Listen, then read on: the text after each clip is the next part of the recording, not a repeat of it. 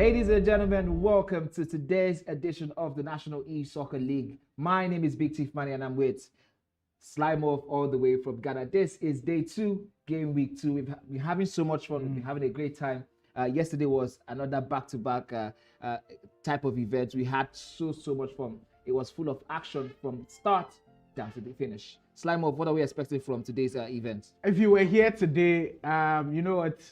I think if you were here yesterday, actually, I think you left here with something. You did left here with something. Even if your favorite player didn't win, you left here with excitement. You left here with Elite FC. I think all of the weeks we are giving you Elite FC, but some of the things that we are seeing have just blown our minds away. Yesterday, I mean, we had that Rufi Farooq give just like craziness all over, and indeed today we promise the same, because if you look around the matchups that we are seeing, if you are following Cade Esports on Instagram, you've probably seen how the fixtures look like, and my oh my, we might have some changes to the league table soon. Absolutely, we feel like this is going to be another platter of enjoyment. So much is on plate, so much is going to be available. Starting from our first match today, which I can tell you categorically is going to be between Adefola and Mitchell. Mitchell still looking for that consistency in terms of win rate, and Adefola trying to maintain his perfect record. Yeah, it is perfect record. So you already know that in the next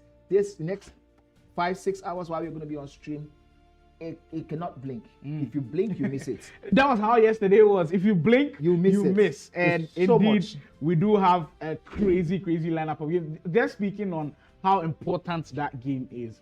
Adefola wants to keep the form at the top level. As we see today's fixtures, like we told you earlier, Adefola Mitchell will be our main broadcast for game 1 of the stream. We also have Blaze and Rufi playing simultaneously as Adefola. But that game should also be interesting. Rufi already red hot form, 10 points already. Blaze is also looking like somebody that can cause problems. Yesterday we saw what he did with Killer Freak. You know, when I was talking about how Blaze could be very unpredictable, I know a lot of people didn't really see that way. But listen, I've watched these guys consistently.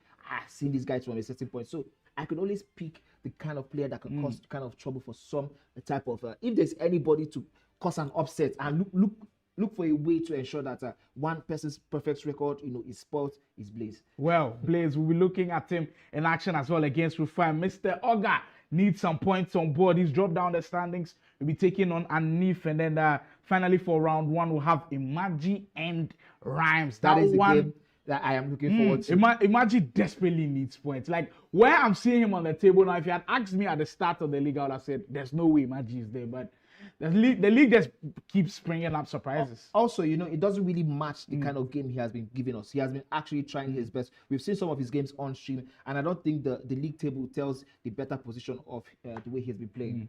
Now we also have Simply Uzo going up against Mitchell. Simply Uzo seems to be the battering ram of this particular league. Everybody has taken points off him. Could this be the day that he will have some joy down that right? And we have a game that we have to see. Farooq versus Bright. Yes, I've seen this game tricky happen one. Twice. Yeah, well, I don't know if you can count this as a tricky one, to be very, very honest. But if there's any other time Bright needs to make a statement, it is now. He hasn't made any statement so far, so good. He's also one who has not gotten any points off anybody so far, so good in this tournament. But he has to tell us how his career is going to be after this one. It has to be Bright, or we really would doubt where it's going from. Killer Freak is also going up against Anderson.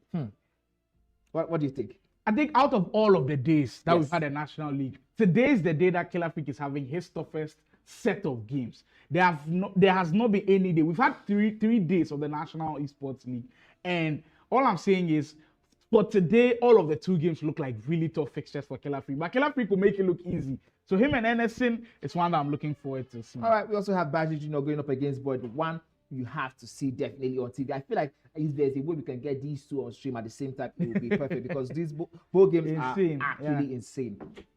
Yeah, for sure. And all we are saying is just tune in. Make sure you're not missing out. If you blink, you miss, like Manny said. We continue today's action with Simply Uzo taking on Game with Josh. 2 guys who are at the bottom of the table. Game with Josh, actually. He has 6 points. Really, he did really take Adefola down to the wire. Almost beat him. I think that's 3 points, because he eventually lost that one. Anderson and Anif also do battle. Blaze and then Rhymes. Mr. Oga and then game with Josh will be that round of fixture. That particular game has also happened countless times, and somehow, Mr. Oga has always found a way to beat the game with Josh. But it has never really been an easy one for Mr. Oga. He always, comes out smelling of so much strife and so much energy spent. Imaji is going to be going up against Bright. I don't know. Let's see what he gets out of the first game, because that could propel him to go forward into the next game. Killer Freak versus Rufi. I think that's the game of the day. Yes. It has to be. It just has to be. If I'm fired up for that one. I would definitely want to see that as the last one for today. Farooq versus Boyd and Adefola going up against. You know what? Adefola's fixtures are also looking tricky. By the way, he's playing Mitchell, and then he later played Baji. Well. Two guys he has to really be. The two guys who have the perfect record will have the toughest day today. That's what I'm saying. Tune in from start to finish. All of the action going down here. Cade Esports YouTube. Today just looks juicy.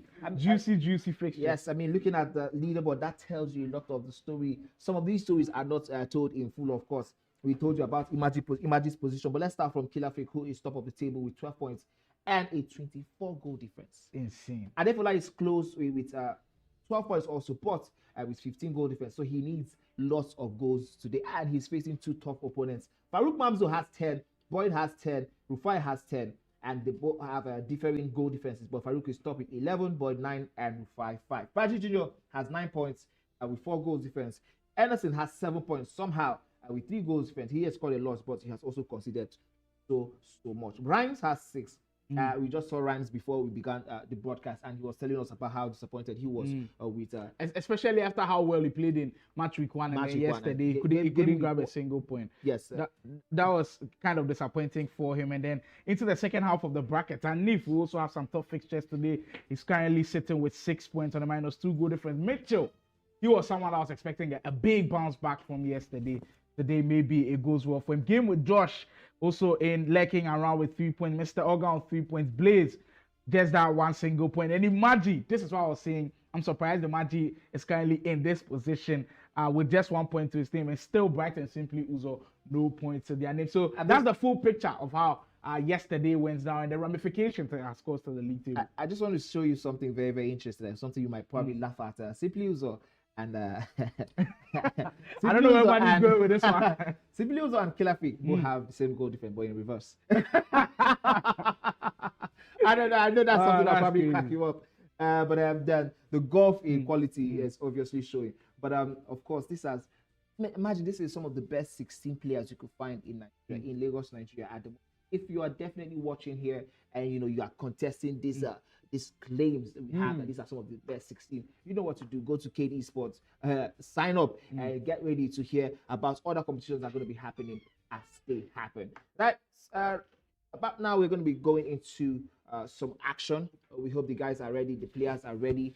Once they are, we're going to be bringing it to you guys again between Adefola and Mitchell. That's a big one. I mean, just hearing about conversations of how good Adefola has been already throughout the whole Nigerian system, and then how good it's actually been in the National League, because you can be good with your reputation and all of that, but the National E-Soccer League, the first few games has already shown us that Adefola is up to the task. But Mitchell is somebody who was spoken of, and he's kind of been underwhelming a little bit. Yesterday we saw him on stream against his friend Boyd, where he kind of lost that game. He needs a big bounce back, and if you're going to get a big bounce back, it should be against one of the big players. If he's able to beat Adefola today, I think it might change the whole trajectory of how things are going for him. So it's a huge game in the sense that Adefola needs to keep the pressure at the top of the table, and then Mitchell also doesn't see himself where he is right now on that table, and will look to leave that position. All right, I totally agree with you. You know what funny thing also, these guys, they're not like, they don't know each other. They know each other very, very well. They've played each other multiple times.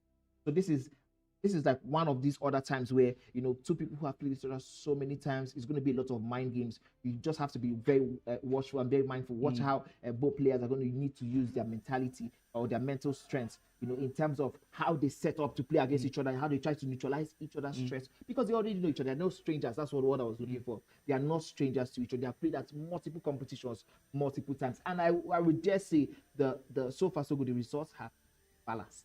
It has indeed been balanced. Well, we're underway for match day 2 of week 2's action. National E-Soccer League live from Lagos, Nigeria. And what better way to open it up today with a big one. We've got Adefola on your screens taking on Mitchell. This promises to be a huge one. The prelude already, we told you, both guys have an agenda on their minds. Adefola wants to keep the pressure at the top. Mitchell doesn't like the position he's being in. The changes have to start now. Adefola is in the white, taking from left to right. And Mitchell will be in the black and the green already. We are seeing tasty starts with both of them testing the waters early. There seems to be a midfield battle brewing currently. You know, we spoke about that in the last game day. That's day one. We talked about how important the midfield battle always is when two heavyweights are playing each other. Usually, the person who wins the midfield battle go on to control the game, and whoever controls the game, of course, has more opportunities to score and goals do win you games.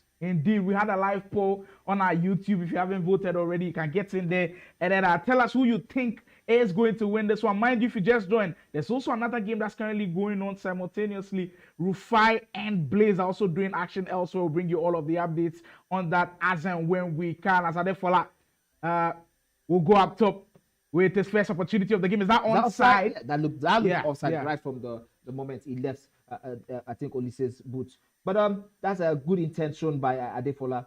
Mitchell, again, has not really seemed like he has grown into this one. I don't know if that's signs of things to come, or if we still should be relaxed and allow Mitchell cook. Still be relaxed and allow Mitchell cook a day. Talk about allowing this man cook. Money. I don't know if Money had a hand in this one, but he almost felt like it was building up to it. Allow him cook, and then all of a sudden, bang. And that's all Mitchell needed. He's opened up the scoring with a lovely setup and the finish. What a game we do have on our hand. But mind you, yesterday, Adefola's last game before he left the studios, he actually made a big comeback. Will he need another one here? We find out in the next couple of minutes. But this one is set up beautifully. Like I told you, Mitchell is in desperation, and when players are in desperation, sometimes we see the best out of them. What I love about the National E-Soccer League is we've not crammed up all of the games into 1 day or 2 days. There's going to be so many days of action. So even if you don't have a good day today, it might be your day tomorrow. And that from the first 10 minutes, maybe, just maybe, it might be Mitchell's day. Absolutely, I agree with you. The fact that we spread this across 5 game weeks is absolutely incredible. Allowing the players to breathe, allowing the players to always come back refreshed, with that mental capacity and mental strength to go and attack each of these fixtures is something that's absolutely incredible. But we have Adefola now on the flank, really trying to open up space. You can see him going up and down that flank. He's trying to draw out Mitchell out of his defensive positions. Who knows if that's going to be working for him in the next couple of minutes. Indeed, as he gets into the box. So listen with the third word, shouting with a very important clearance. You can engage with us on the live chat on YouTube. Everything you say, we'll be watching. And of course, reading some of those comments. Tell us how much you have been enjoying the National E-Soccer League, what you want to see from us. Indeed, we will provide. This is not just for us, but for you as well. More importantly, Messi, the man who got the goal earlier. There goes Mitchell again. He's been very methodic with the build-up.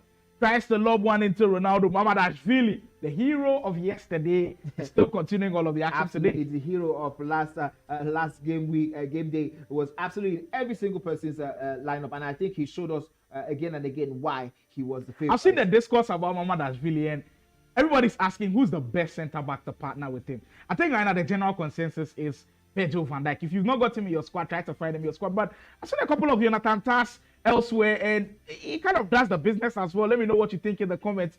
Who's your dream centre-back partnership? If there's no Mamadashvili in there, you're missing out on a lot. So who do you pair with Mamadashvili? Mamadashvili has got all of the incredible play styles for a defender. Great turn. There goes Mitchell again. He looks very comfortable in Adefola's 18-yard area. He has been building that consistently after the first 5 minutes where we had Adefola sort of dominate the opening proceedings. Mitchell has suddenly built his. I think we have a goal now in the Rufi versus Blaze match, and this one I believe is from Blaze, currently making that an equalizer. 1-1 it is in that game between Rufi and Blaze. So that one is already shaping up to be something of a banger. We spoke about this. I really enjoyed the comment section yesterday. I hope the guys bringing that same energy, that same vibe. And guys, if you're just joining the stream, kindly follow Cade Esports and also like the stream, share with your friends, and keep the conversation flowing. We'll try our best to get engaged with you guys as the stream goes on. If you were here yesterday, you did enjoy all of the goodness. And don't keep it to yourself. If you want others to just see the greatness that the National E-Soccer League has got for you, just go on, share the stream, and come and enjoy all of the action that we've got. Oh, come on now. You should be finishing. Oh, Mitchell looks like he's on one today. That goal would have definitely made it to Tomide's highlights if that one had gone in, because For that sure. was proper football. Footwork here and there, neat passes, trying the best to bring out space, and that would have been a wonderful goal for Mitchell. I'd already noted earlier, he looks so comfortable in Adefola's 18-yard area. And this is the start that he would have been looking for you, but you've got to capitalize on some of these chances. There goes Fola again. Isak on the 10. We haven't seen too much of Isak playing in those forward positions. Is this a shapeshifter or the two that sees that item? He's in space to shoot. Oh, that was so Great close. tackle. And yet, so far. I think Mitchell did so well to close down the space really early, but judging from what we've seen in the first 27 minutes, Mitchell will like what he's seen, but he's got to capitalize off of creating some of those really good chances. Then Bailey will find Messi again. The pass not good enough to find Odegaard, but I love what I'm seeing so far. The De Bruyne item playing in that midfield, we've had so many debates about who should play in your camp position, especially if you're playing the 4-2-1. I almost feel like right now everybody's playing there, but we've seen so many options. But for me, I feel like De Bruyne is up there with the very best. He's got everything that you'd want in somebody who could play the cam. Mitchell. We also did see some of the Bruno Fernandes appearances yesterday. I think it's very, very key also in terms of that gameplay. He has that physicality a little bit more than Kevin De Bruyne. So, he's going to be winning some tackles. He's taller, of course. I don't know if that's going to be anything for you, Sly, in terms of it. Do you think that's going to be any reason for you? Open space, Mitchell to operate. He's had 2 huge chances now. Goodness. Mitchell is definitely in his head. In these first 30 minutes, he's all over Adefola as we speak. Well, just giving the ball away, that's very surprising. And that's what we told you about the National E-Soccer League. There are days where some of these players might just not have their day. But you know what champions do? Even on their bad days, they find ways to win. And that's what you'd expect from a Serie A winner in Adefola, who's struggling in these first 30 minutes, keeps giving it away. There goes Mitchell again. Lobs one into Ronaldo. Space to shoot. Goes for the cancel a little bit, and there's Star once more. And now we see the ball skewed from Adefola. It just gives us a picture and tells us that there's so many things that's going wrong for him. Absolutely. I think he understands the fact that something is not right at the moment, and he's trying his best to see if he can quickly get some breathing space to quickly make some changes. This is the difference between the guys who are at the very top. They can easily sense quickly when something is going wrong, when something in their coffers is not really adding up. And I don't know if he's going to be able to get himself back into the game before that cue is counted. But I think that's not going to happen, as Mitchell has taken that one. I've seen a couple of changes in Adefola's squad. As of yesterday, when his game was on the main broadcast, I noticed today he's made a change, especially, I believe, on the right back. I'm seeing a Benjamin Sesko in there. I think it is possibly because of that game with Josh game. The fact that game with Josh had him a little bit with the back post crosses. He's gone for a taller guy in the shapeshifters, as we've got word from that Blaze versus Rufi game. And it seems like it is Rufi who will regain his lead straight from the corner kick. We already brought you a tutorial of how to defend these, but it seems like Blaze didn't get a message. It goes into Van Dijk, and he gets his lead back. You spoke of playing the corner shots, and especially defenders taking on the shots. It was indeed Van Dijk who got him back the goal. Absolutely. He didn't get that memo. You can see on screen we have simply Uzo looking on and probably trying to take some notes because he's going to be playing Mitchell today, if I'm very correct. Now let's see what the comments are saying. Yeah, we'll go into the comments a little bit. Phantom, big fan of Killer Fixes. Freak will cook. Well, it will be on your screen shortly. We'll see if that indeed happens. I mean, of course. Taiwo is just like me. Says Killer Freak versus Rufi. I'm sat. We're all sat. We're all sat. We are stood. We stand. Indeed, but like we can't wait for that game to happen for sure. We'll be bringing it to your screens. Need that code celebration. Yesterday's celebration from Killer Freak was crazy. Yes. When he beat Mr. Oga, he kept counting. He 1, 2, 3. Like, how much more do you want?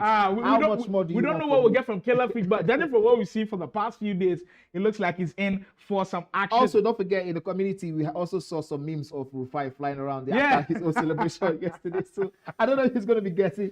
So we're going to be getting some meme-worthy celebrations also today. But whatever it is, I'm here. I'm ready. I cannot wait to get that experience in.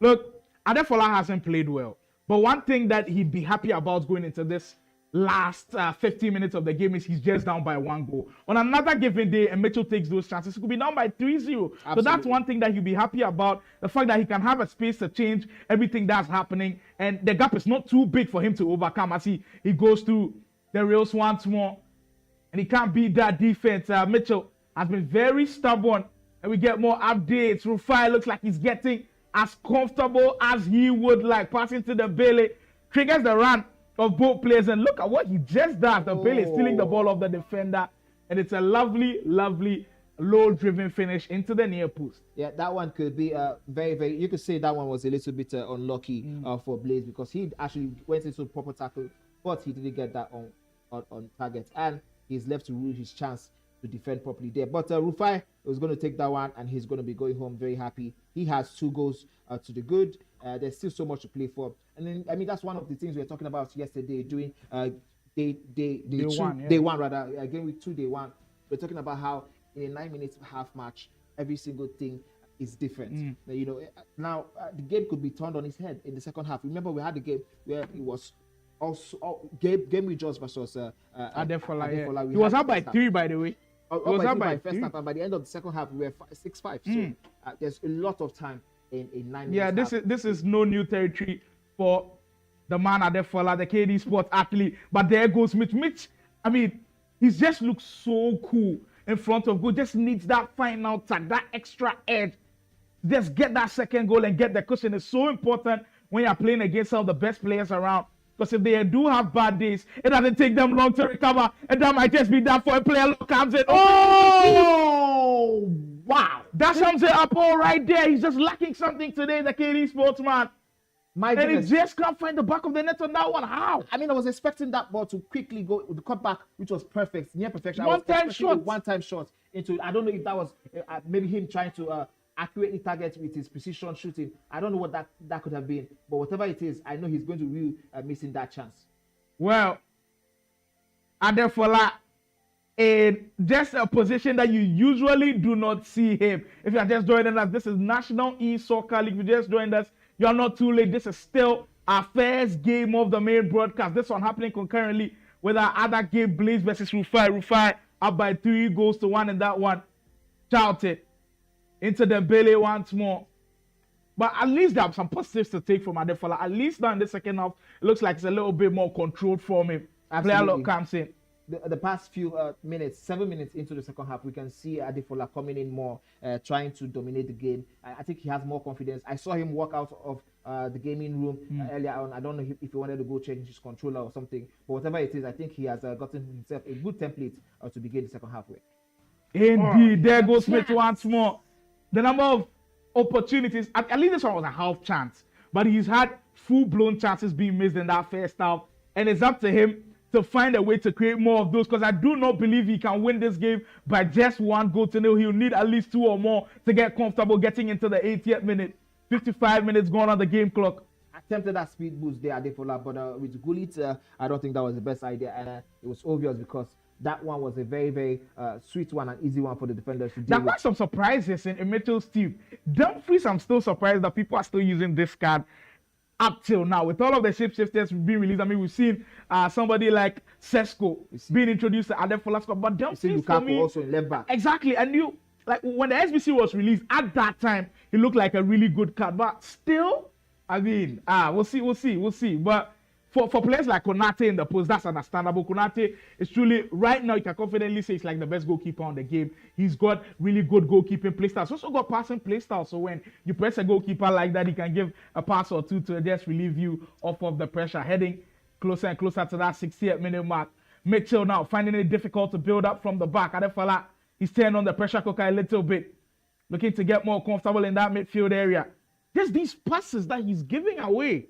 It's so surprising. We've always described Adefola as somebody who's cool, calm, and collected. But today, it's been a whole different story. He just can't keep hold on onto the ball. I mean, it also is credit to Mitchell. Mitchell is not a pushover anyways, so he knows how to press, he knows where to press, and he knows when to press. So talk about Adefola being cool and calm under pressure. He's up against one of Nigeria's finest, even though he hasn't really proven that in this competition. But still, that doesn't take away anything from Mitchell's abilities. He knows how to press, like I said, and he knows the right place and the right moments to go in for those balls. I think that's a little bit one of the reasons why we can see Adefola look like he is an average or an ordinary player in this one. Here's the chance by Mitchell. There is a penalty in the game. Why we see Rufi going 1 up, and we could also, I think we're about to see another goal to make it 6. Extra pass.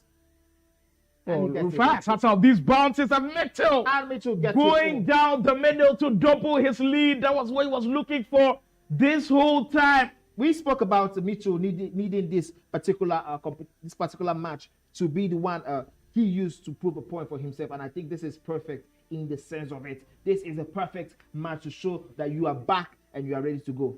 Wow. Just about 25 in-game minutes left. It's still not impossible to come back from 2 goals down. I mean, we saw him come back from 3 goals down, but the caliber of opponent now has stepped up a notch. Adefola has a mountain to climb. All credit to Mitchell. He's been absolutely superb right from yesterday. Exactly.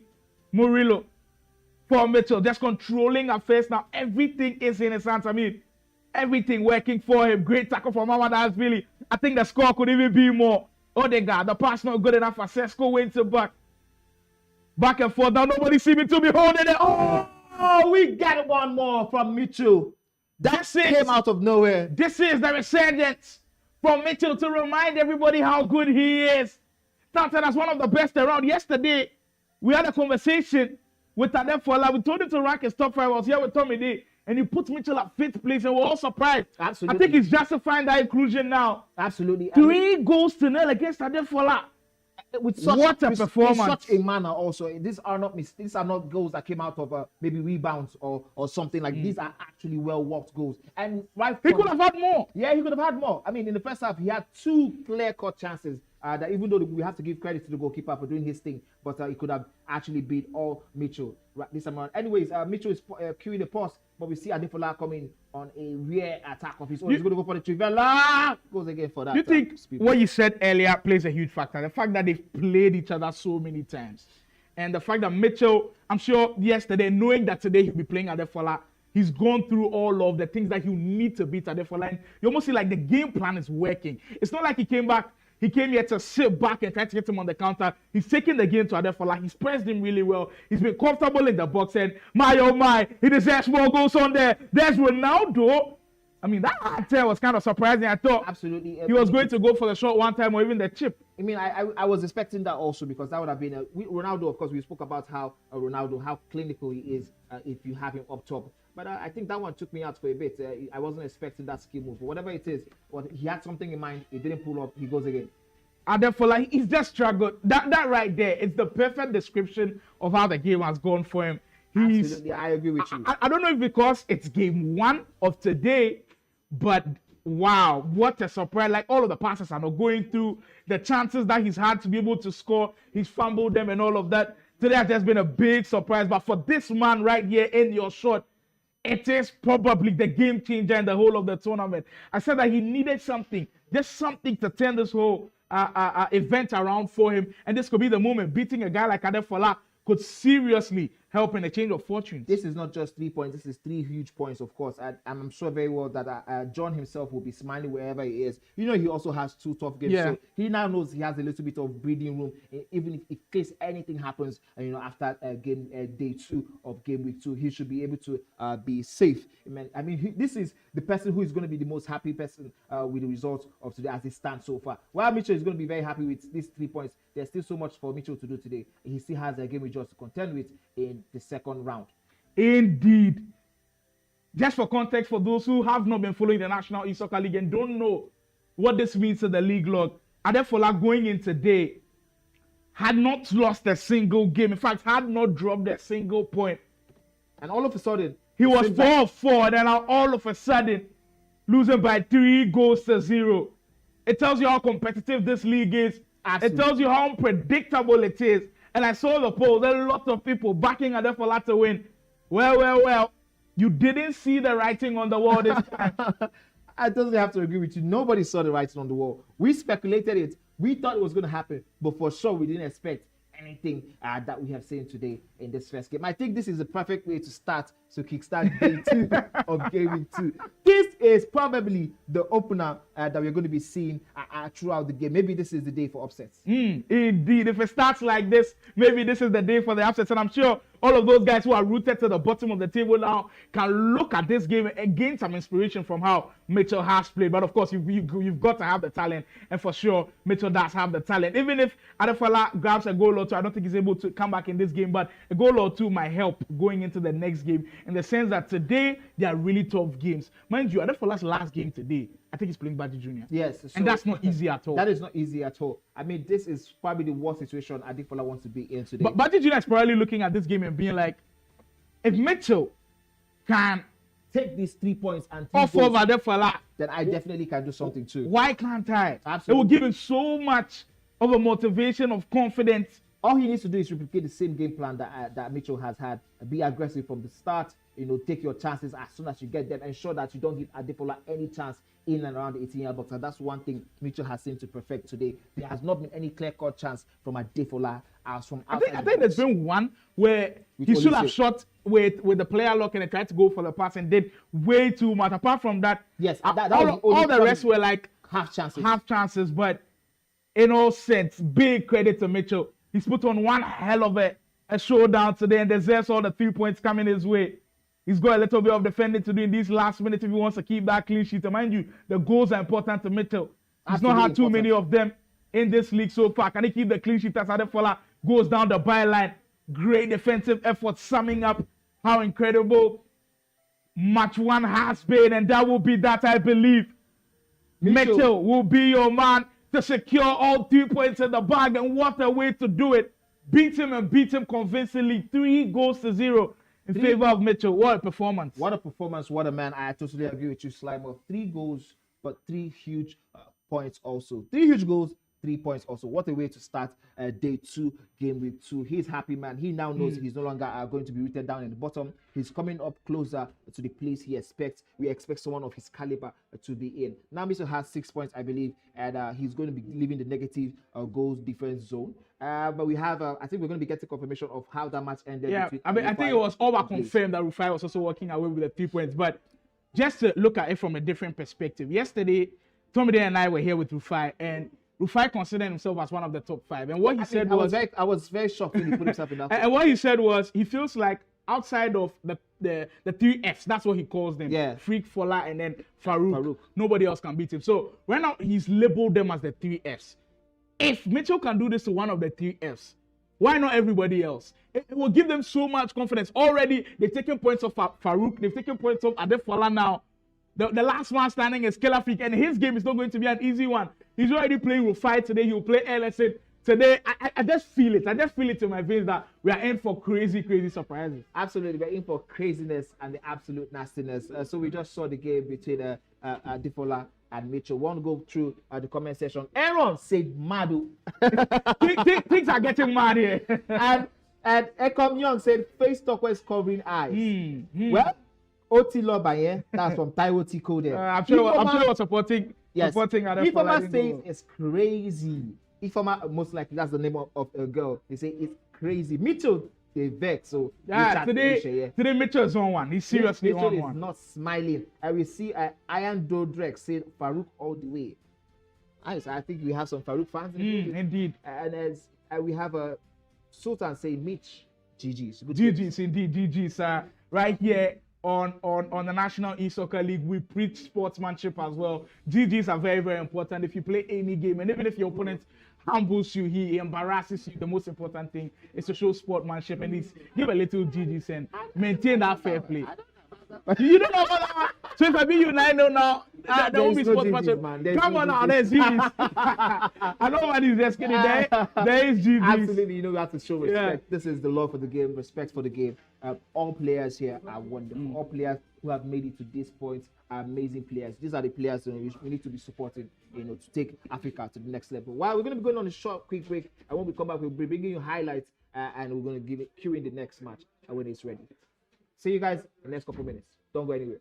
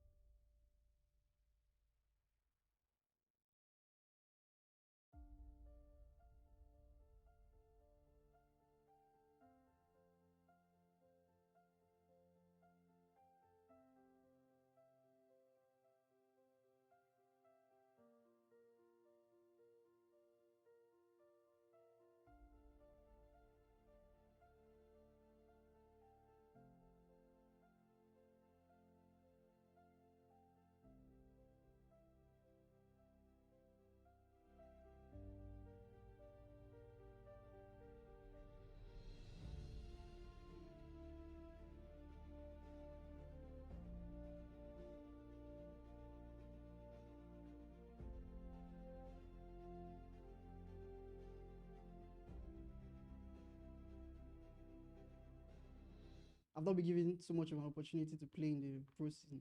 Yes, I think I can win the National E-Soccer League. So you guys should bring your A game. Hello guys, my name is Anisim Vio. I'm a professional esports player in Nigeria.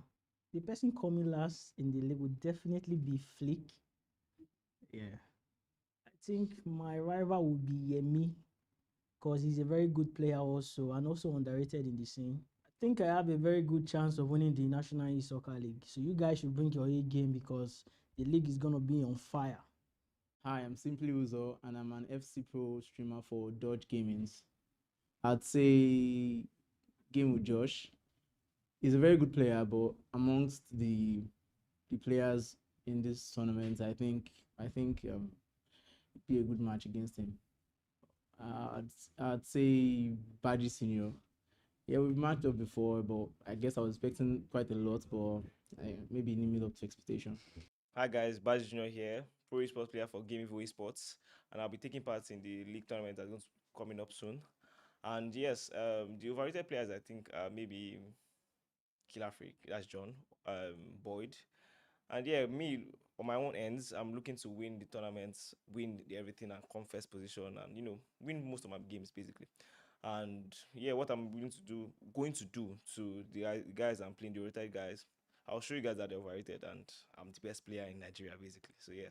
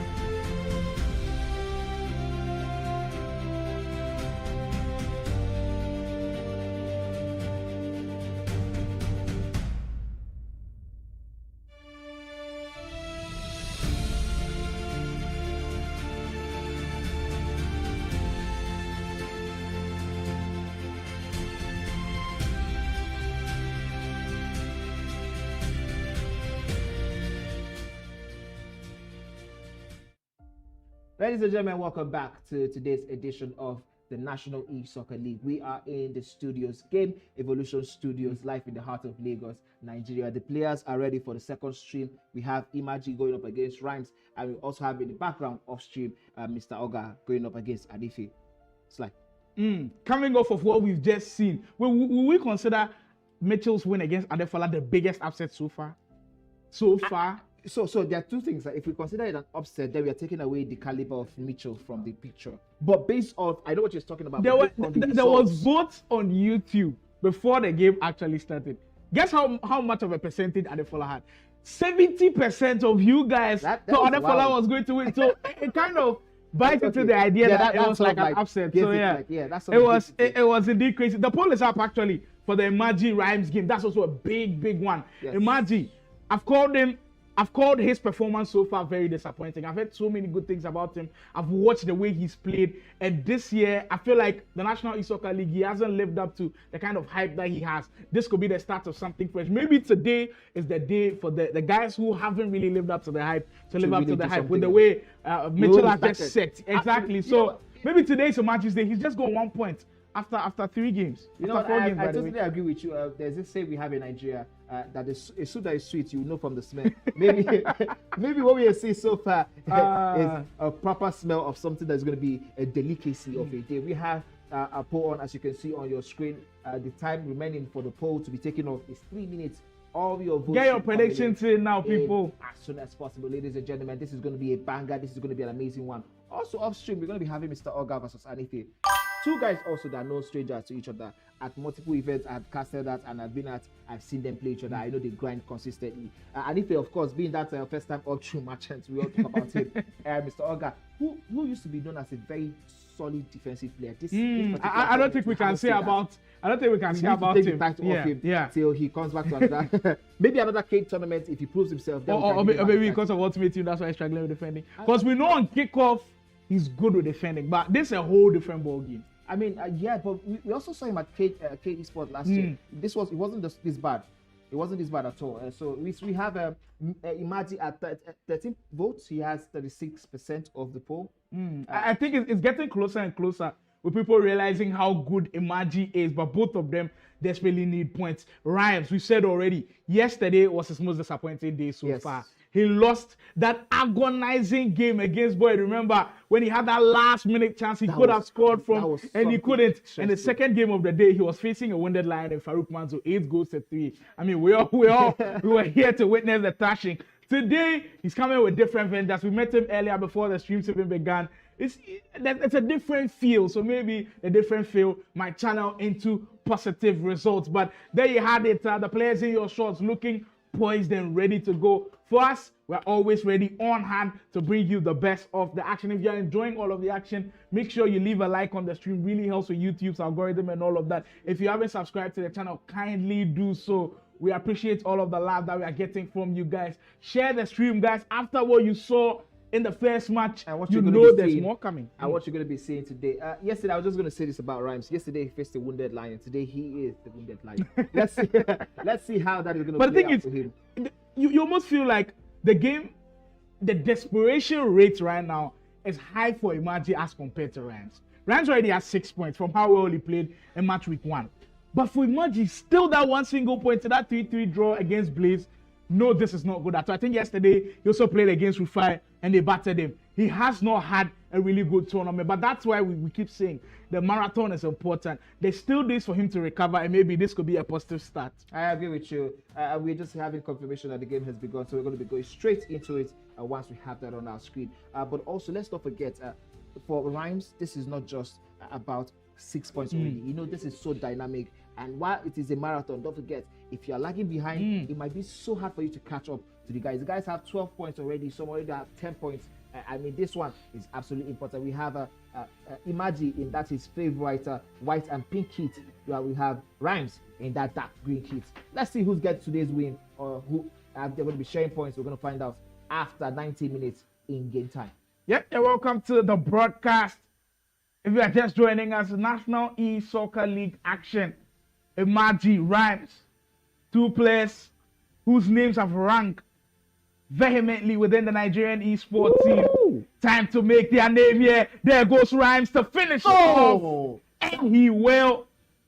That was a fantastic finish. As clinical, as easy as you like. I think what was in his mind immediately, he had all of that space. He didn't go and change it. Usually, you see when players get close to the goalkeeper, now they're in 2 minds, so let's go for the ball to heel roll. But one thing was on his mind, finesse into the top corner, and it has paid off. But I want to talk about that defense. That was so poor from Imaji. So surprising as well. He gets his own. Today. One thing we can't complain of Imaji is his offense has been okay. It's just his defense that has been nowhere to be found. So for the offense, we'd expect him to score goals. It's just been on the defensive end where he's had problems with. And in the first few minutes, we've seen the kind of problems that he has come up with. And the story needs to change. And it does need to change now. That's 8 minutes in, 2 goals already. We're keeping an eye on our Mr. Oga Anife game as well. For those who are wondering how things are going on, they will definitely be bringing you all of the updates when the goals do go in, all of the mouth-watering action right here on Cade Esports YouTube. Odegaard on that left wing for Rhymes. This is Rhymes now trying to get himself that second goal. He's already proven that he can break through the defense with that first. Talk about it. He nearly got it. The goalkeeper very much alive to that danger. I think that was offside, correct? Yeah, it did.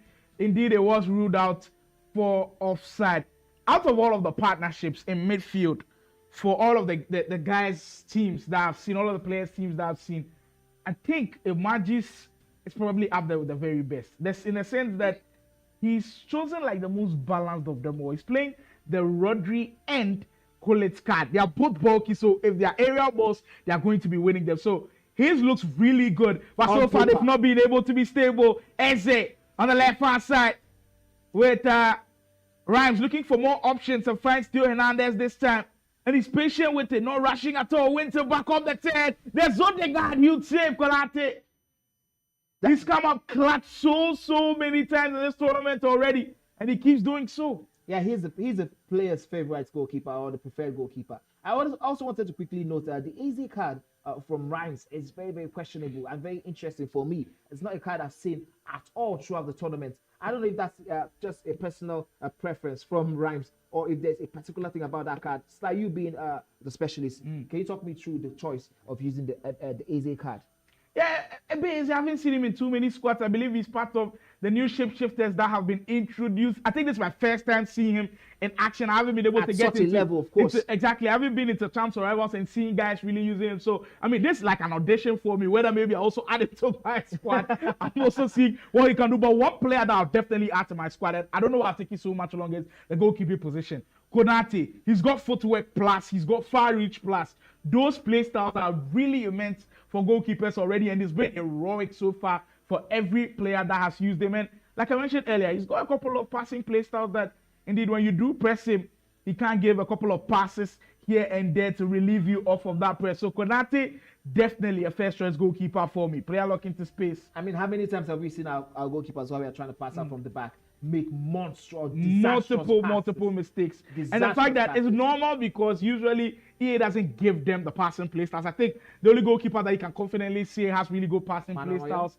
I wouldn't necessarily say Neuer, but Ederson of Man City. For him, you can confidently say has really good passing stats and all of that. But the rest, not too much. But this Konate, I think he has either incisive or ping pass. I'll confirm that for you. But he's got a couple of passing play styles that could indeed come to play. Olise. Speaking of guys who have impressive passing play styles, there is the Bayern Munich back, Smith on the 10. The touch turn there. Imaji's feeling confident, but he can't finish it off with a chance. Gets it. My goodness. Mama Dashvili, he will be there to make every crucial tackle you need him to. I was rooting for that one to go in for Imaji. I thought that one was definitely destined for one of the corners. But it was not to be. Imaji has an opportunity to go again. You were talking about how balanced Imaji's midfield is, and I was smirking a bit in the background because as balanced as you want to call it, it has not given him any of the results. I do not know if I'm going to be going with that choice. Because as much as you want balance, you also want attack. You also want the midfield that can spring some surprises for you. Here's the chance by Rhymes. Decides to turn around. Konate. I mean, come on now, this goalkeeper is insane. Look, when the low-driven shot is played, I almost feel like goalkeepers can feel useless at times. But Konate, It's giving me a different perspective on it. I think wow, he's the perfect counter for the low dribble at the Konate card. He set about 3 already from Rhymes. And it's in situations where you'd almost feel like Rhymes should be scoring from. I also don't know if we should give Konate the credit, all of the credit, or we should also maybe like take it off Rhymes himself. They have not really been great shots at all. I mean, he has not gotten himself into like those dangerous positions from where you'll be like, this is 100% going in. Yes, we can give Konate all the credit, but also Rhymes, he has made some very questionable turns in that box before he takes his shots. I mean, the one with Cristiano Ronaldo, why are you turning back again when you could just finesse that ball into the top corner? Well, under the pressure, some of the decision making can be questionable. 30 minutes in, and we've had 2 players who need a win in this game. Show us that they are rightly going in for the win. There's Ronaldo on the right-hand side. After Imaji made that big switch of changing Harry Kane up top, it hasn't really... Yes, he gets it. Well, just as I said, he made a change in the attacking position. The man who comes in as a sub, Ronaldo, with a brilliant green time finishing to the back corner. And he's up by 2 goals to 1. He's turned it around really early in this one. That was brilliant. I was thinking to myself, like, why is Rhymes giving him that much space? And he was able to punish Rhymes immediately. He was going for something else. He was going for the pass. He saw it, canceled the pass, and was able to green time that Trivela into the top left corner. Absolutely top class play from both players. This one was almost going in the finesse. That is what I expected to see more from Rhymes. Rhymes has actually been one of the few players that scored a lot of finesse shots. Yes. You can put him in the same bracket as Kel Africa. I think they do very well, especially when they have the finesse angles. They'll let it fly every single time that they do get an opportunity to have it. Also, I want to say Rhymes has had more of the outside 18-yard box finesse shots, while Kel Africa has maintained the inside 18-yard finesse shots. Whichever way it is, both players have been absolutely insane with that play style, using the finesse shots to take some chances. But here we have Rhymes now. Is he going to go for the Trivela? Moves past that area. He's waiting patiently. One thing I like about Rhymes is like he knows how to take his time. Next time he gets it. That's what I was talking to you about. Picking the right spot for the low driven. It just doesn't have to be because the low driven is overpowered. You use this every single time. You have to get yourself into spaces whereby, like we just saw it now, Konate was left for dead. Indeed, he couldn't do anything about that one. Rhymes not panicking after conceding that goal and maintaining the most important thing, being calm and composed under pressure. But speaking of Imaji and how a lot of people speak about him within this scene, you'd almost feel like he's been around for a very long time. And I was speaking to a couple of guys, they were like, during the times of when Aerox kind of dominated a little bit, Farooq was dominant, Imaji was still around, a really, really good player. Do you feel like where the game is getting to, in the sense that there are really good players around, there will have to be a switch in mentality a little, because he's done it for so well for so long? Adapting to the game has become quite difficult for the older players. I mean, I totally agree with you. You know, when you look at it from he has spent over a decade in the industry. He has seen different installments, different types of FC, from FIFA down to FC now. I mean, he gets to a certain point whereby I think maybe he might start considering retirement. You know, the FC is a different. I wouldn't necessarily say retirement, but I actually heard that Imaji is a good teacher. What if he becomes a coach?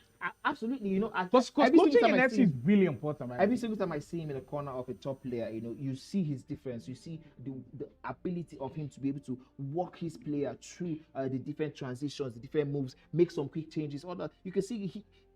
10 years, decade in the gaming environment is no. He's literally seen it all. Yes, he's literally seen it all, and he knows how to calm his players down. You rarely see him, you know, in that moment where he's out of order. You know, he's on too much pressure for himself. Whatever the case is, he always seems to have a cool head on his shoulders. We get into the comments a little bit, and you can drop yours as well, as we'll be reading a couple of them. OG says Rhymes free win is here. Wow, free win is That is a big statement to make. I don't think it's a free win, especially against a guy like Imaji.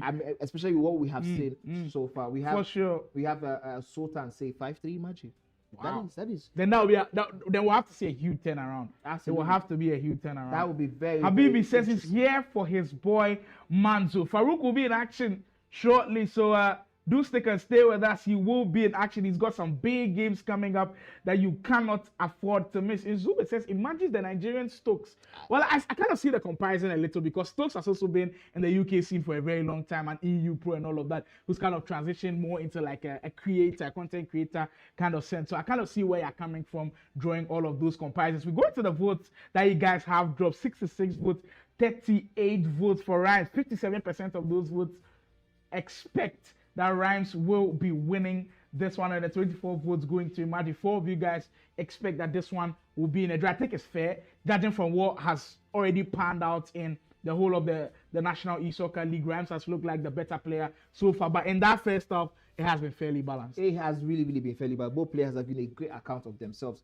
As you can see, the votes are also increasing. While we're talking, we had 3 more votes, but I think it's increasing in favor of Rhymes for whatever reason. The guys who are making the polls are actually going in favor of Rhymes. He has 41 votes, now 42 at 60%, while Imaji has, I think, 32%. Here we have the replay of some of the goals and top highlights of. That was a beautiful skill move. That was a beautiful roulette by Imaji using Olise there. I didn't expect that one. I didn't see that one coming at all. I think this goal was a tricky one. A lot of mind games. He just keeps running with the roulette to change direction. Here, you almost feel like Rhymes expecting the pass. So you see him shift his defender, jockeying to the passing lane, but then Imaji being smart about it, goes for the shot instead, and then beats the goalkeeper from that angle. This goal also very lovely from Rhymes, and this time around he took your advice, using the low driven when it's needed. They put yourself in the best position to be able to execute. That was the action from the first half. We'll be jumping straight into the second half of the action. We'll still be giving you all of the updates. Mind you, another game is happening as we speak, and Nif and then Mr. Oga also doing action elsewhere. We'll be getting all of that. All right, now we're back in the second half. We have Rhymes Bobo kicking off things. He is in the traditional green kit for himself. He and his team. We have that dark green kit on, while Imaji is playing in that bright white and pink. All right, things seem to be looking up. Both players have had a good use of the ball since the beginning of the second half. I can see that in the past 6 minutes, both players have had good use of the ball. But right now, this is all Imaji, waiting patiently, taunting that defense, trying to drag them out position. He's done this multiple times. He knows all he needs to do is get one good incisive pass into it. I mentioned earlier that I feel like Imaji can become a really good coach, and someone is actually backing me. Chinok the legend says Imaji is the greatest coach you can have. Wow. That's a big compliment. Chinok, if you've got any stories, maybe Imaji has taught you a couple of things in the game that you've improved, that you can share them in the chat. You can share them in the chat of some of the stories of Imaji helping you out with some of those things, because I brought it out randomly because I feel like the knowledge about the game, he's got it. The fact that he's built like a good rapport with so many of the players, I feel like being a coach might help him a lot. But of course, being good at the game can also help him a lot. So if you've got any stories to share with us, Chinok, you can drop them in the chat. We'll be reading it. We'll definitely appreciate anything that you have for us. But Imaji definitely can consider that career path there. He said maybe a coach, beautiful, be good for it, but players also. Definitely not a bad one for, but he should be finishing a chance like that. I think he did all he could, but Rhymes Bobo saw that as soon as that ball went into the extra pass, he saw where the danger was, and quickly, I think that's probably the quickest keeper movement I've seen so far today. Hopefully we get to see more of those, and it was quick to get that one into position. I want to quickly say something about Imaji, of course, while we're having this conversation. If we count Adefola's success, we have to definitely count Imaji inside that success, because if you go to most tournaments, you see Imaji coaching him too. He was integral to how well Adefola's played over I don't know when they began to have that relationship as player, coach, or friend type of relationship. But I know that in the past couple years since I've moved into the esports scene, I've always seen Imaji in Adefola's corner in every tournament. So I think we have to add his own success story down to Imaji. For sure. Maybe when we do have Adefola here, we can have him speak on how important Imaji has been throughout the whole success. We have Chinok again. He says Imaji understands the mental side of the game so well. Hopefully coaching opportunities become more in the scene. Yeah, something that we'll definitely be looking forward to. Maybe, just maybe. Oh, possibly. ball. Elastico. Where did that come from? Rhymes goals are always highlight reels. They are not anything Absolutely. crazy, but just the fact that he's done so many basic things, right? And for him, you don't see like a crazy long pass, all of these short passes. You feel like all of his players have a tiki-taka play style. Short give and go right here and there. But the last reverse elastico, as Manny mentioned, was just the icing on the cake to open up the space. Truly, truly spectacular. But going back to the whole coaching thing, hopefully the next National E-Soccer League, there will be a booth for the coaches to be beside the players. So of course, one of those things that I'm sure production will be looking at. But this one being the main pilot, this one being the first version of the National E-Soccer League, will definitely be taking all of those into consideration. So we appreciate all of you guys' input. Will definitely be taking all those into consideration, not just the coaching side of things. If you've got ideas on how we can better the National E-Soccer League, we'll definitely be accepting all of those. There goes Rhymes again on the right-hand side, looking for options. This is where he excels the most. You almost feel like when he's finding the best player to pass to, he doesn't hesitate to recycle the ball. And I mentioned recycle so many times, and you might feel like recycle is so common, just be aggressive and all of that. But if you force the situation too many times, you could be punished. We finally get word from the Anif versus Mr. Orga game, and Anif is here to make a statement. It hasn't gone well throughout for him in the tournament. Today might just be his day. Absolutely, I agree with you. Today might be his day. That was a little bit unlucky on account of Mr. Orga, of course, losing out to the rebound and the bounce backs. But I don't think Anif will be caring too much about that. He has that second goal for himself that will give him a little bit of comfort to push to end that first half with a victory. Brilliant pass, Imaji. Wondered why he went for that. The shot should have come off. I feel like overthinking and over-anticipation. We speak about how very dangerous it could be for players, trying to do so many things right, and sometimes you overdo it and you play yourself out of position, out of opportunities. That one is a perfect example of what we're talking about. Theo Hernandez also in midfield is quite surprising. I've been used to seeing him at the left back position in the sense that he's been bullying all of my wingers. So it's surprising to see him there. But of course, shapeshifters are in town, and I'm hearing next week we'll be having the Footies promo. Usually when Footies comes out, the FC is about to end and all of that. But it's been truly an amazing year of FC. Give me you guys' thoughts in the comment section about FC25, a little bit in comparison with FC24. Did you enjoy 25 more than 24? Maybe man, you have different thoughts on it. But I feel like in some ways, gameplay-wise, maybe a little bit of an improvement and all of that. But of course, we all have different opinions. You'd say once again, maybe the far reach plus coming to play again for Konate.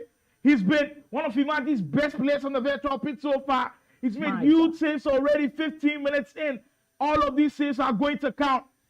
And as at this moment, Rhymes still up by 3-2. I believe we're still going to see so much goals happen in this game. I predict we have 2 more goals at least before we see the end of this one. Who gets those goals? I have zero idea. But I tell you, I need some of those goals to make me very, very happy, because this game have deserved more than these 5 goals we are seeing on the pitch so far. So good. We have Rhymes now coming up on a counter of his own.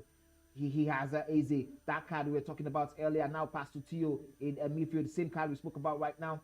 Kevin De Bruyne has been very instrumental for every single thing Rhymes has done in today's game. I think that's one of his most precious cards, and we can see why. He's been very, very instrumental. Oh, beautiful pass there. Imagine how is your goalkeeper that far out? Oh my goodness. I told you we had 2 more goals in this one. We just got one. So you think there's a last one? I think there's definitely going to be a last one. To take this I just noticed something about Imaji's formation. There has been a shift.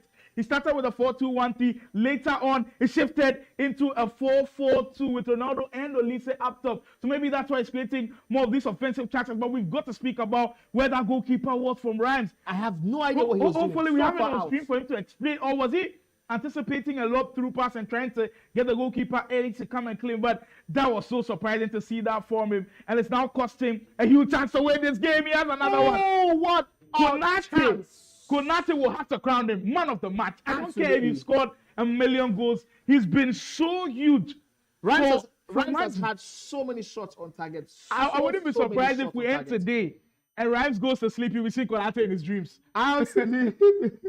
I think it's going to be very, very mental. He's going to have some PTSD going forward. Next time he sees Konate in... Come on now. If you've not got Konate, I think it's around 400K. What a shot that I think it's around 400K coins. Invest in him right now. Go and get him in your squad. This Konate card he's something else. He is truly something else. At least before to the end of the whole shapeshifter campaign, once we get back into FC26, we might not see that card for a long time. So if you're Get him now. goalkeeper, get him now. Get your rank ones now. Get this guy and get every single shot on target, saved with confidence by your goalkeeper. What a game we have seen so far. Both players have been absolutely immense. There's a prosecute currently by Rhymes Bobo. Maybe he's trying to go for the last attack. And you can see that corner kick by Rhymes. He has 6 more minutes in game. It is not just the usual 6 minutes. This is 9 minutes half. So this is going to be longer. Chelsea takes that shot again. And this Konate card just keeps doing wonders. I'm lost of words on how to describe how good the keeper has been in goal. Hansen for Imaji. After all of that amazing goalkeeping work from Konate, now when the shift happens, Imaji has got to take full advantage of those. Van Dijk on the other hand. Well, Mama, that's really actually on the other hand. We also do some immense work. There's 3 minutes to go. You cannot give the ball away in those positions. Cross comes in. Ronaldo be facing the header. Akina do not accurate enough to find the intended pass. The tension in the studio is so thin. You can slice it with, oh my goodness, this is absolutely mental. Whoever gets the next goal, of course, absolutely is going home with the 3 points. And both players, so they deserve it. Both players showing the last they have at it. This time around, Rhymes is the one who has the ball. He's throwing all his players at it. Can he get it? Shoots! Another opportunity, and I think this is going to be offside. Ooh. There's been no second to breathe in this game.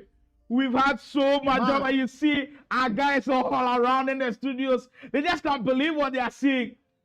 I mean, all of the smiles around, they're just enjoying all of the action. We cannot believe what we're seeing. The tension is so thick. It's so thick. You can cut through it with like hot knife through, but of course, these players both deserve 3 points. That's the craziest thing we have seen. I think based from what we saw in the first match, Mitch versus Fola, I think that should have given us an insight into the craziness. This is going to be crazy. I think all the games so far have given us something to talk about, something really interesting to talk about. So we expect nothing less. The standard have been set for today, day 2, game week 2. This is so.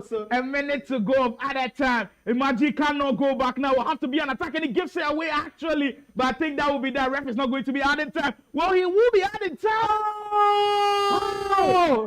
Oh, you can see how confused he is. What just happened? Imaji just a sequence. Imagine just survived by the whistle of the referee. I didn't think we were going to be saying that at the end of the game. It just continues to surprise us. I mean, on the first sequence, I thought game was going to be ended. Absolutely. All of a sudden, you let play on, and he's going on the attack, and then boom, blow all of a sudden, come on now. Referee says we've had enough. Wow.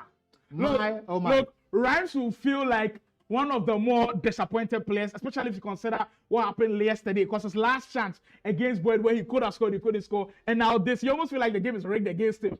I would say for that, he has to stop leaving it late. He has to stop leaving it late. The number of chances that he's had, it's too much. If we can get the statistics up of the number of saves Konate has made in this game, it will be mental. It will truly be mental. And you see what was interesting was all of those saves were from the low driven shots. He kept going at that, didn't change the formula and the technique at all. Well, speaking of drama field games, there is one more for us with a minute to go in the Anif versus Mr. Oga game. Anif with a red card with a minute to go. Can Mr. Oga capitalize on the 10? Anif says not on his watch, and we might get a turnover. Poteas, ball roll the pass, not needed. And that for sure will signal the end. I had no idea, absolutely no idea. He knows himself that he made a mistake. Going after the ball roll, I was expecting to see a Trivela go straight into the top corner, but that didn't happen. And he's so disappointed with himself. Mr. Oga just anticipated the pass. Almost every single time when you're in that position, everybody anticipates that pass. And we also saw that thing with Imaji. I think a second goal with Ronaldo. He knew that Rice was going to anticipate, so he waited a little bit, baited him, shot into the far post, and got the goal. But we saw 2 identical scorelines and 2 identical games, both ending in 3-3 and leaving us at the edge. I mean, the National Soccer League definitely at the top. If you had no reason so far to be connected, to stay connected to these two And games. let's look on the look on Andy's face. It shows you, it tells you how disappointed he is. He knows he had this one by the scruff of the neck. Yes, he had the red card, but he had that late task and he should have absolutely buried it. I actually was expecting a Chivela because in my head, if he was able to get that green time Chivela, that would have definitely be flying into the number. Whatever the case is, Mr. Oga is happy. He has 1 point. And also, Imaji might be happy also. I don't know if you think Imaji should be happy from that game. I think it was I think he Ryan's should to lose. Yeah, for sure. It was Rams games to lose, considering the number of chances. If we check his XG right now, will definitely be higher than that of Imaji. Imaji has got his goalkeeper at the time. Absolutely. I know he also played a crucial role in some of the goalkeeper movement, but Konate with the far reach plus was amazing. Footwork plus as well. It all came to play here, and that's the reason why I'm saying if you've got 400k coins or 500k coins in your ultimate team right now, Go and get him. Go and get that guy in your squad. He's something else. Superman in the post. Super duper man in the post. Of course, we just saw 2 games on stream and 2 games off stream. Now, so far, we've had 4 games. We have 16 to play in total, but we have 8 more to go. So be no other way but on stream. Stay connected. Keep telling us your comments. Keep showing us your comments. We're going to be reading out to you guys as the game is happening. We're going to be going on a short break while we wait for the third players to come in and do their thing. But meanwhile, stay connected. Don't go anywhere.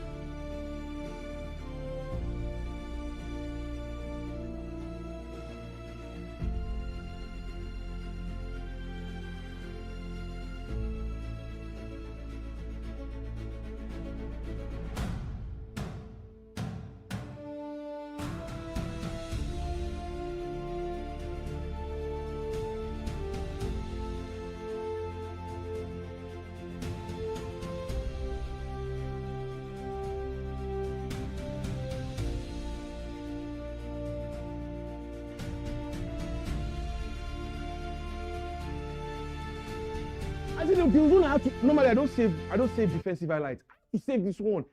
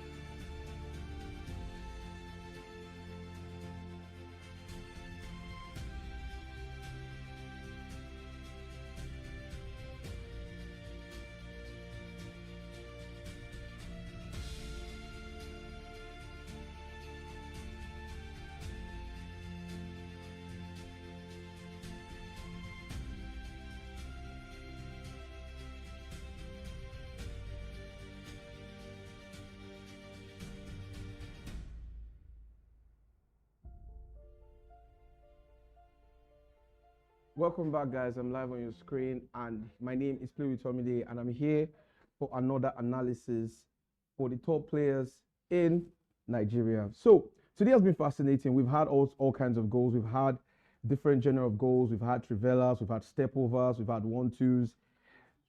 And with me today on the analysis is Rhymes, yo guys. all popularly known as Yo. Many of you might not know why we call him Yo, but in every of his videos on Instagram or TikTok, he's always introducing himself as Yo, guys. So that's why we call him Yo. So Rhymes is here with me to drop some tactical analysis to either errors or tactical changes you can make in a game to make your game in a better way. Now, this is a goal between Adefola and Mitch when Mitch was 2-0 up, and it was fascinating. What I noticed about what Mitch, this build up to this third goal, was very fascinating. As simple as it may be, it was a simple move, but it's one of the most effective skill in the game, which is step overs. Yeah. Now, I'm going to play the clip and I'm going to run it back to show you how you can defend it and what you can do in places like this.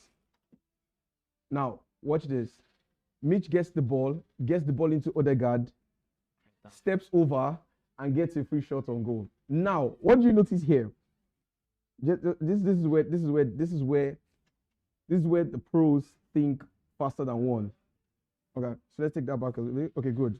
Now I'm going to play the clip, and right there. Hold on, 1 sec. I'm going to play the clip again. Rhymes, I need you to analyze something for me here. Sure. All right, so in this position right here,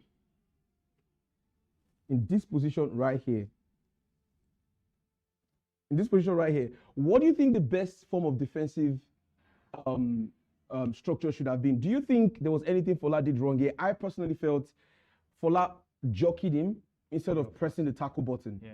I feel like if he pressed the tackle button, probably would have collected the ball, because I think this is Star, and he has playstyle plus, anticipate plus, which is one of the most effective defensive playstyle pluses in the game. Of course. Because he helps you get the ball even without reading the play. It's more of a lazy kind of tackles. Now, but the problem is this: if he does tackle because of the step overs, don't you think he can give a free kick? And we all know free kick can be a penalty. I think in this kind of situation, like, it's kind of risky if you try to jockey, because this FIFA is not the same thing with previous FIFA where you can just jockey around and then you win the ball. But I think I think one thing you can also do here is just second man pressure. You can just switch your cursor off Star, then you just switch to somebody else, and then you try to anticipate and then just leave the rest. You know, it's a 50-50 situation. Or you think he's supposed to put the cursor here and use AI to defend the step over? Yeah, because step over is OP. You can't just defend jockey. Okay, true, fair enough. So here you go, guys. First thing you can do is either you tackle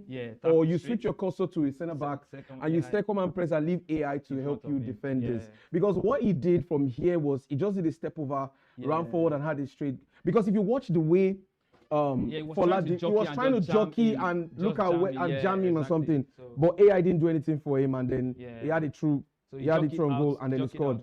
All right, cool. Let's go to the second goal now.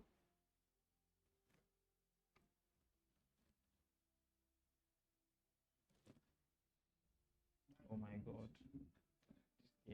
Here. You see, this is what makes the pros better than casual players. He has a pass here. He has a passing option here.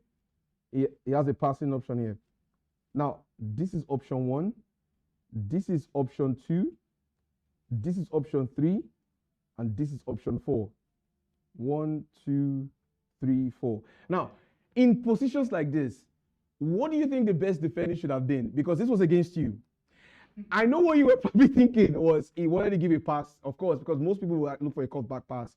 If he gives the ball here, it's true on a finesse. It can finesse. Of course. Now, in my head, I'm thinking, Imaji, what does Imaji want to do? Imaji is obviously going to pass. There's nothing here. Like, why would he think of going in here? And I can see your cursor is there, which means you were trying to cut the passing lane from these two guys. Yeah. What do you think you should have done differently? I don't know. Chat, I can't lie. I'm cooked. I got cooked. I can't lie. I have to be honest, because this is not even normal, because normal player will pass here. You have to try to recycle the ball out because you have an option here. So a normal player has to pass here. But imagine, man, old man is with a lot of experience, bro. So he just did what he knew I would be expecting this. So he had to just go straight And chat, I'm cooked. I can't lie. So that's just what I have to say about this goal because it takes a lot of like dedication. This is and it. Being smart. Imagine knew you were actually Yeah, going he to knew I'm fall going for to, the like, pass, yeah, definitely. and he just came up, gave a Just trivela. trivela straight, I'm sure nobody was expecting a trivela. That's a That good is one of the. That's why we call him the veteran. goal. So yeah. That's a good goal. So Chad, there you have it. Sometimes I don't think there's anything you can do. I think basically it's just FIFA IQ. it's just sometimes. FIFA IQ Yeah. and then he outsmarts you. So I don't think there's really much you can do. This is just individual brilliance right here because there were too many options. Too many options. Yeah, cool. I get that. I get that a lot.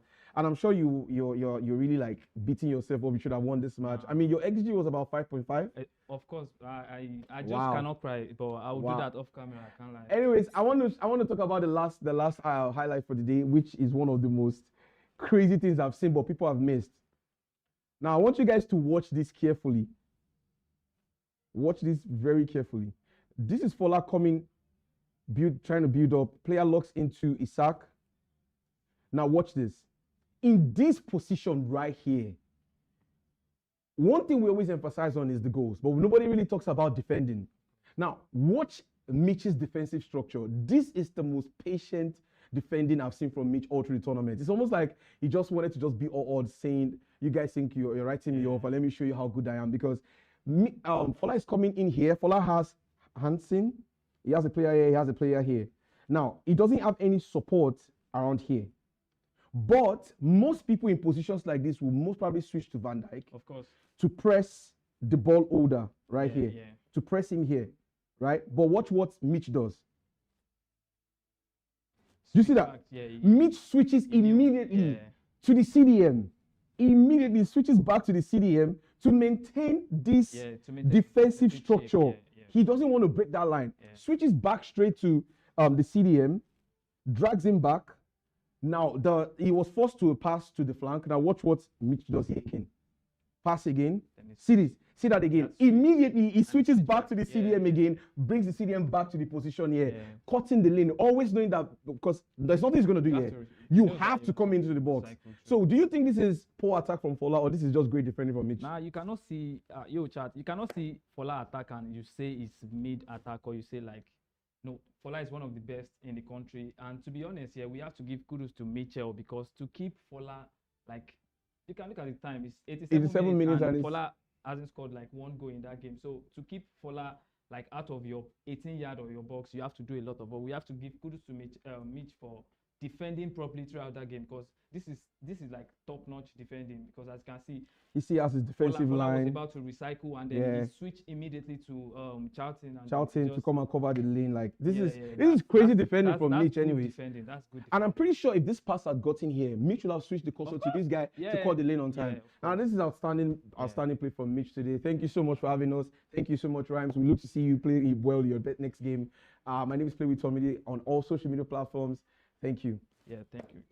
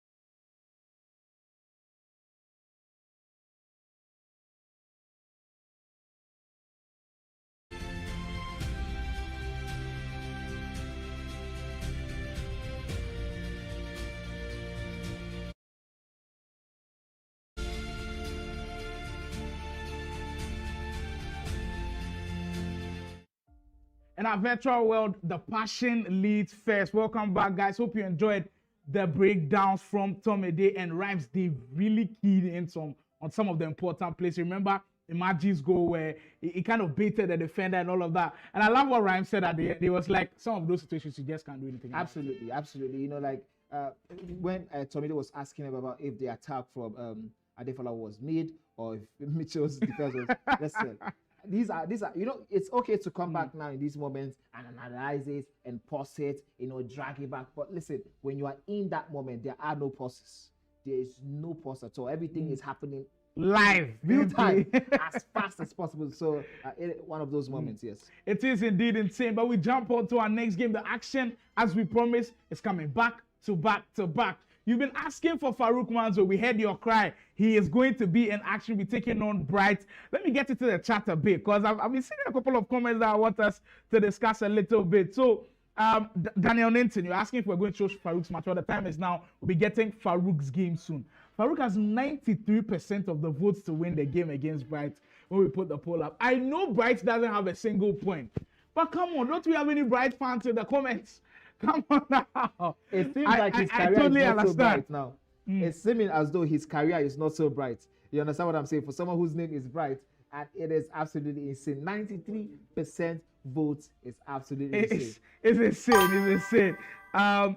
Yeah, so everyone says Farooq never still start. He is about to start.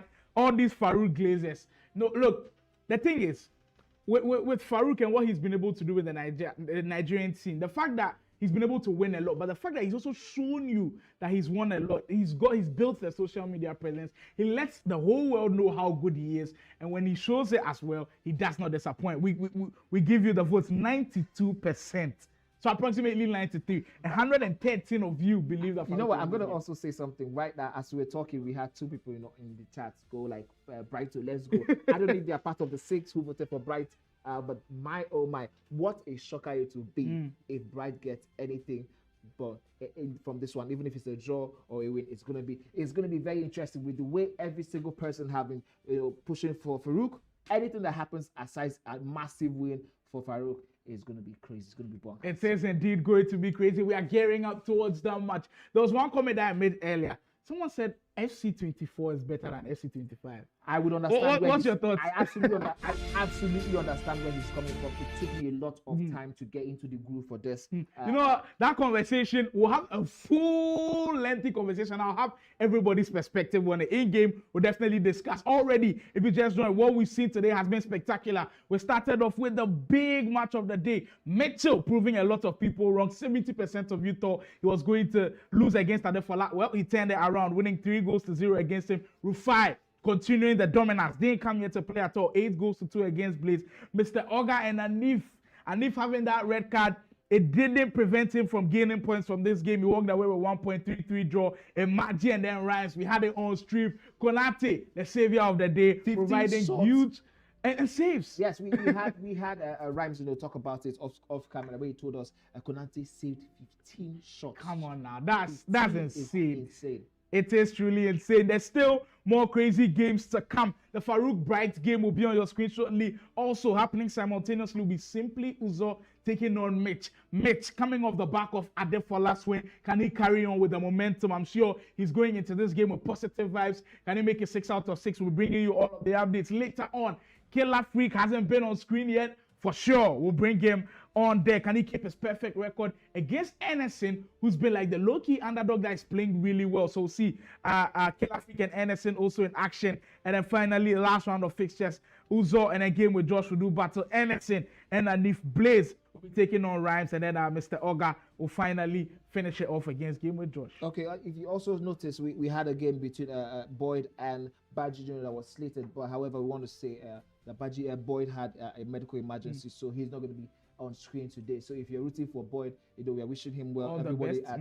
at the Cade Cade Esports and wishing him well. But we are going to be going on to the last fixtures for today. Imaji versus Bright. Imaji already claiming a point off Rhymes. I don't know if that's going to propel him into the one against Bright. Killer Freak is going to be playing Rufi in the showdown of the game week. Farooq versus Boyd, and that one will not happen, of course, because Boyd is not available. And Adefola is going to be going up against Baji in the last one. Juicy fixtures either way. It's one you can't not miss. Brought to you by Game Evolution Studios, Esports Federation of Nigeria, Game Pride, Afro Sports, Super Sports, all of these guys making sure that this one happens. Sports Nigeria also giving their major backing. And of course, Cade Esports bringing all of the heat. We are going straight into that game. Bright has a crazy game on his hands. Judging from what we've seen from the Mitchell Adefola game, can we bank on the fact that that one went crazy? Can we expect something crazy from Bright? You know what? Beginning of today, if you had asked me that question, I would have said no. There was absolutely no chance for it to happen. However, look at this, right? I think if Bright can take borrow a leaf out of the book of the guys that have played before and take the game to Farooq, absolutely don't pay any respect to him. Have zero respect for your opponents in Farooq. Take the game to him and score your chances. That is the only way you're going to get on offset. Money is saying it's so easy here, but when you're hold of that control against Farooq, it's a different ball game altogether. Thankfully, I'm the one in the studio. I don't have to be with all insane stuff. We get into the live standings already. The games that have been played. Rufi continuing without winning dominance. It takes it to 13 points with 5 games played, I believe. And Adefola, after losing that big game against Mitchell, still stays in second place. Killer Freak was yet to play today. If he does win, you get to 15 points and then regain that first position back. Farooq still on 10 points. We'll see him in action against Bright pretty shortly. Boyd, who will be unavailable today, currently sitting in 5th place. Baji Jr. on 9 points. Rhymes on 7 points as well. With that agonizing draw coming in, and Nifoso on 8th place, and so on and so forth. We'll be bringing you all of the live updates for the league tables. But we are getting word that Farooq and Bright are ready to go. Everybody is set to go. And what the National E-Soccer League keeps doing is keeps reminding people of how talented some of these athletes are. I don't think a lot of people knew Rufi coming in. You had heard his name online, but you didn't see. Personally, I've been in Nigeria exactly. For a long So time. I've never heard of his we've name. given the spotlight to some of these players. Somebody like Bright, not a lot of people knew him, but this is his chance to be able to showcase how good he can be. And for sure, if he's able to pull something off like that, it will truly be remarkable. We're ready to go. Farooq Manzo still in the black and white. That's what he's rugged with right from the very start of this tournament, and it doesn't look like he will be changing it anytime soon. OAS Esports athletes looks to continue in the same vein. Is that penalty I'm seeing indeed? That is 2 minutes penalty. in. Farooq Manzo with a chance to go up ahead. Of course. And let me quickly note that I think this is the second time we have seen Bright concede a penalty. That has to be a slap on his ability. He has to do better in those situations. In the defense, he has to do better. He's literally the only one I have seen, at least on stream, concede a penalty, and he has done it twice. So, I mean, that was absolutely unnecessary. It was literally 2 minutes in, and there was absolutely no reason for you to be pulling down the attacker in that one. But however, that being said, there's still time for anything to happen. Of course, it's a 9 minute half. You know how we say it. It's a very, very long time. And we have, I spoke to you about Bright some days ago about how very skillful he was, and I didn't really see that against Anife. But with nothing to lose, I think this is the moment for him to pop out and go crazy. Indeed.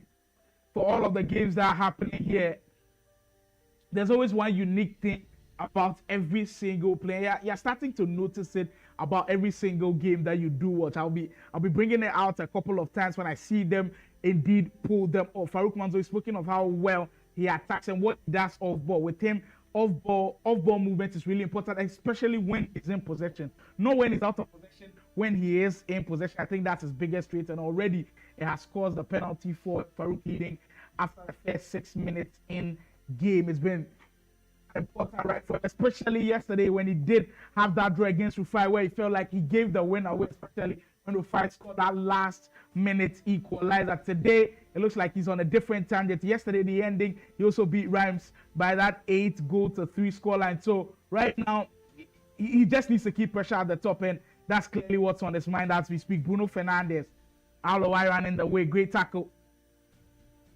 Great tackle, of course. And I want to also note that in as much as the game hasn't maybe peaked in terms of gaps so far, so good, aside the goal, of course, I think I've noticed Bright is absolutely trying to force things a little bit unnecessarily. He has to calm down. And of course, nobody expects Bright to win. That's number one thing, and that's what will play in his favor. Takes that shot by Lamine Yamal on his left foot. I don't think he directed that one properly. I've noticed that it seems like he's turned off his precision shooting. I don't know if that is true, because I didn't see the arrow there. I don't know if that would make sense, having not getting any joy so far in this competition from that.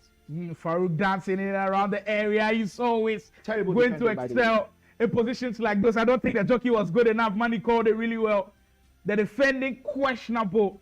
13 minutes in, and Farooq already panicking under the pressure. He's got to hold his own now. Against a guy like Farooq, you can't get giving him second chance opportunities. Rafinha on the 10. Just finding the positions to operate. There comes Farooq again.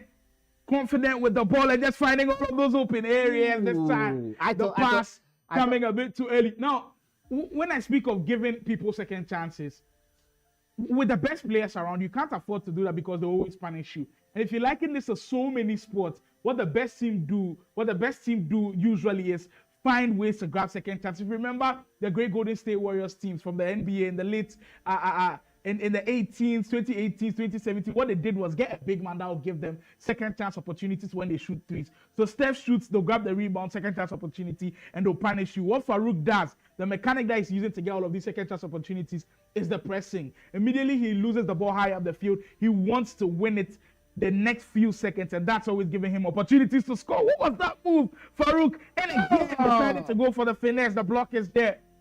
Bright defending for his life at this moment. 18 minutes in, and Farooq already creating numerous chances to be able to get a cushion at this point.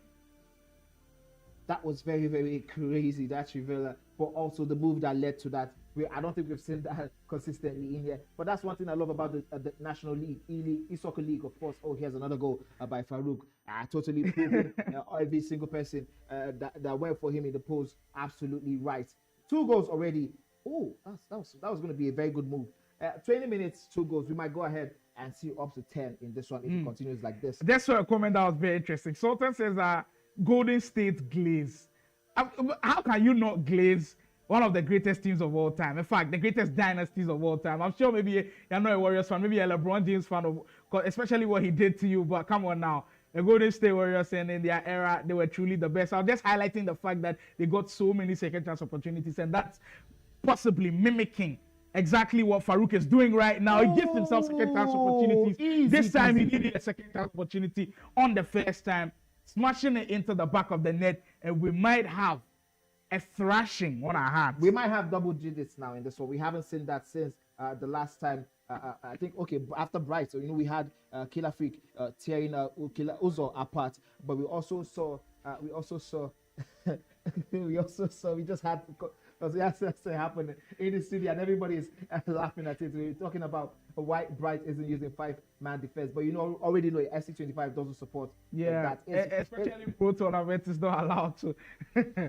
you can't Lamine Yamal, Ronaldo, all the 10. Bright should maybe prove the down test wrong a little bit. Messi picks it on the half 10. Murillo is there with an important step in. It is such a pitiable thing that happened that we are seeing on our screen right now. I was about to say the last time we saw double digits was also when Game just beat Bright 10-1. Wow. So, I mean, seeing him concede back-to-back double digits would be very, very wild.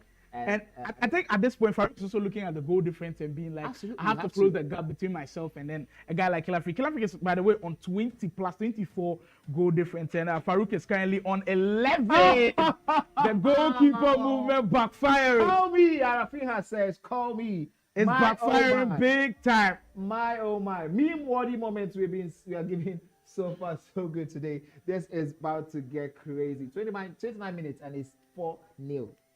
That goal right there, I've seen this multiple times, every single time I play the game.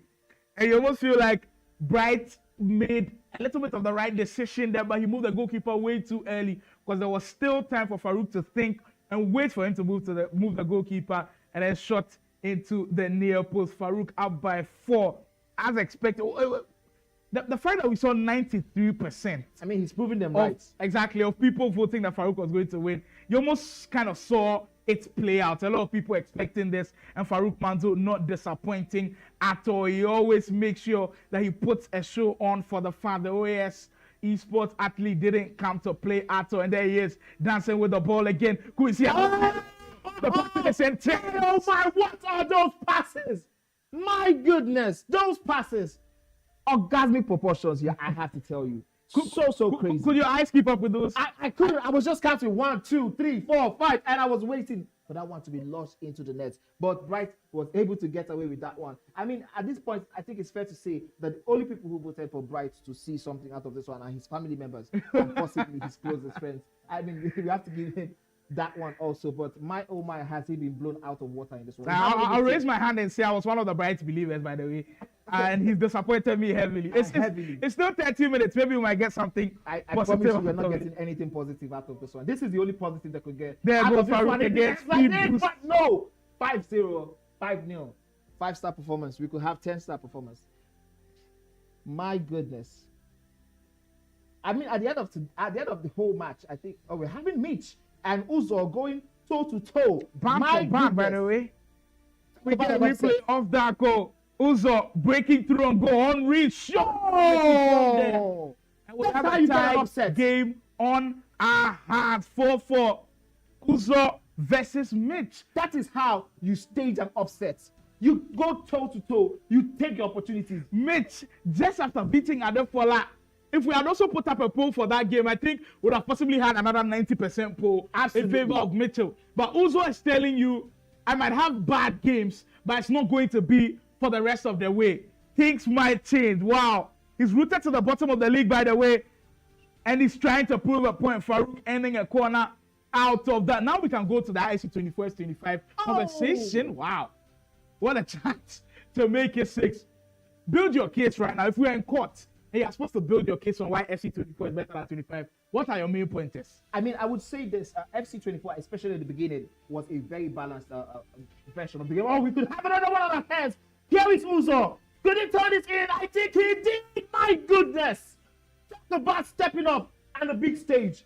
Talk about stepping up. My, oh my. That is how you stage a performance of a lifetime. I told you guys, this game week was absolutely not. My goodness. Day 1, day 2, we have been on the edge and we have had no reason to sit down. As you can see in the studio, we have been upstanding all single day. My goodness. We were thinking somebody was going to pull off the upset, but I don't think anybody saw Mr. Uzo. Nobody saw it coming. Pulling that one off. Truly, truly special. As we go to halftime, in this one, Farooq cruising 5-0. And immediately a goal in from that Simply Uzo versus Mitchell game will definitely bring you all of the highlights. But it's been something special in the studios here on this lovely Sunday.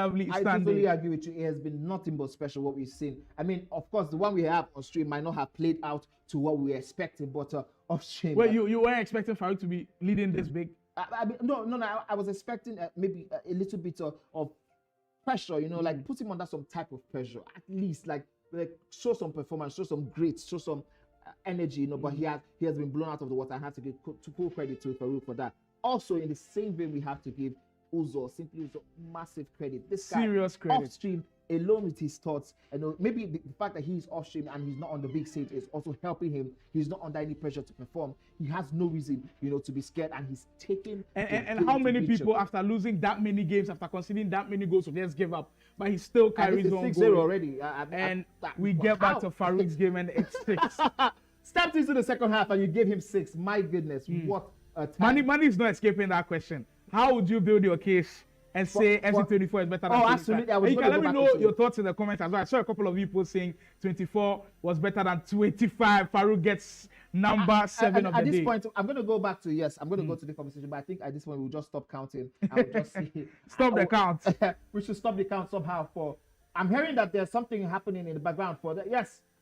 Okay, we're seeing a replay of that 6th goal that we didn't get to see live in time. Was that threaded pass from Maradona straight into the feet of Ronaldo. And I think I'm going to use this as a case. First of all, FC24 was built for the defenders, but FC25 is built for the pros, because FC25 has so many attacking options that you can take a score from, but you don't have so many of those defensive moments. FC 24, especially in the beginning, the first 2-3 patches were very balanced. He gave everybody the opportunity, but it seems like with the FC 25, the casuals are the guys who are not necessarily pros, were disenfranchised from all of that. And we get to see, I think this is the goal by Mitchell to make it 5-5.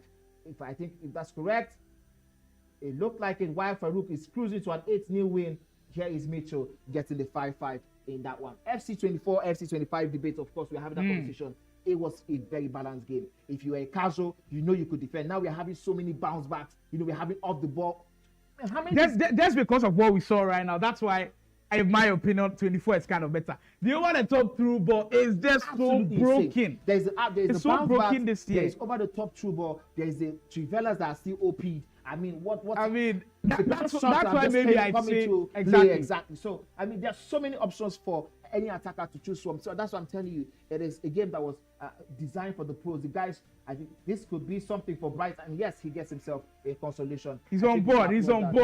He's finally on board. Ronaldo registers an all-important goal for Bright. It's 8 goals to 1 as we speak. But do you agree with what Manny and I just put out in the sense that making a case for why 24 was better than 25? We appreciate every single one of your opinions. You might have a totally different opinion on that conversation. You can let us know. We'll be reading them in the comments, so do drop them. We appreciate every single one of them.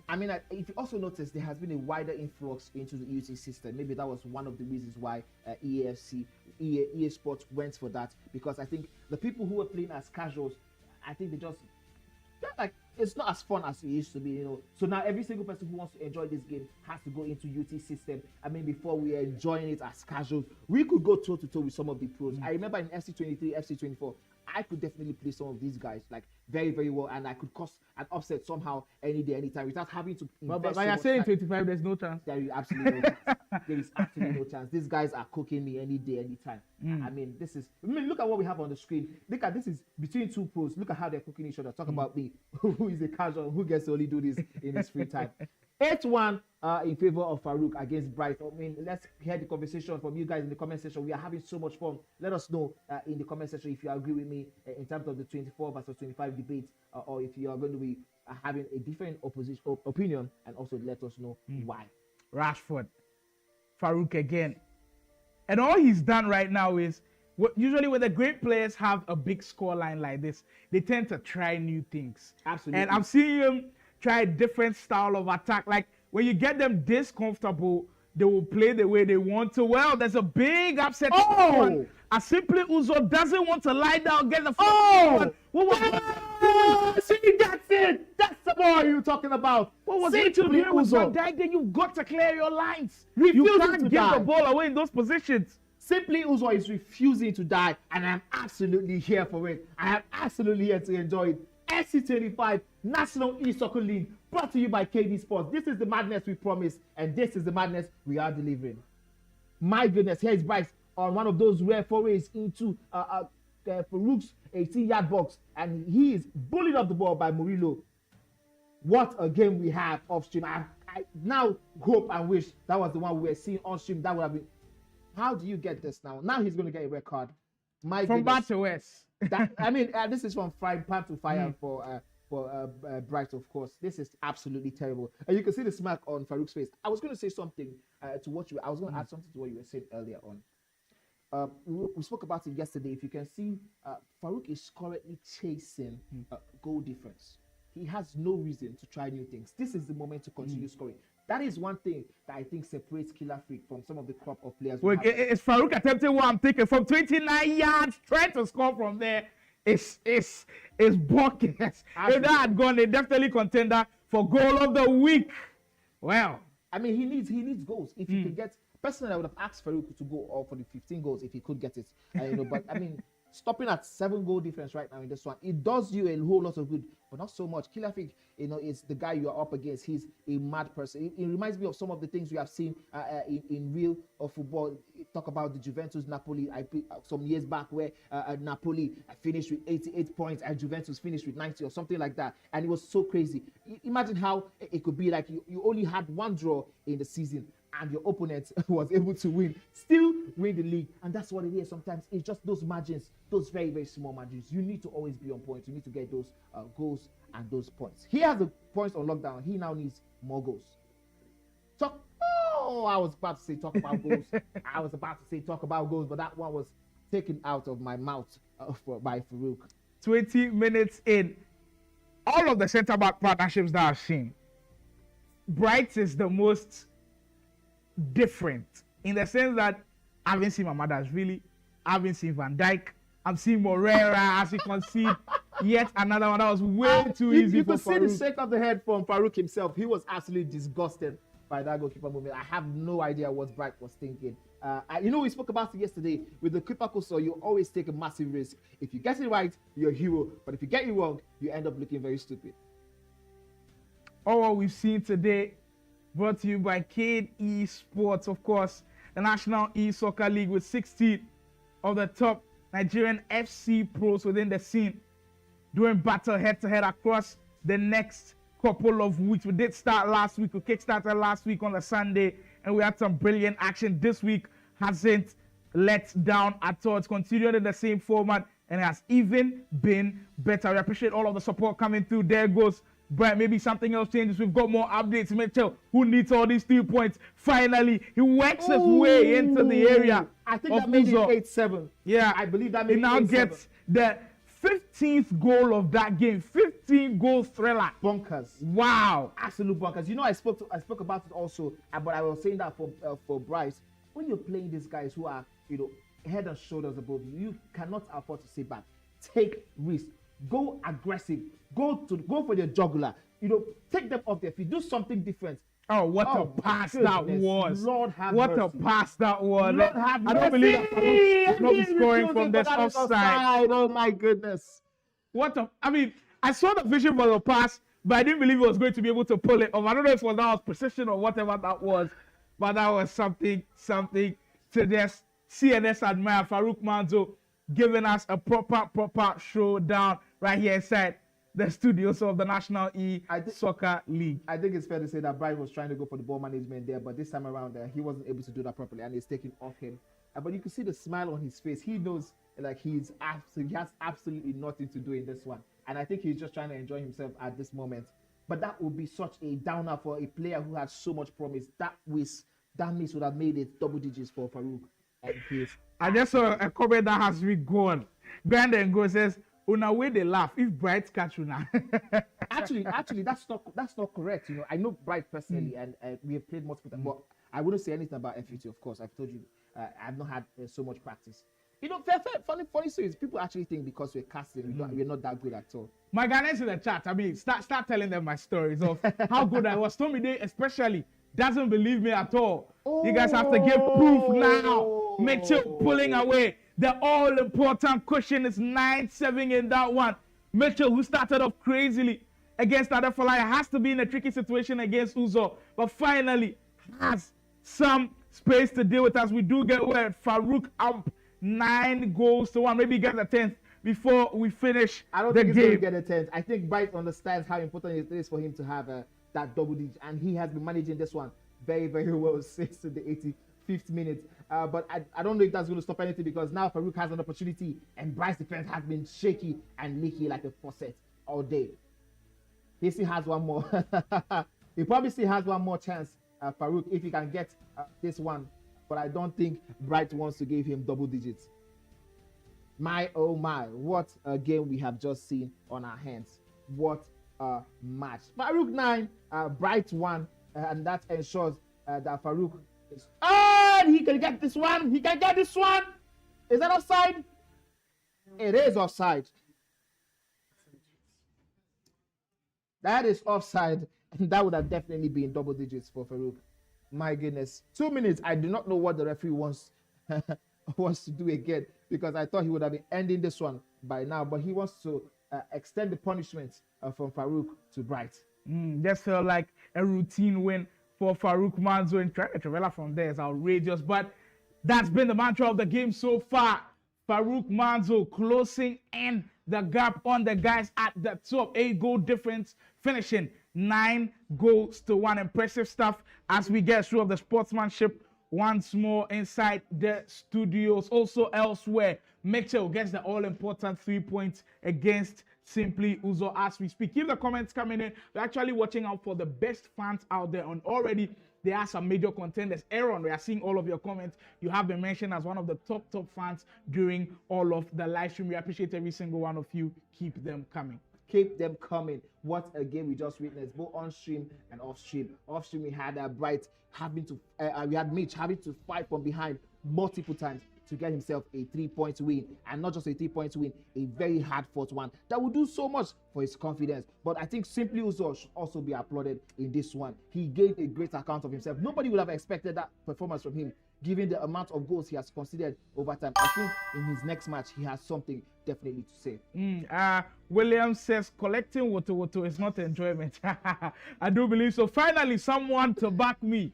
Junior says, Sly, who is doubting you? A lot of these guys in Nigeria are doubting me. I have to probably pick up the controller and show them a couple of things. Kenny, bro, no one concede. Yeah, that's the nature of Farooq Manzo. Williams again says, Farooq, you said calm down. Now, as Manny was saying, you can't calm down because those goals are needed. They are seriously needed. They are seriously needed. Script says, what's Bright doing? Well, he tried all of the best, but he just wasn't good enough to be able to take points off of Farooq. Absolutely. All right, this is the one we've just seen. This is the one we have just seen right now. Roberto says should have been 14-1. We agree with you. Absolutely. We agree with you. Don't forget, Boyd isn't around. He had a medical emergency, so we are going to be giving him some time off. But up next, we have some games coming to your way. I think we have Killer Freak versus NSN. Yeah, so we're speaking of the best viewers from YouTube, and we've actually got word that there are prizes for you. So our number 1 top viewer from YouTube, Aaron, we've got word that you have been supporting from way back. Daniel is also part of them. Francisca Aham, also part of the top viewers from YouTube. We entreat you to just go on Cade Esports on Instagram, give us a text message, and you definitely come and claim your prizes. There's still more to give away, guys. All of you who are supporting, all of you guys who are pushing the content out, we appreciate every single one of you. Keep doing what you are doing. The National E-Soccer League growing and growing and growing to the heights that we wanted to get to. I absolutely agree with you. We're going to be on a very short break. When we come back, the players will be ready. They will be in their booth, and we will be going on another journey. Just a little bit of hint. I've seen Killer Freak pick up his controller. Feels like the unbeaten man, the only perfect record as we speak right now is getting ready for action, guys. Don't go anywhere. The action resumes in a bit.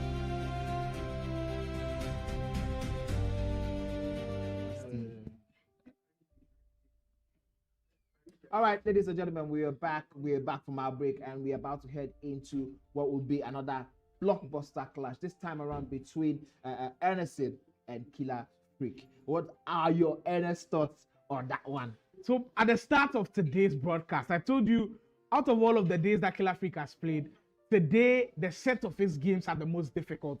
Ernestine, he's been the biggest surprise so far, already with 7 points, and he's had some really good games. So he's playing Ernestine today, and then right now, later on, he'll play Rufi. Already, this one looks juicy. His first biggest test, I believe, could be incredible. So building up to that game, I think is going to be massive. I agree with you. Totally agree with you. And we can't wait to hear the comments you guys have about this game. We'll also pull up the polls and want to see who you guys are going for.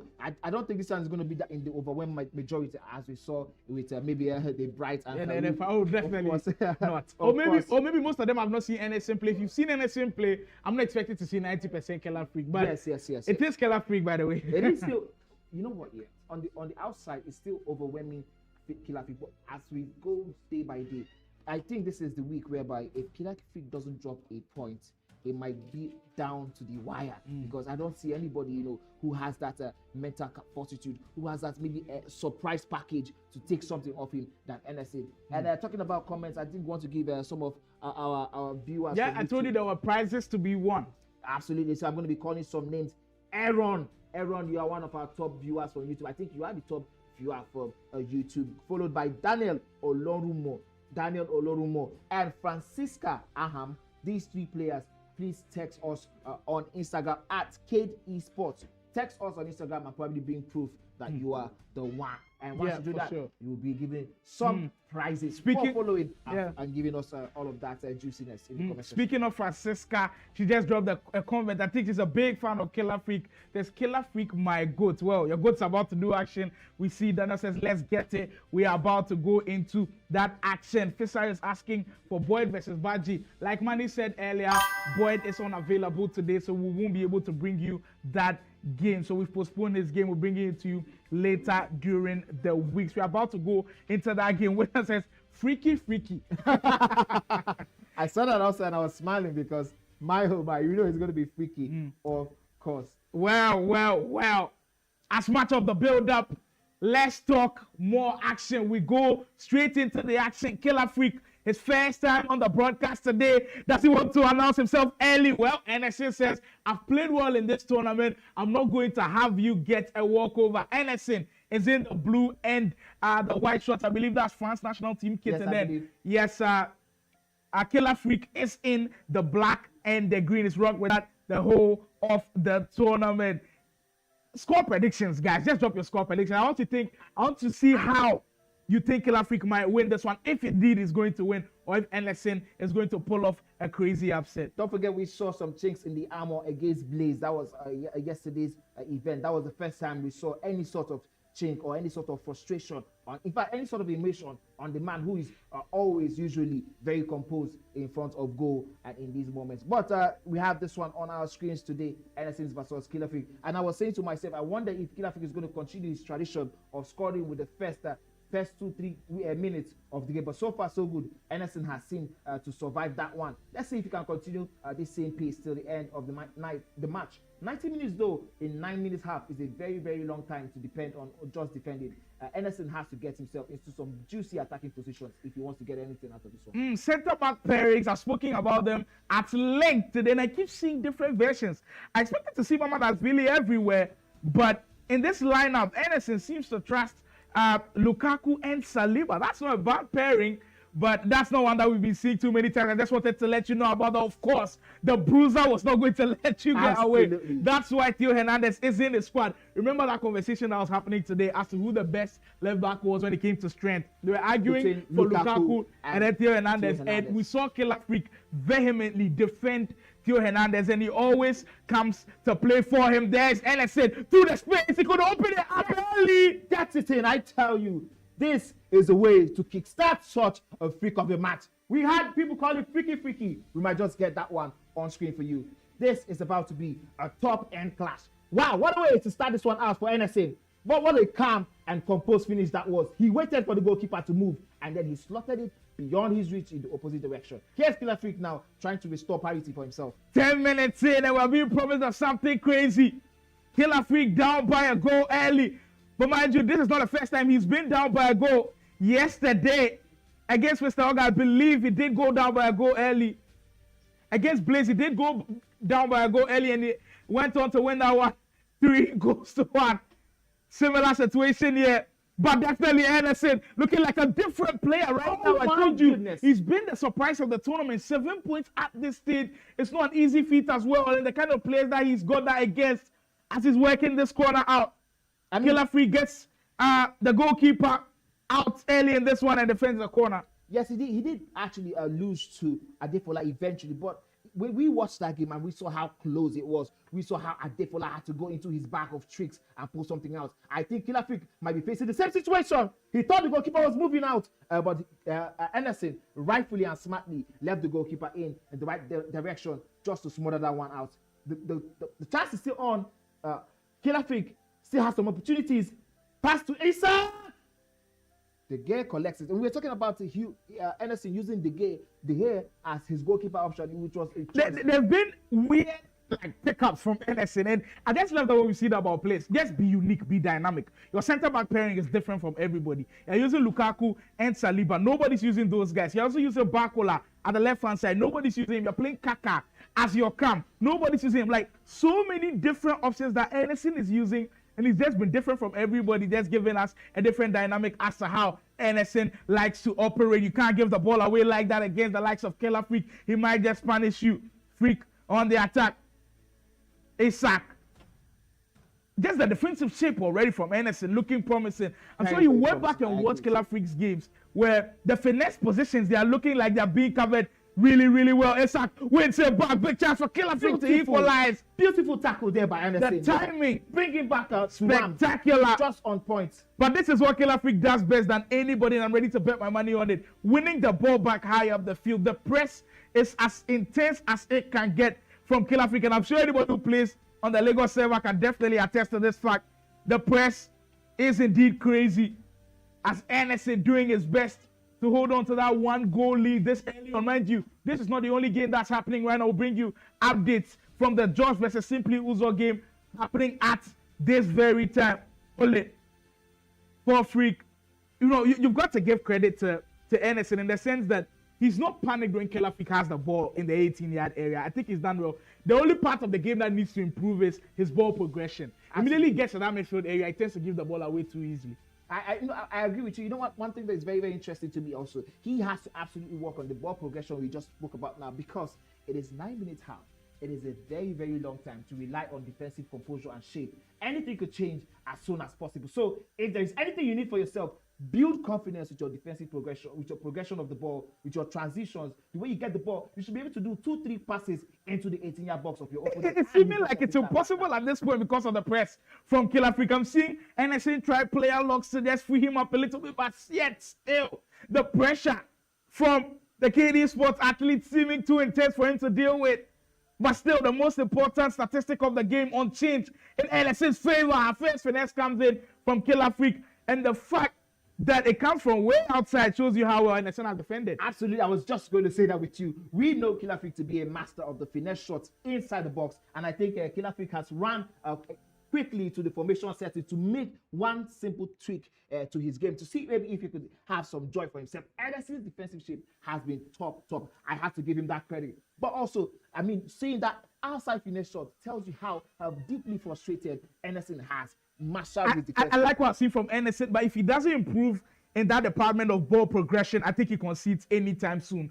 He will concede anytime soon if he can't progress the ball, especially hold the ball a little bit in midfield. And I know it's much easier said than done, but that is the only way you beat elite players like this. Killer Freak is getting into the groove. There is Storm. We spoke about it. It took him just 20 minutes to respond, and he responds heavily. And Killer Freak with a slotted goal into the back of the net, and finally he gets that goal that he was looking for. Slimo, you were absolutely correct. He just called it, and just on cue, Killer Freak was able to slot that one inside. Yes, he did make some tweak. Yes, he did make some change. But also, don't forget, now I think the jitters are beginning to come on.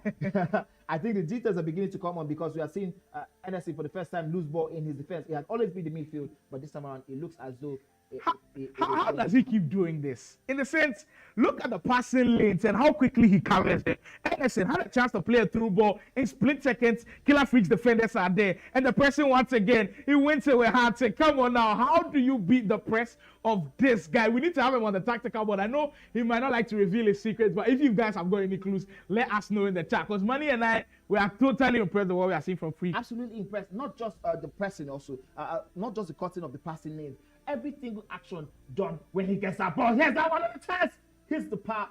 I think he hit the ball, but that one was offside. Listen, I was about to tell you, every single time he commits a tackle, he commits into a tackle, he does it well. So it's not just the action itself, but the timing is almost perfect. I have not seen a player perform such tackle with such precision like this man. Even the advanced tackle, he uses to such a higher level.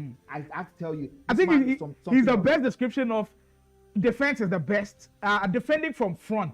So he doesn't leave it to chance to be able to defend from the back. He's always defending with his attackers, and that's always his advantage. Anderson, with one of the few times he's forayed into the attacking areas of Kilafrique, and he just can't break through. There goes Kilafrique on the break. Bruno Fernandes has space to run into. Of course, he survives that one, does he? The ball ricocheting in the area, and he just didn't forward. Anderson would have left. And right away, he wins the ball back.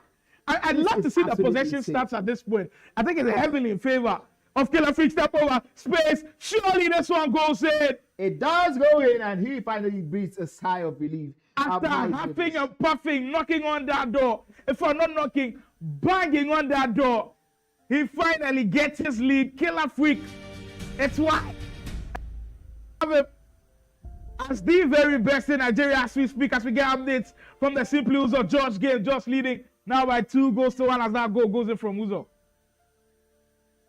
Corner situation for Anderson now. After those first 10 minutes, Anderson is just simply nowhere to be found now. Absolutely, he was totally dominated. I mean, the domination from Kilafrique was insane. Every single action. I really want to see what the ball recovery time frame is like for Kilafrique. I'm sure it is going to be mere milliseconds, because the way he was marshalling his attackers to defense from the front had been absolutely insane. We haven't seen something of something. What he does best, more than everybody, we've already spoken about the press, but he makes the pitch look so small for you, the offensive player. Absolutely, like, I agree with you. He closes the spaces down so quickly. The pitch looks so small. Like you're put in hell and in prison. There's nowhere for you to go, and that's how come he is that great of a defender. There he goes again. He's getting so comfortable now. He would save the air. Great time finish, but he would save it right now. I think Anderson needs the halftime break. He needs to go into halftime at 2-1. Absolutely, I agree with you. He has that overhead kick. Anderson survives that one, and as though he heard you. Wow. That one. Wow. Kilafrique understands how important this that goal would have been for him. That's why you can see that emotion from him.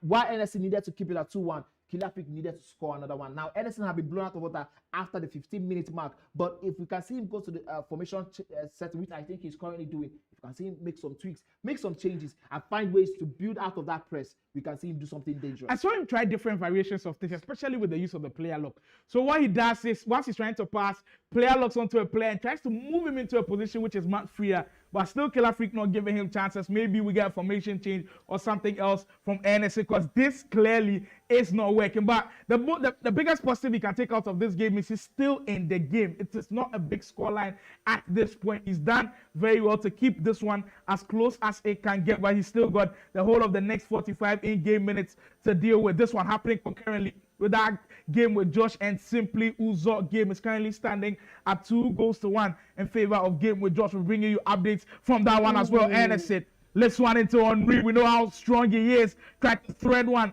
into the runner of Adefola, but Kilafrique reading that one down to a T. I wonder why he was going with that up top to up ball rather to Henry. I thought he was going to go down, and that would have given him more space to work with. But whichever one it is, I think he was trying to get himself into better positions. And this time around, Kilafrique finds himself offside in the attempt. So usually for me, when I play with someone who presses a lot and dominates possession, in the short moments that I get the ball, I tend to panic, because he's kept the ball for so long. I feel like once I get a hold of it, he's about to take it back. So making the right decisions always is difficult for me. But the thing for Anderson is I kind of feel like he's struggling with the same problem.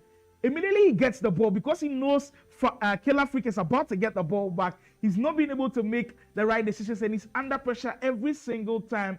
Freeing himself with those passes is becoming increasingly difficult at every opportunity that comes out. There goes Kilafrique again, back post cross. Isak not winning that one over to Ram, and Anderson can break out a little bit now. Henry into Hullet. This is where he has to utilize on the counter attack, where he's got offensive numbers. He's got the break.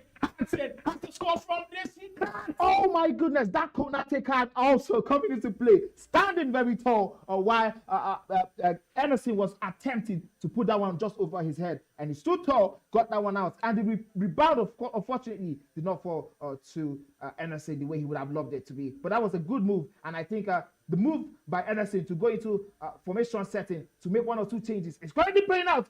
Here's Henry. Can he make it out?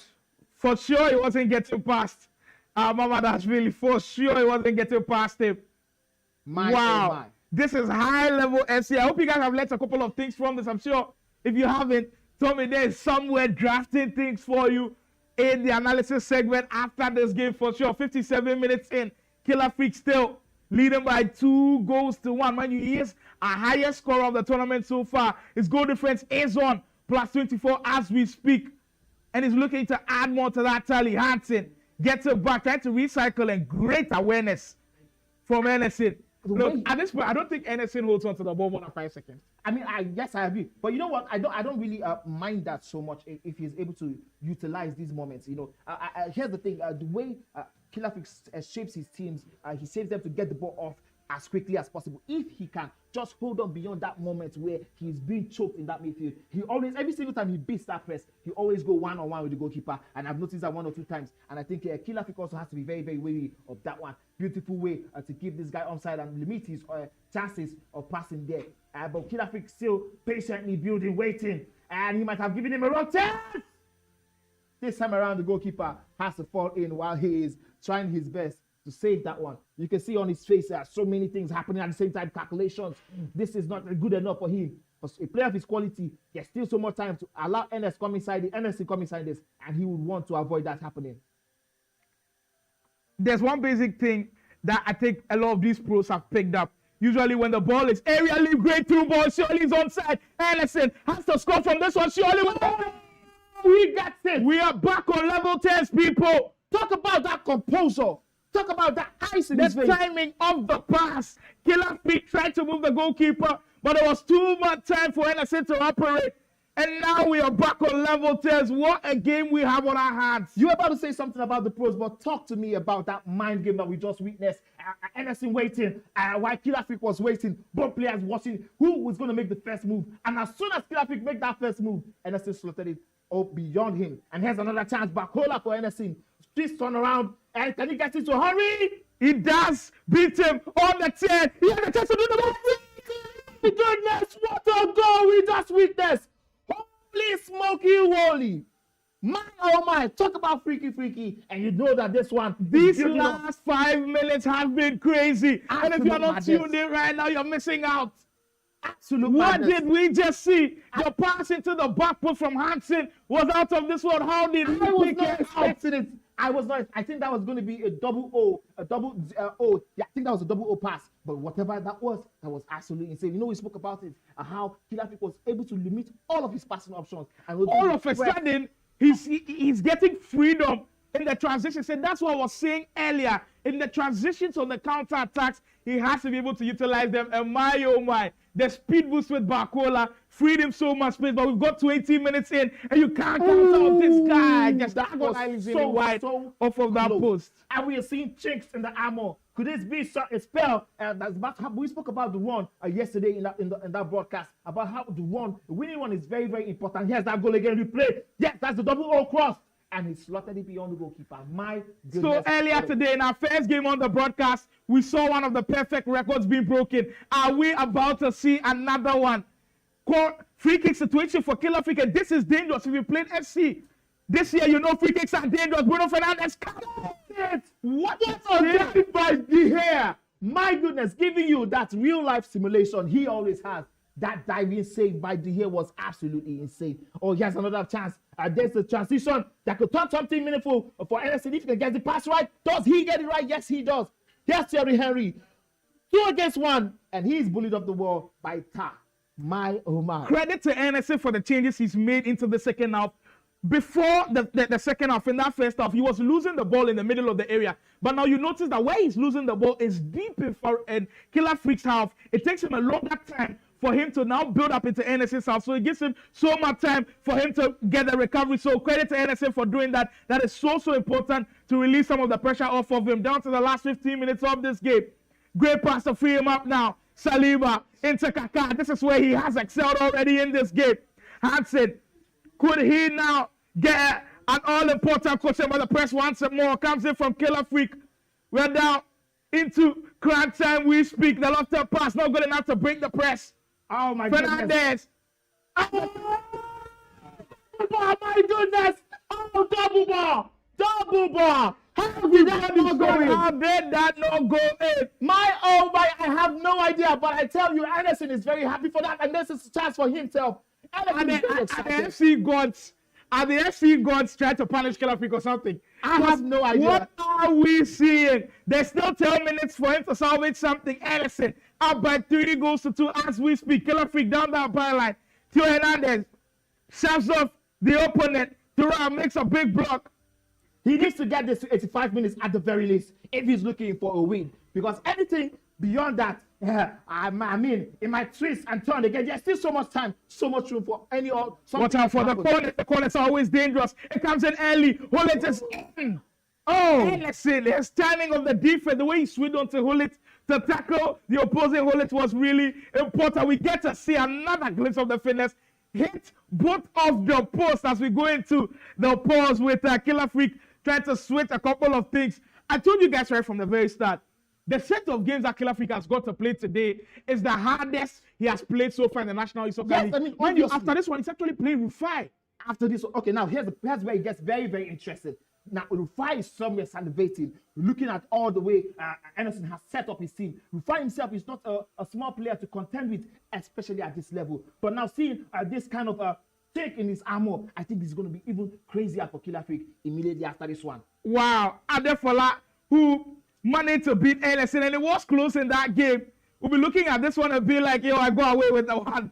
Because this guy, he's a menace. That's to tell you how crazy this soccer league is. Bringing together some of the best of the best. You know what I'm telling you? Adefola survived Anderson, and Anderson also had that crazy draw, I think, with Boyd. But now look at him trying to salvage 3 points, trying to run away with 3 points off the man who called the ice cold one. And here's another chance by Anderson. Is he down? He is onside. Henry with a drag into space. Kaká, can he find the best post shot? Back over this goal. Surely still. What a tackle that's still on. Henry still wins it. 3 minutes to go. Now I'm sure he wants to take time off the clock a little bit. National East Soccer League bringing you premium entertainment with Anderson trying to destroy that perfect record of Killer Freak. Oh, that to it. What a turn that is. A managing the turn, you can't give it away there. This might just be it. Going right down to the wire. Ronaldo with space to work with. Killer Freak. Oh, my goodness. Oh, so close. Down. So close, and he knows it.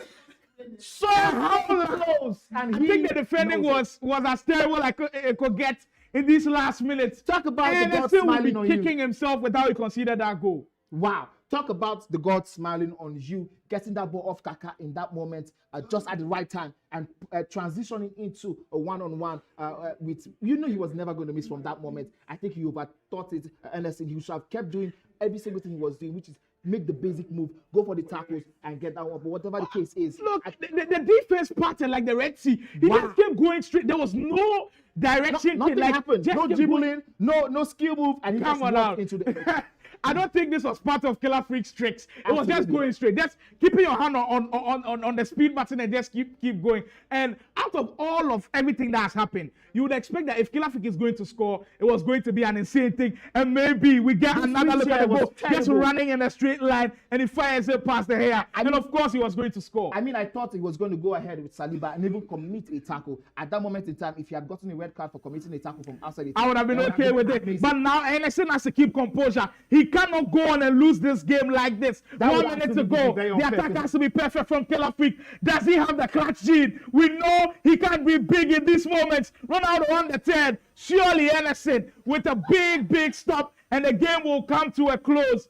Killer Freak dropping points for the very first time. What a big credit to Anderson with the biggest upset of the day. Oh, yes, while we are going to give him so much credit, we also have to force him a little bit for losing 2 points. Now, he didn't get 1 point, but rather, I would say he dropped 2 points. Look at both players. Look at the emotion they have on their face. It tells you why Anderson is absolutely ruined, missing 2 points. Kilafik is angry that his winning streak has come to an end. But then he still has Rufi to contend with immediately after this one, because now Rufi is never going to make this mistake. You know, he's somewhere in the background looking for the opportunity. I just cannot believe what I've seen. I have to borrow my word from yesterday.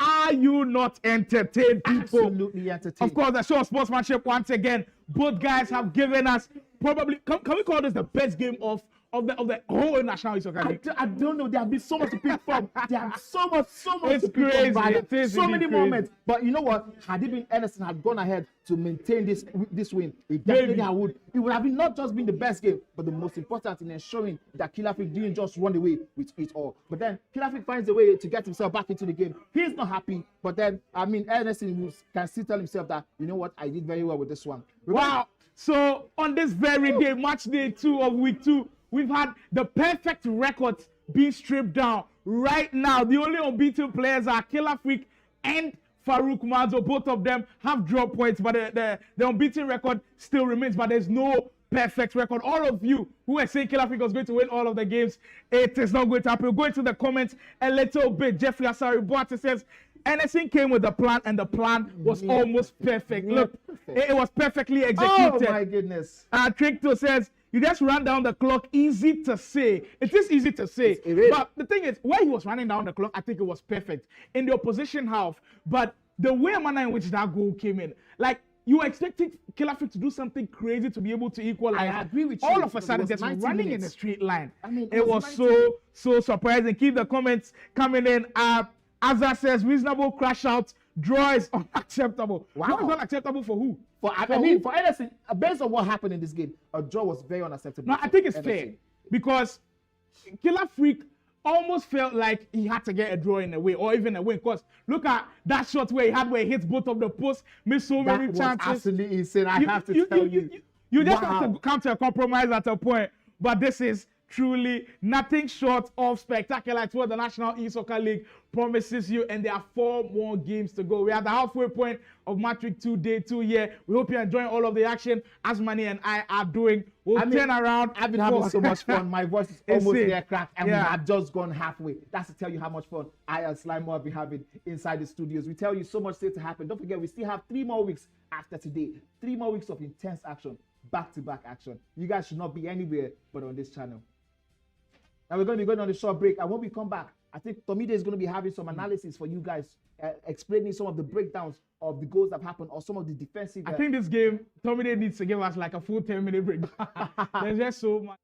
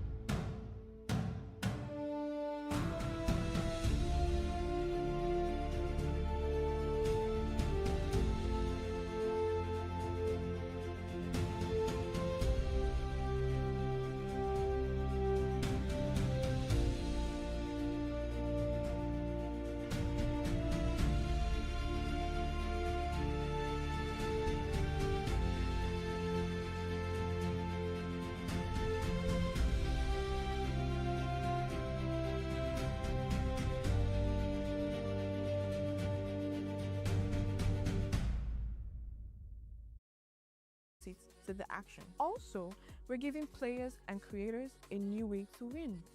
With the Game Pride library, players can monetize their skills, create content, and even tutor upcoming talent. Whether you're competing or just watching, there's a way for everybody to be a part of the game. Support your favorite teams and experience esports like never before. To learn more, visit www.gamepride.io.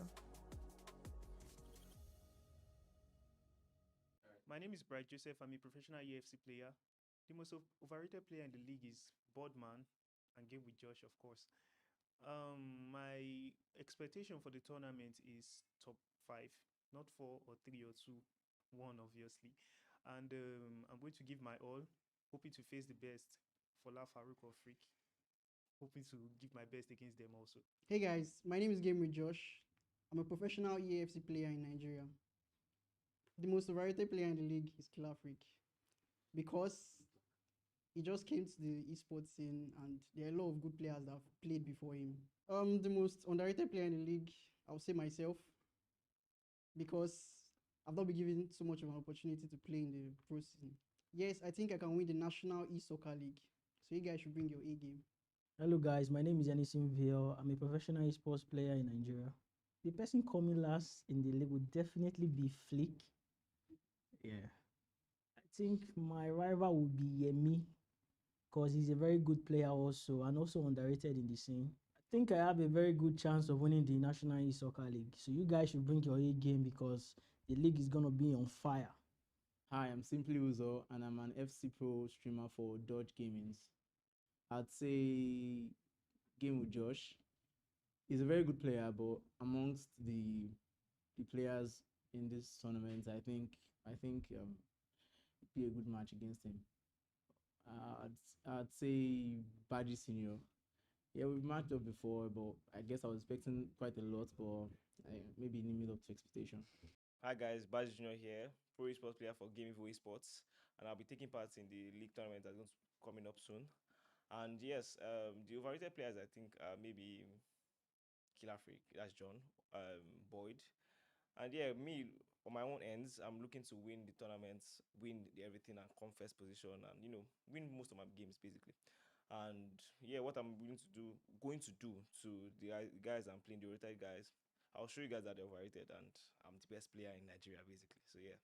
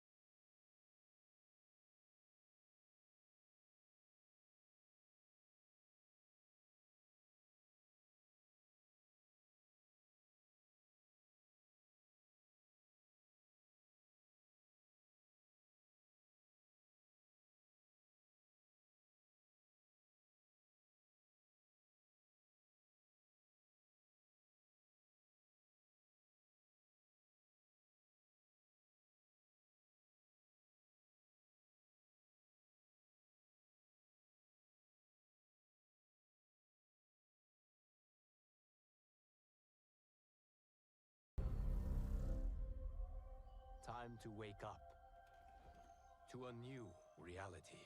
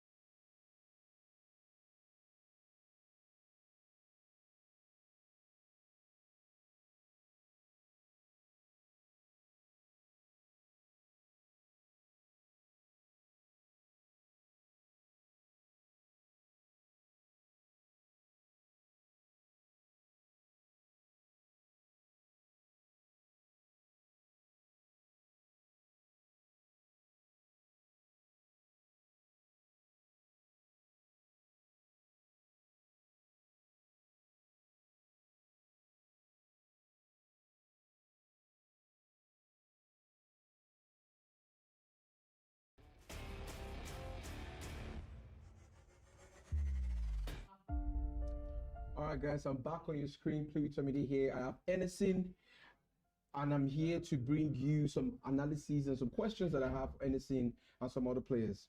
Emerson, this is your first ever LAN tournament. When you were moving to Lagos, we were friends outside of the, the EAFC scene, and I think I was the first to bring you on board when I said there was something different about you when you came on my live on TikTok, and everybody was like, "Who's this guy?"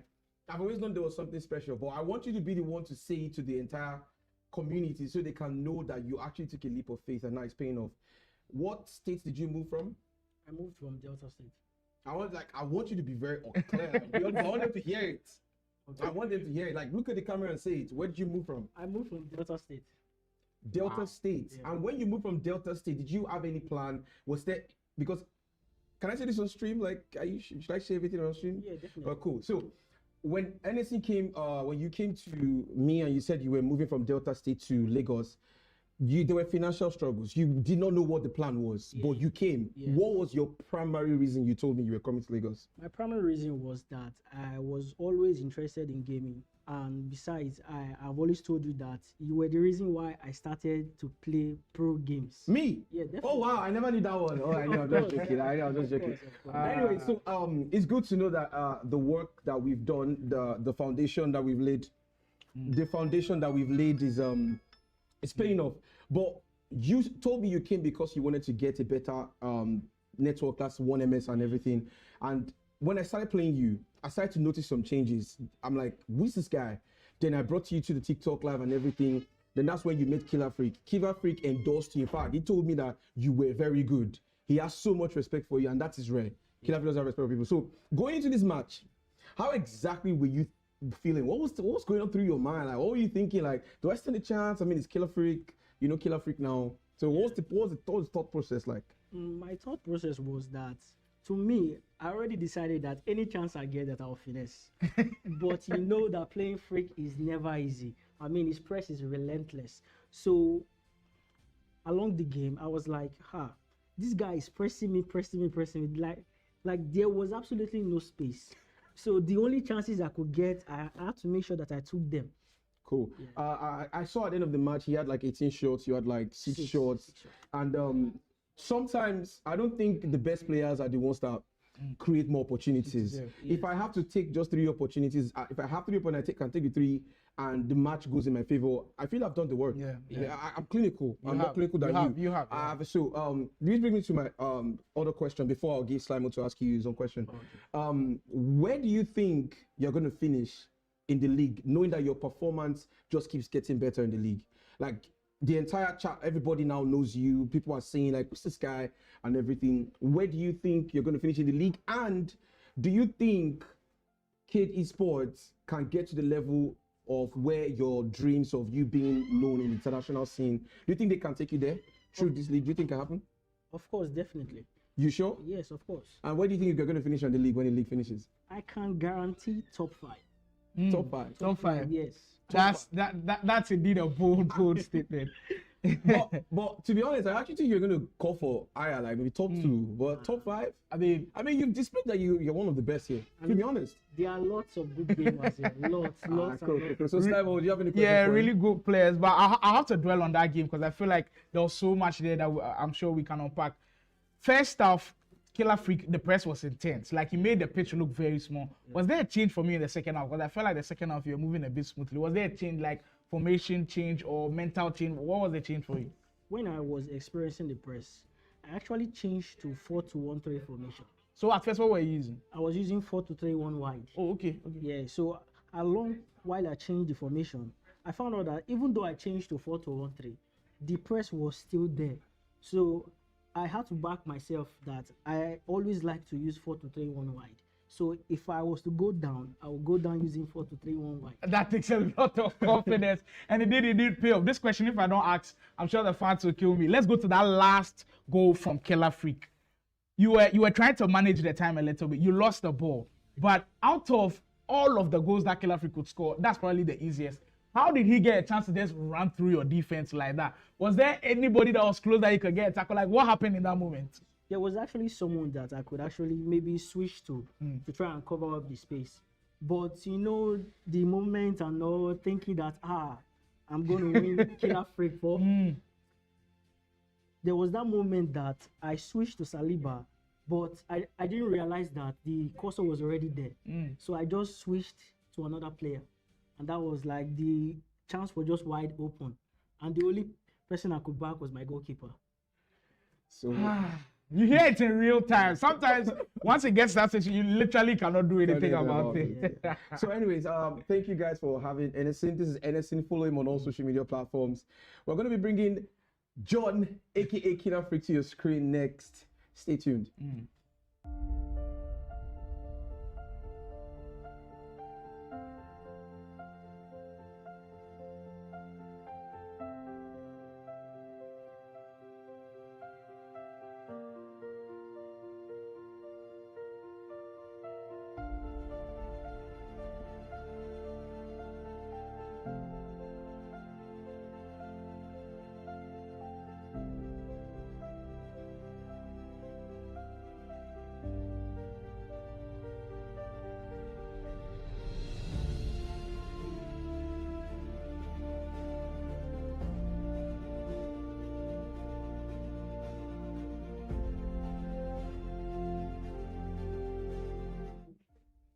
There's always two sides of the bracket, and on one side you could feel all of the pressure on NSN, but this was the man he was going up against, unbeaten record before you took on NSN. What was the thought process going into the game? Did you feel like it was going to be a walkover? What was the thought process going into the game? Walkover is a stretch. Like somebody said, I do have respect for him, and to be honest, the reason why I have respect for him is he's a smart player. He knows how to attack. But what surprised me was his defending. His defending was quite immaculate that match. My thought process during the when I was going to the game, he's a good player. Attacking threat is very high, so I just need to be on my A game when it comes to scoring my chances. And unfortunately, I couldn't take them. So do you feel like the game was against you a little bit when it hit the post? I mean, yeah. The thing is, like I say, as a top player, you can't make excuses. You do get chances like that hit the post, but man, I had other chances too that I probably should have scored, and I probably should have created more chances too. So it's bad to look at the goals that you missed and look at the goals that you could have created more. So it's part of the game, man. Like, it's what it is. So the next thing, I'm sure maybe you wouldn't like to give out the secret, but that's my last question. Pressing. What you did to him in the first half, I've not seen that being done to any top player. Anderson is really good. What's your whole idea about pressing? Is there like a whole, because in traditional football, there's the game pressing, you can club and all do that. But in FC, I don't see anybody press like you do. Is there anything that you could give out without like giving out the true secret? Is there any formula that's out there for pressing? Formula? I don't know if there's a formula, but I do know that you have to have good FIFA IQ to be able to press. It's not something you learn. It's almost like innate. All the top players can press to some degree. Depends on how aggressive you can press. But I will say, for you to want to learn press, you have to be almost irritated at the fact Do you take risks sometimes in pressing? Yeah, 100%. You do have to take risks. It depends on who you're playing as well, how fast they can change the tempo in the attack. But yeah, pressing itself is a risk, because if they beat the press, you're in trouble. So everything is calculated. Yeah, tell me they think of something. Okay, so I have a question for you though, Killer Freak. Going into the match, I had a conversation with the players out there, and everyone was like, you were locked in, you were ready for anyone, whatever it takes. Now, knowing fully well that there's something called momentum in tournaments, and you just took a draw off Enesyn, whom you deep down were expecting to have you should have won the match. Do you think it's going to affect your next game with Rufi, or do you think it has no effect on you? Or what's your mentality like going to the next match? I mean, it has spoiled my flawless record I was going for. But wait, you wanted to go to the whole tournament flawless? This guy. 100%.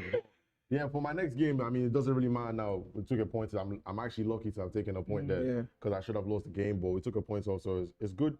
But next game, it doesn't really mean anything. I'm playing Rufi for the top players, so I can't be reminiscent on the past matches. So. So my final question to you is this: now looking at the the table, I think you were number 1 on the table. Now I think you'll probably be on same points. Same points with Farooq, but I think his goal still. But I think your goal still puts you at the top. Are you going into this match thinking, oh, if I lose this, definitely Farooq is going to win.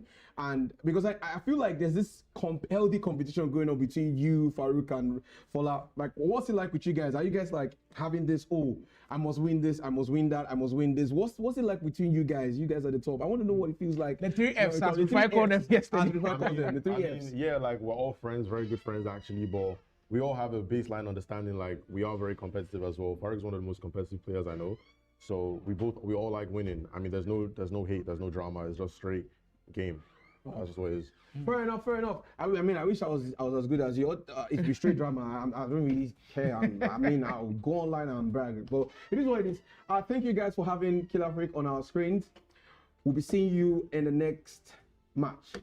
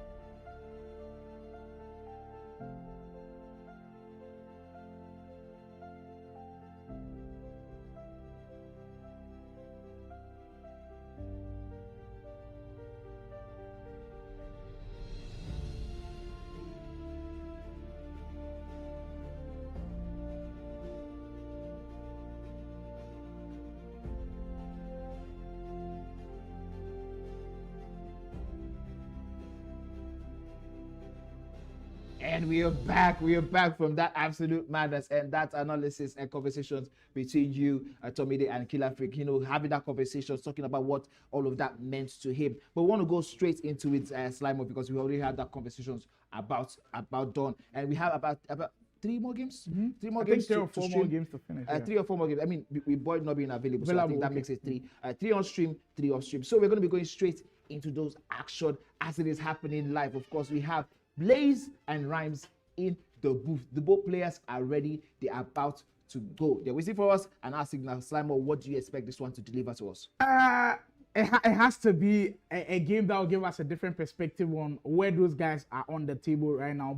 For Rhymes, a very important game, and for Blaze as well. I think so far it's not giving like a really good account of himself. This could be an opportunity for him. We get a chance to see already how the games have gone. Blaze lost heavily in his first game to Rufi. He needs a bounce back and he needs it now. Rhymes also in that game with Imaji, it could have gone either way. So you saw how disappointed he was when he lost. I agree with you, absolutely. I mean, that one, I think that was the draw. I think today we have had more draws than we had at lots all. Of draws. So like draws. Killer Freak and NSN in a draw, Imaji and Rhymes also in a draw. That makes it three draws in total so far. So we're going into the second round of things. See that huge margin, Farooq 9, Bright 1. Simply use of matching Mitch aura for aura. Yeah, but went boot for boot on that one. Eventually losing to Mitch in that 9-7 Now we're going straight into it. Both players are ready. Can we have both players on stream? Let us get this one started. Yes, we have it in already. Rhymes in his favorite green kit, and we have Blaze in his preferred white kit, playing from left to right. Well. At this juncture of the National E-Soccer League, every point is as important as it can get. And you did hear from Anderson and Killer Freak. They were both disappointed that they couldn't take 3 points off of each other. And if those guys are saying that about the tournament, you know how important a point is. And now we get into this one. Blaze rocking the all-white kits, kicking from left to right. And then Rhymes, who in that thriller of a draw, will be looking to bounce back in the black and the green. Still bringing this one to you live from Lagos, Nigeria, if you're wondering. Bonmati for Vinny Jr. Blaze, he has to find a way to turn his season around. That's the fact that at least he has to be able to keep some of the games close. I was impressed with him yesterday with how things pan out against Killer Freak, but today the start hasn't been the best, especially his game against Rufi. I think the margin was 2, I believe 8 goals to 2 or something like that. Things have to change, and if it changes now, if he gets possibly a point from this game, it could do him so much good going forward. 5 minutes in, and here's Rhymes on his first attack of the game. I mean, it's been more of Blaze throughout the opening proceedings, of course, and you can see that he has all that it takes. He has actually the quality. He just needs to get the results flowing. We were talking about flow the other day, and we were speaking about it over and over again. You need flow. You need to be consistent with the results in this one. But the last game that we had, Rhymes, he played against Imaji, and who did we say was man of the match? Konate. Guess who's in the post for Blaze? Konate again. I mean, if could we have deja vu? I mean, that should tell you how much detail these players put into this. But of course, you know, me and you personally spoke to Rhymes off camera. We spoke about how much of those shots were driven shots, and here is Blaze. Not for the post. Woo! You know what's interesting about Blaze? Every single time, it looks always like he's the one who always starts the scoring, but it's the ability to finish it that is always the issue with him. Well, what a start to this one already. In that Killer Freak versus NSA game, immediately NSA scored first. You knew we were up for something crazy. And in this one, with Blaze getting that first goal, it just giving us a signal that we might be in for another banger, people. How? So far, so good. We haven't had Blaze with any points, if I'm correct. Blaze has not gotten any point. I don't think that sits well with him because he has really played well in this competition. Aside the one he just lost heavily to Rufi, of course, and he has really been the one to watch always providing all of the games with something, with some highlights. Either he's going to score so much or he's going to lose by so much. But whatever it is, he has an opportunity against Rhymes. Rhymes currently, he's not been having the best of the week. In this game week 2 has not proven to be a good one for him. But this is an opportunity also for him to end the game week 2 on a high note. Oh, here's Blaze again. It's been all Blaze all throughout these opening proceedings. But I mean, I don't think that means that's going to go more, continue like this. Of course, here's Rhymes on his own foray. Pass the ball to Bruyne. Eze, Bruyne. Yeah, I think Blaze actually has one single point from that crazy draw against Imaji, the 3-3 draw. Oh yeah, absolutely. I remember against Imaji on day one. So he does have that 1 point, but he's still lurking at the bottom of the table. Only Uzo and Bright are beneath him. So he's currently sitting in 14th position. I'm sure he'd want to change that pretty soon. He does have some defending to do with Rhymes on the offensive end now. This Hendrick card, it's only Rhymes that seem actually trusting him. Yeah, tell me a little bit about that card. Is it like a team of the season card? Is it a shapeshifter card? What part of the card you could see Hendrick make it into Rhymes' team? I mean, it is indeed a shapeshifter card. I think the natural position is a cam. Oh, as that one comes off the post.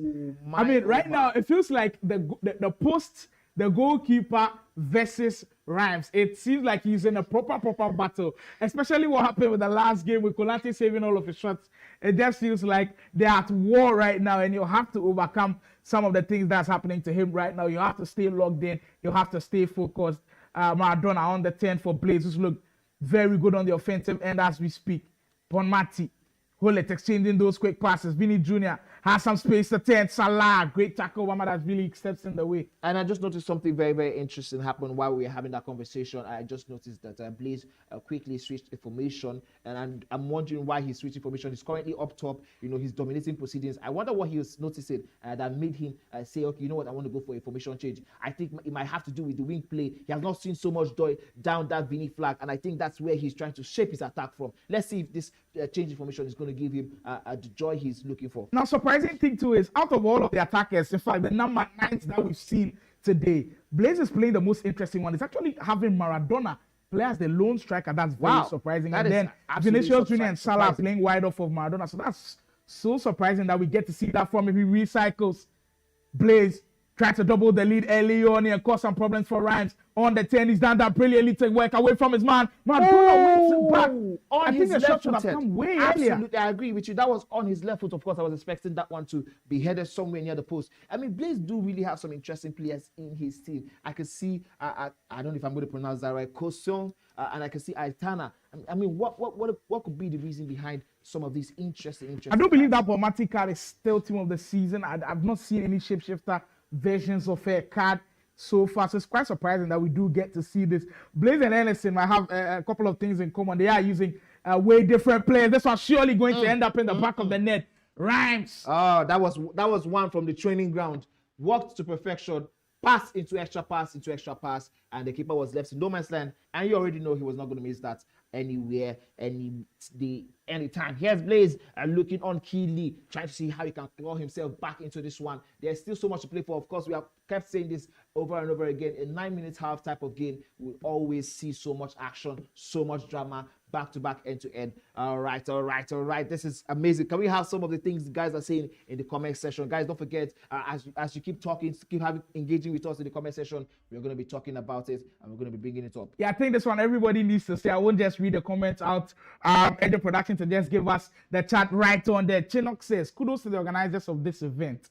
I'm impressed. Wow, finally, I can share the link of a Niger 20 to my friends. Wow, I love that. So before you weren't doing that, Chinook, come on now. You have to support. We keep growing and we keep learning every single day. That's why I said earlier, we appreciate every single one of you being here and supporting. If you've got any ideas on how, of course, we can improve this production and take it to the next level, take it to the highest level we can, we definitely appreciate all of your thoughts that you put in there. So we appreciate that thought, Chinook. Just keep supporting the Nigerian esports scene, and definitely we'll get to the levels that we want to. Don't forget, we're going to be having a Cade Esports tournament that is going to be a LAN event where we expect all of you guys to come. Wait, K25 is coming? Yes, K25 is coming. We just spoke to one of the guys behind the scenes, I think yesterday, and he confirmed that indeed we should be anticipating a K25. Wow, my experience alone from K24, if I'm to break it down for you, and I think usually during the adverts, they are playing excerpts of what happened. I think the adverts don't do it enough justice. Absolutely it was insane on that day. You have to find your way out. 11 titles, I think, was completed for sure. That And day. I'm sure they're probably trying to take it up a notch. You guys have to be there. If the tickets do come out, you have to find a way to get yourself on there. This is not the only game that's happening. The Imaji versus Bright game is also happening. And I do believe that Imaji, who desperately needs points, is the one going to draw first blood. And this one will leave post finish, as we've got another goal in this game with Blaze regaining his lead back. My oh my, we're going to be having that one on screen because we missed that while we were showing you the goal from Imaji against Bright, of course. Now, but this is absolutely an interesting way to set this one up, the one between Blaze and Rhymes Bobo. Now we need to see how much of a mental capacity Rhymes has, because now for the second time today he has to claw back himself into it. I like the fact that Blaze looks locked in. He looks as locked in as ever, as we get confirmation that was very, of that goal that went in from Blaze regaining back his lead. I think this is the best he's played in the first half. I agree with you. Very composed. I agree with you. And I mean, what a time to play someone like Rhymes than this moment when it looks as though, he's really down on his luck a little bit. And I think this is the best time for you to play. But whatever it is, Blaze, if he needs this 3 points, he has to score at least 2 more goals before the first half is over, because Rhymes is going to come good, and he's going to come good for it in the second half. 5 minutes to go before the halftime whistle goes. Blaze, who's been super confident in this game, still holding on to that 2-1 lead. Here comes Hendrick and Rhymes. We have not seen that free-flowing attack so far. Don't know what's happening, but he's still got a lot of time to change that feed. But as and when the game is going on, Blaze is increasingly growing in confidence as he passes the ball out of the back. Look at that ball management towards the end of the first half. It tells you he has learnt a lot so far in this game. He wants to ensure he doesn't give Rhymes any opportunity to crawl his way back in this first half. And that is one of the keys to maintaining a successful campaign in this one. Here's the chance by Blaze. Can he get that one before the goalkeeper?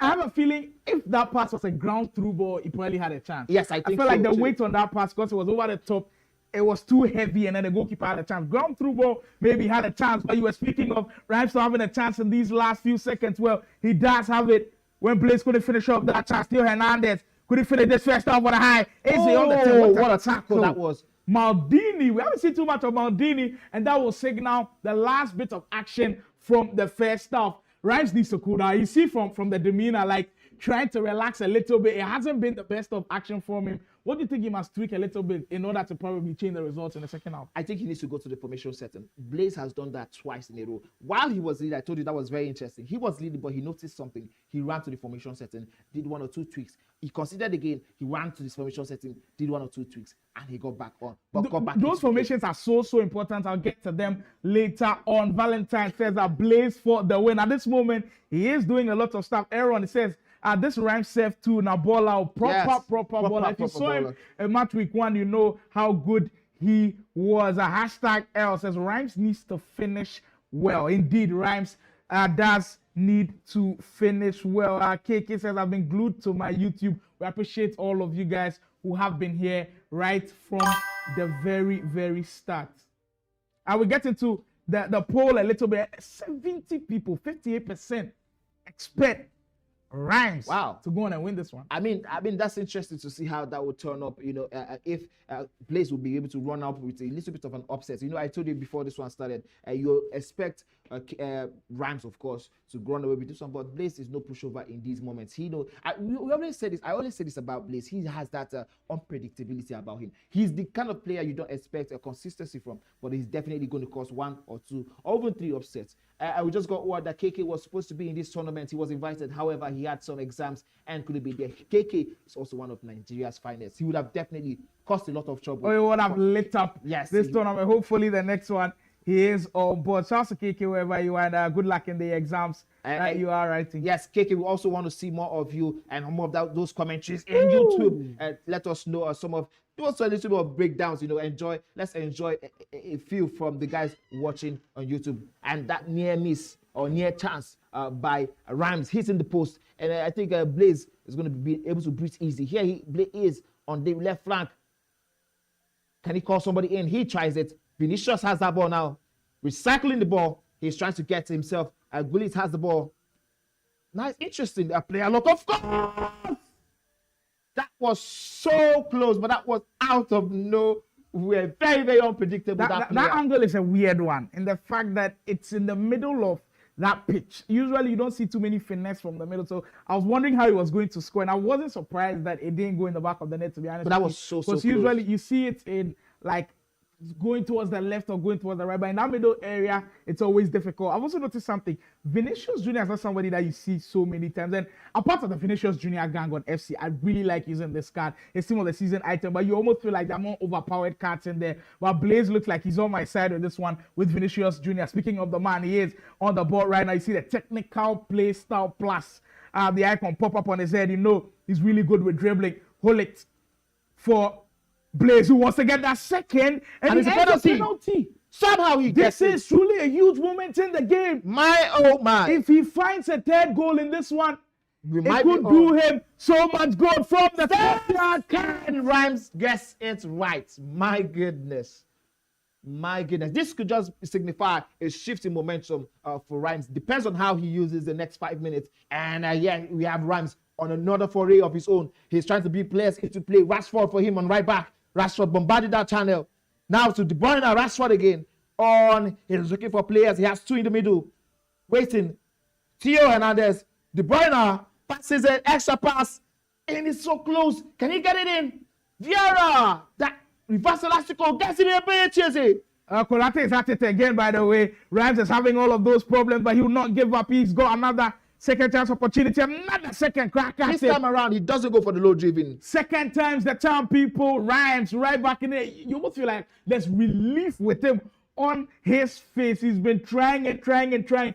But how much of a disappointment is that going to be for Blaze, especially after he missed that penalty at the game with Imaji? He is truly running away with this one. Much needed from Imaji, finally getting all those 3 points down to a T. But looking at what just happened with Blaze, in the sense that you just missed the penalty and that same sequence costs a goal, it must be heartbreaking for him. I mean, I sort of expected it, because one thing FC does is, I've noticed there's always this shift in momentum. It's almost like it's a ritual. Once you lose a penalty, once you lose a certain type of goal, and you have to ensure your opponent does not get an attack, because that shift in momentum could always affect your players. And we see Blaze again switching formations quickly. He seems to be a master tactician, even though he has not got to all the results he wants. But he's always the kind of guy who is always switching, trying to chop things up, make some changes, and see if he can get the best out of his players. It makes it very, very difficult to know how and where he's setting up in the next couple minutes. And I wonder how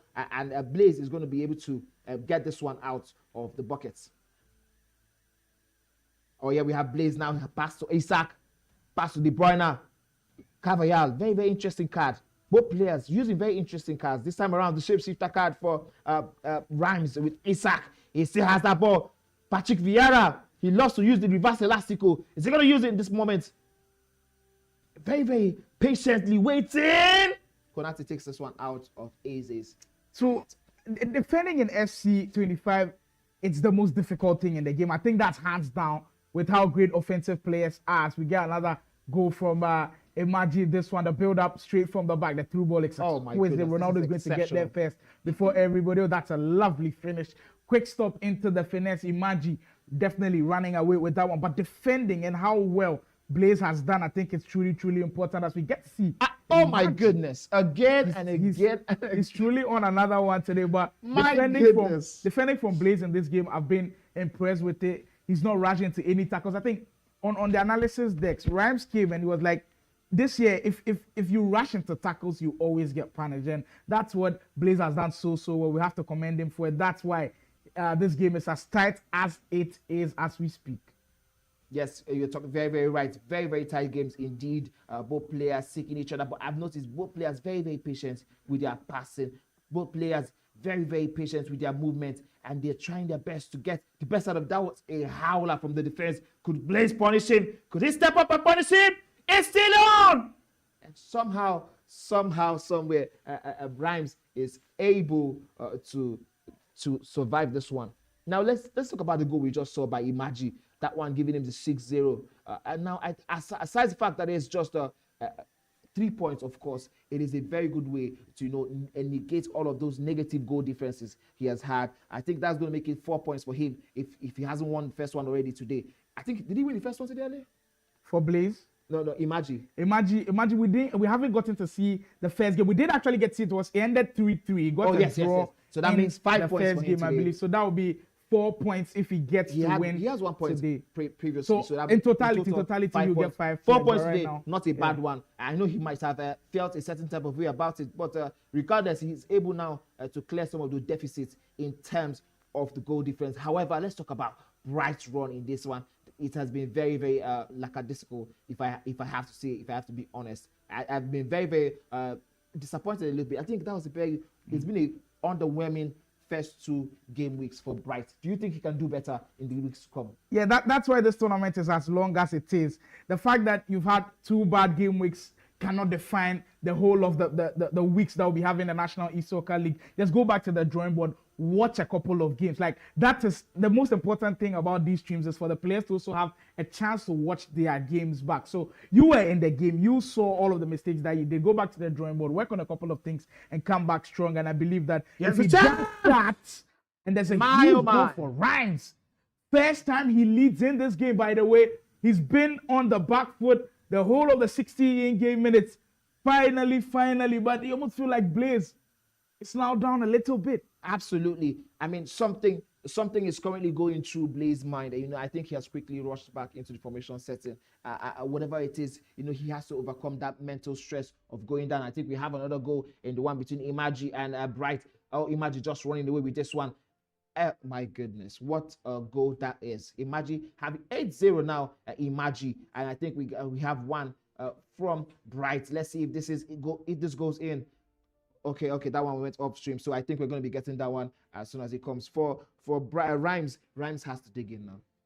He seriously has to dig in the sense that there have been so many games that you almost feel like he's giving it away at the final few moments. Absolutely. Remember a game week 1, he almost lost it in the final minutes against Mitchell. Game week 2 yesterday, actually, he had that last opportunity against Boyd. So he has to right his wrongs, and he's been in so many close games. He cannot afford to lose another close game. So trying to score more goals will be a positive thing for him. But on Blaze, on the other hand, you play so well in the first half. You switch up the formation, which you did see, and now things are not going well for him. I think there has to be another switch, because the switch in the formation, to be honest with you, especially in that midfield area, hasn't been the best so far.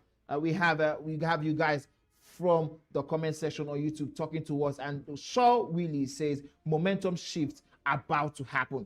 Rhymes must steal the game. I think that was after the penalty, and we know how that went too. I say, Chin of the Legend say, I know say Imaji will put everything on top right with a smiley emoji. Of course, I think Imaji, while he's locked in his heart, he's currently smiling because he's getting all of those goal difference that he wants. Bryce has just been giving out so many goals. He really has to go work on his defending after this game week. About 10 minutes to go before this one comes to a close. Blaze, who's been in close games so far. Yesterday was in that tight one against Killer Freak.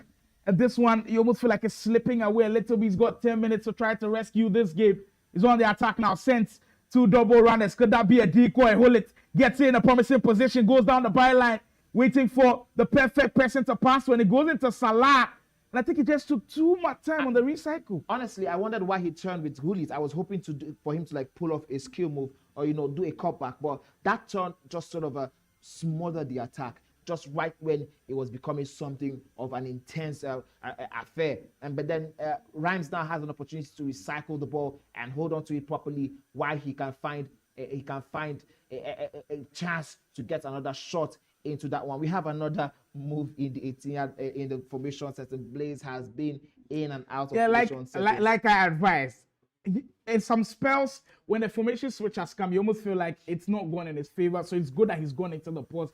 I like the fact that when you recognize the mistake, you go into it right away. And he's chopped and changed. There's this saying that if you're trying something for so long and it's not working, just go ahead and just change it. So just go and change as we get word that Imaji's 8 goals up in that game. So he's definitely running away with it. And he's in serious deficit with the goals. So he really does need those goals to go his way. Imaji doing a brilliant job of getting that win. But Blaze, now going into the post, this is where Rhymes has to be as careful as he can get. We've seen so many moments already in the National Youth Soccer League where someone scores immediately from the post. I agree. You know, we've seen a couple of times. You know what? Another thing is, I also think this is a strategy by Blaze. Now I think about it, you know, take a pause cue, and once you do it, see if you can catch your opponent while he's, you know, maybe still trying to recover from that pause. But whatever it is, Blaze Rhymes knows that this is his Waterloo. Every single time we enter into the 80th minute since we began, he has been conceding or almost conceding during this time frame. So he really has to lock in the next 10 minutes. Very crucial. If Blaze gets another goal here, it might derail his campaign. The next few minutes are indeed really crucial. It will give us an insight as to where the points will be shared. 7 minutes to go. Blaze, can he turn this one around and potentially turn his whole National E-Soccer League campaign around? David, on the right-hand side, I think a couple of changes have been made. Maradona sends the run of Salah, ignores it a little bit. Had a bit of space, but I genuinely was expecting a double pass to go through. Yeah, like a double X or a double triangle, just like we spoke about yesterday during one of the analysis when Tomide explained that. I was expecting with that one in, if he was able to pull off a double pass, it would have, you know, the lateral pass sometimes looks like a 50-50 opportunity. Sometimes it can come off, sometimes it doesn't come off. But in those situations, you have to take the risk, especially in these last-minute situations. Now, you're given a chance for Rhymes to hold on to the ball and possibly see out this one, or maybe even get that last-minute dagger. Carvajal in uncharted territory that time, couldn't hold on to it. And now the final chance, possibly going to Blaze, definitely going to throw everything in the kitchen sink at this one. Mendes holding on to the ball. He needs to go, and he needs to go now. Positive attack from him. Vinicius Jr. Ryan's trying to close down every single space that there is. Maradona holding on to it. Hold it. Clock keeps ticking. 1 minute plus added time to go. Could we see another dagger in the heart here? Bon Mati holding on to it. Recycles into Huli. He can't be doing that too many times. He opens the space up. There's Vinicius. Chance not gone. David. Hold it. Space for him to turn. He's got it. Reverse Elastico. This could be something insane. Oh! It's still not over. People back in the end to There's still more. This is insane. How does Blaze not get goal from this? Do they have one more attack? They do. Has to turn, and it will not be in 9. Oh my, what a nerve-wracking moment. We just spoke about it. We called it. We said this was his Waterloo. Those 10 minutes were very crucial. And I love the fact that after the pause cue, he was very attentive to it. He came in, he locked in, and he was able to deny Blaze multiple times. My goodness. I mean, if you're Blaze, you also know that there was a little bit of not Luck on your side. Luck wasn't on your side. Lady Luck ran away from you and went to Rhymes instead, because that should have gone in on any occasion. 2 times he had the opportunity, but it was not going in. The year decided that this is the year I'm turning a legend. It is mind-blowing. But the fact that we've called Rufi the drama guy when he's playing on camera, I think we have to put Rhymes in the same conversation. Absolutely. Almost every single game of his has gone down to the wire, has given us a lot of entertainment, and he almost gave that winner. But I feel so sorry for Blaze right now. Absolutely. He put everything into that game, and it almost felt like those 2 chances should have gone in. Superhuman saves from the hair right there. I agree with you. You know, if you're looking on from the outside, you've not seen Blaze on screen consistently, you would actually think he's not a great player at all, because he just has 1 point so far, 1 or 2 points so far so good. But listen, he has been trying his best. He's one of those players who you look and you have some empathy for, because he has done his best. He has been consistent, trying to take the points of these pros. But that's how it is. Sometimes it can be very unfair, and that's what we're seeing right now. Well, sometimes FC can be as cruel as it can get. Imagine yourself having 2 premium opportunities at the last minute and you just can't convert. It's just the nature of FC sometimes. The National E-Soccer League bringing you all of the action back-to-back right here live from Lagos, Nigeria. At this juncture, there are a couple of games to go. The guys are getting ready. There are some big games to go, guys. In the next couple of games, we'll be seeing Killer Freak, especially after he drew to Anderson. The Rufi versus Killer Freak game is building up. What do you think is running through his mind? We spoke to him and he was like, he takes a game at a time. He's throwing that NSC game out of the window and focusing fully on that Rufi game. But if you are in Rufi's camp, what do you think Rufi is saying to himself at this point, in the sense that He just saw what NSM did to Killer Freak. Does that give him a lot of confidence going into that? Absolutely. I think if I'm in five shoes, I will be very, very excited right now. I've had a great run. I've had a great campaign. I've taken points off the post. I've put multiple points, not just 1 point every single time we come here. He called Farooq and then the 3 Fs. The 3 Fs, exactly. He's already taking points of 1 F.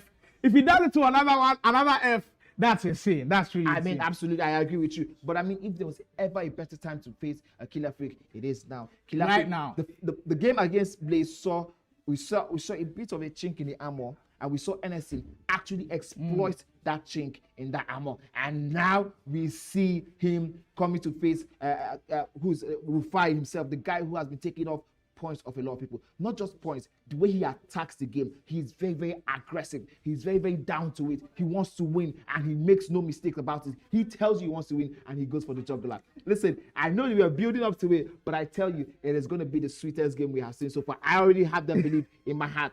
One thing is going to happen.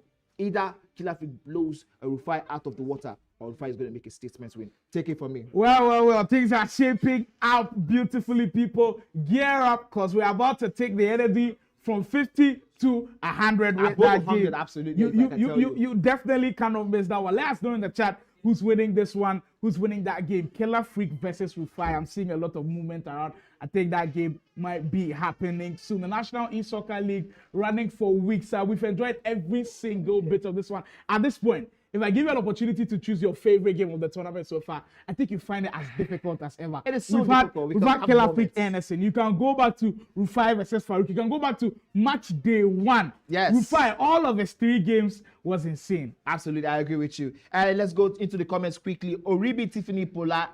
I don't know if I'm pronouncing that right. Okay, we have switched into that. Chinok the Legend says it's a learning moment for Bright and other players. Now also league. Tomorrow can be a different day. We will see it. We all see it in FC Pro. Okes Olaziba. I mean, that was very, very correct. Okes Olaziba said it is well. I wonder who this one is meant for. Game YB said Big 9. Jesus. Keeper movement. Okes Olaziba comes again and say all this stress. That's why I quit FIFA and decided to follow Christ. But you can follow Christ and still play FC. Listen, I understand. Try to balance. I absolutely understand where Okis is coming from. Listen, at a point in my time, I was like, I can't do this. And then I said, let's switch to casting full time. All right, so we are going out of this. So we are going to be waiting on the next game. Adefola versus Baji, coming straight to your screen. And in the back room, we're going to be having Anderson versus Anif. We're going to be going straight into that one when we come back. Stay tuned. Sponsor.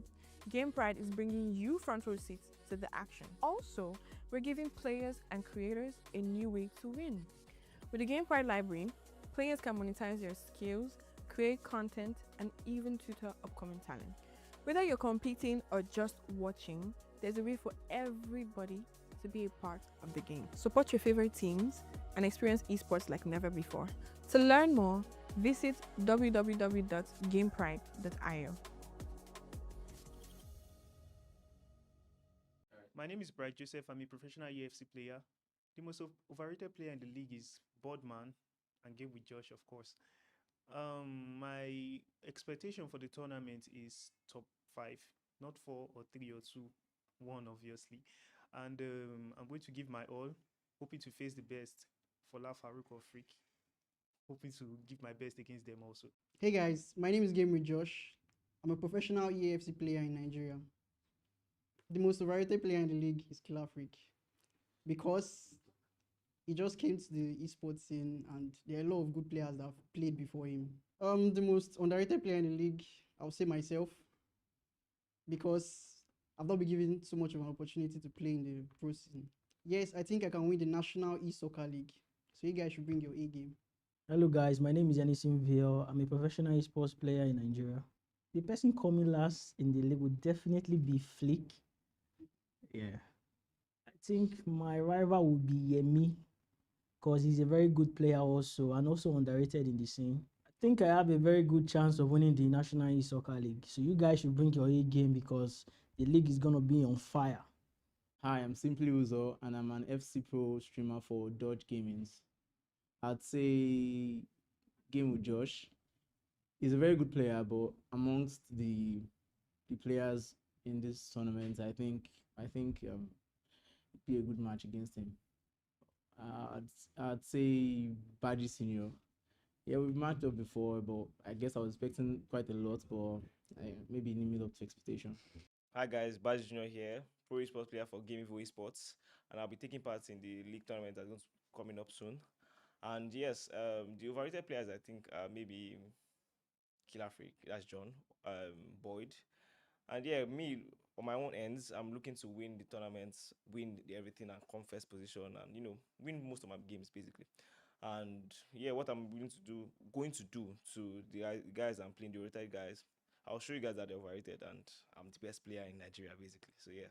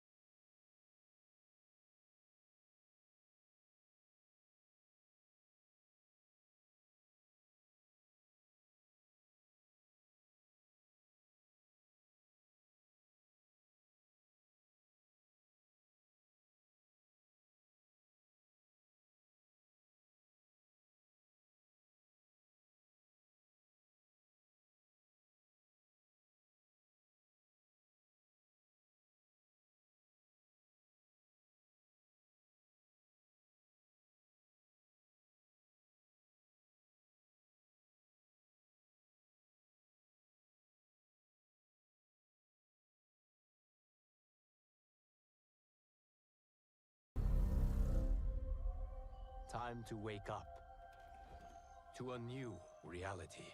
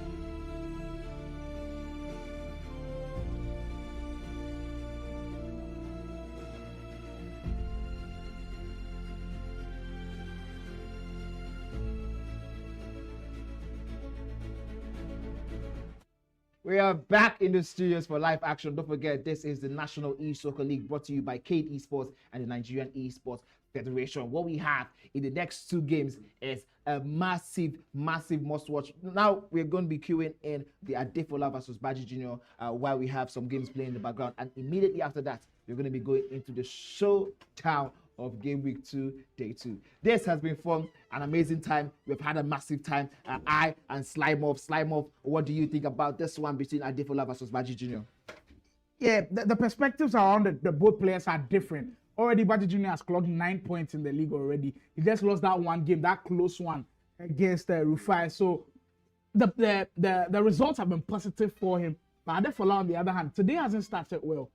The first game on stream was Adefola taking on Mitchell. He was beaten heavily 3-0. I mean, and it didn't usually look like we don't see results like that from Adefola. Yeah, I mean, it didn't look like one of those ones where Adefola it didn't look like a close one at all. The number of misplaced passes Adefola gave was surprising. I mean, this is what we talked about earlier on. Us being in the league and all of that. Sometimes you have a bad day. I don't know if this could be counted as a bad day, but he has an opportunity now to rectify that. That one is gone, just like we spoke about Killer Freak and Rufi. Killer Freak saying that one is already gone. He has moved on from that one. Can we have Adefola move on from that loss and probably go forward into the next game with a fresh mindset, a fresh understanding? But don't forget, Baji is no main feat. He's no small fish, of course, and he'll be looking to be too full and too much to handle for Adefola. He is indeed one of the more confident ones around. Yesterday, we were on stream with him in a quick interview. Tommy, they asked him if he was top 5, and he did believe that he was among the very best in the country. If you want to be the best, you've got to beat the best, and this is sure one of the very best that he will be facing here. Adefola, Baji Junior on your screens as we speak. Anderson and Anif are also doing battle. We'll bring you all of the updates as and when the goals do go in. Adefola in the white, Baji Junior in the all black.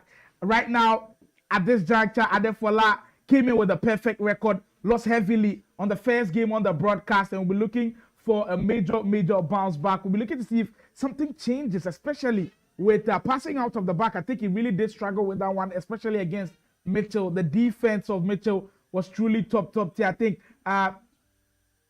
Tommy Day came in and broke that down really well. The switching of Mitchell, the press a little bit, all of that came into perspective and really gave Adefola a very tough time. Baji Junior, on the other hand, he's not someone to joke with at all. He's going to take this game as serious as he can. Pacho. Yeah. I mean, now we have a quick one. 4 minutes in already. And Anderson, of course, with big momentum after that game against Killer Freak. He's flying high now. Just as the celebration shows, Anderson, 4 minutes in, up by a 0-0 against Anif. Yes. Anderson, we asked him on stream and he felt like he would finish top 5.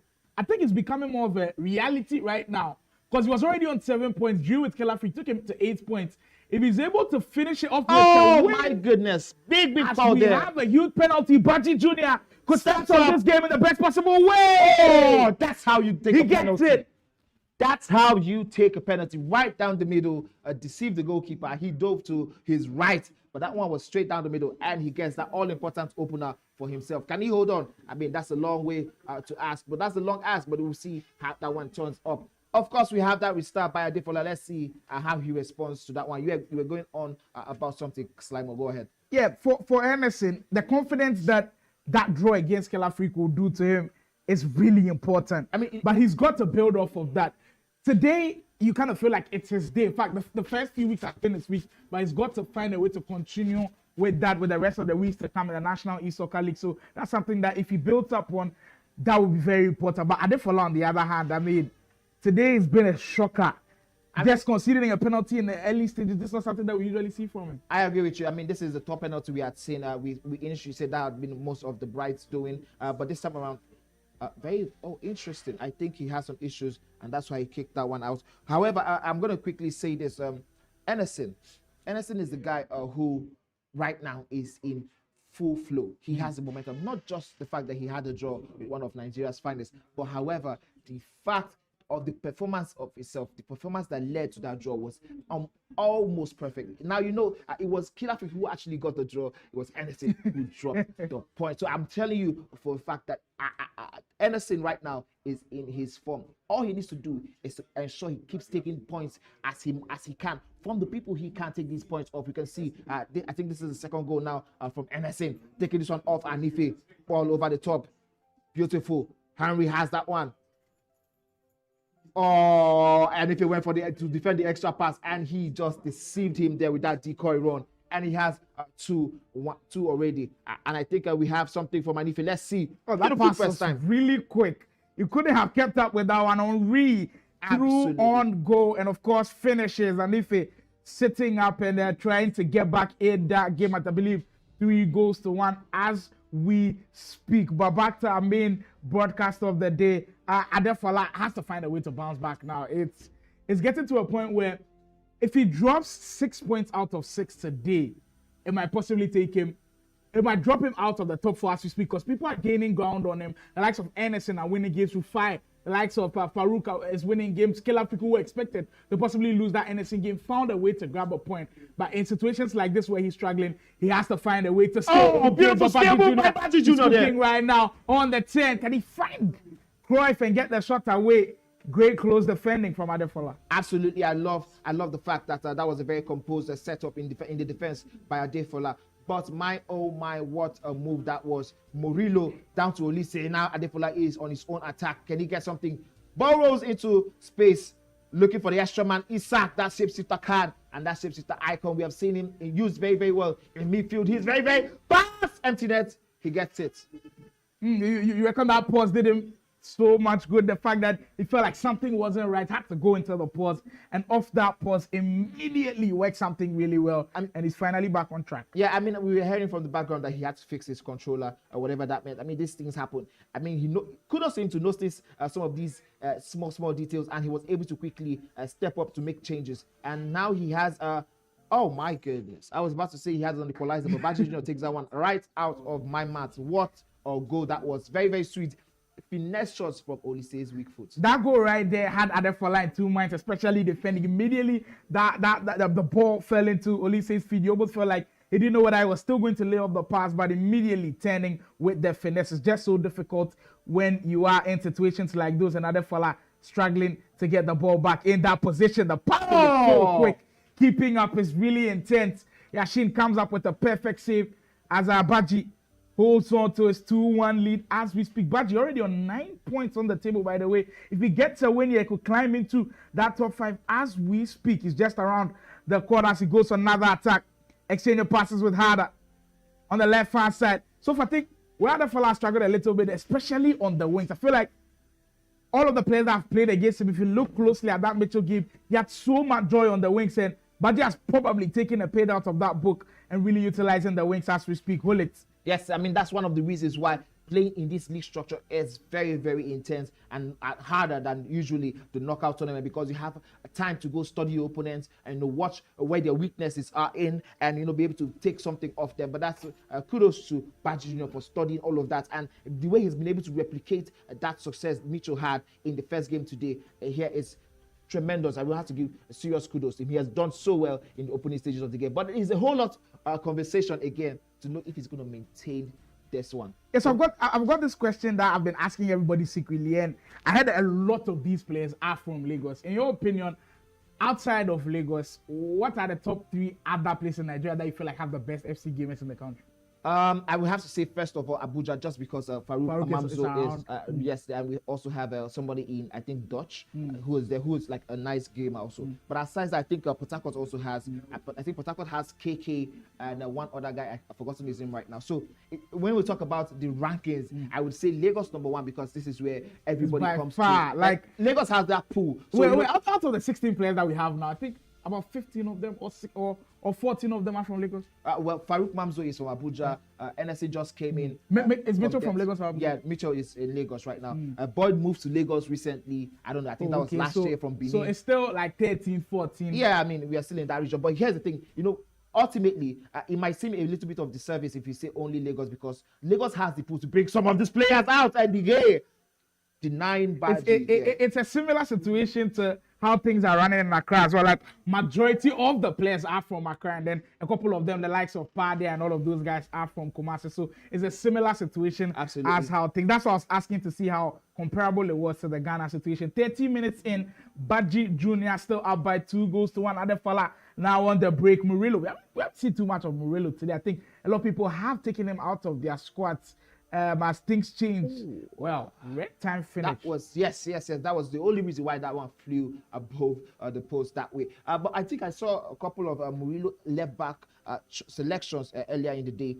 Whatever it is, I think everybody wants to use whoever he thinks they believe that is going to be a better option. You know, I think so far so good. It's only Anderson and Blaze that have done something beyond. Something so different, like the likes of the Kaka, the Lukaku's are centre back, so different. Forward. My goodness, that one came out of nowhere. Baji Junior spotted the goalkeeper off his line, but I love the way he makes those diving saves. I think now I understand why these guys are going for De Gea. Those diving saves are absolutely insane. Well, if you ask me for my choice of the goalkeeper, certainly it has to be Konate. The guy. I mean, we've seen his footwork and be able to stop all of the low-driven shots. The way he's able to do that and the way he set up his body when he rushes out of his post is simply amazing. What a wonderful player he is. 3-1 already in favor of Anderson. It seems like he's going to get another one. But this it is. And if on the break gets the 10, I mean, quick passing into the look at the number of runners he sent up front. This finds its way to the back post. And I love that goal so much because he baited him with all of those runs that he sent forward. And then, of course, had the space to work with. Finesse, green timing. Let your time finishing people always works in that position. And he smashes it into the back of the net. And here's a different one by Adefola. On that game as well. 3-2 as we speak. My, oh my, that was nearly something for Adefola. That decoy, you nearly ran into empty space there. And here's a cry for Baji Junior. He has his own options. Just dilly-dallied on that one, didn't he? He did take too much time on that one. 5 minutes to go before we head into halftime of this one with Adefola just lurking around in the area. Since that onside, well, just knew when that pass came, it was a tad bit too late. But what Baji Junior has done really, really well is just hold his ground and just keep himself in the game. Well, that's an excellent turn from Kaka.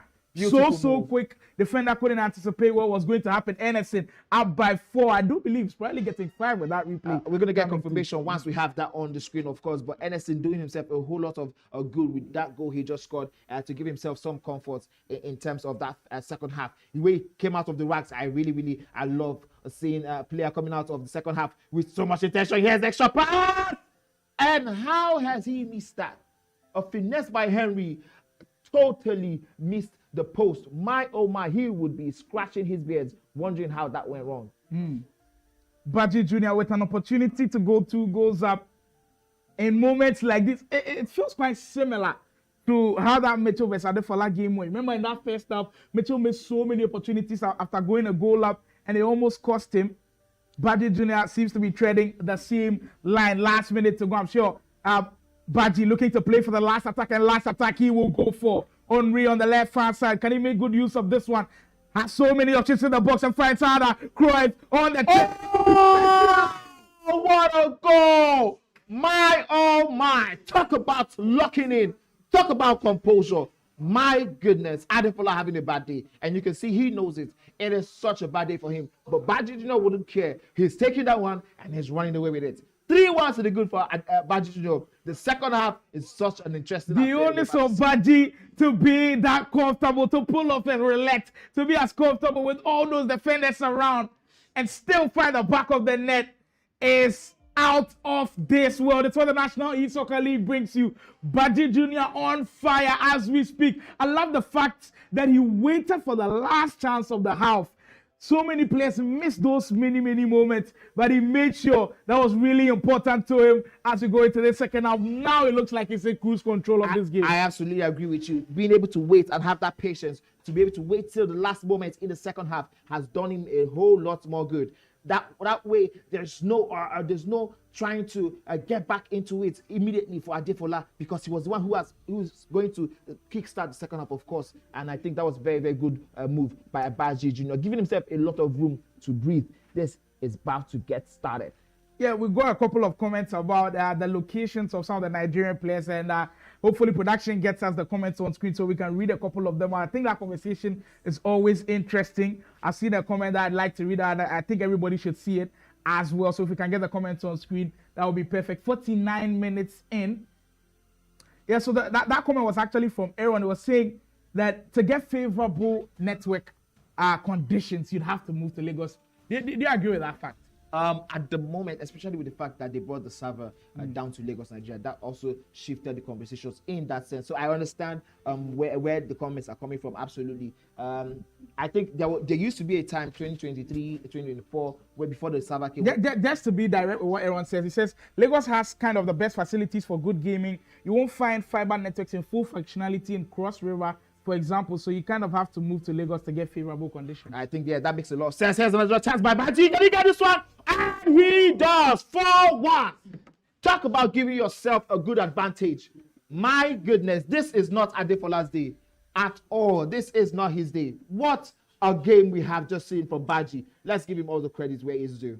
We've kept hammering on the fact that this is a league and it's not a single day for a tournament. On another given day, if it was last week, Adefola played good that weekend and maybe the tournament had ended, he would have walked home as a winner. But this is across 5 weeks. You've got to be on your A game every single week. And I know that's difficult doing. Even the best players have bad days. And my, oh my, Adefola is struggling with it. But all great credits to Baji Jr. He's playing out of his mind as we speak. And he wants more. He wants to do full damage here. Just can't finish on the counter. But what a game we have on our hands.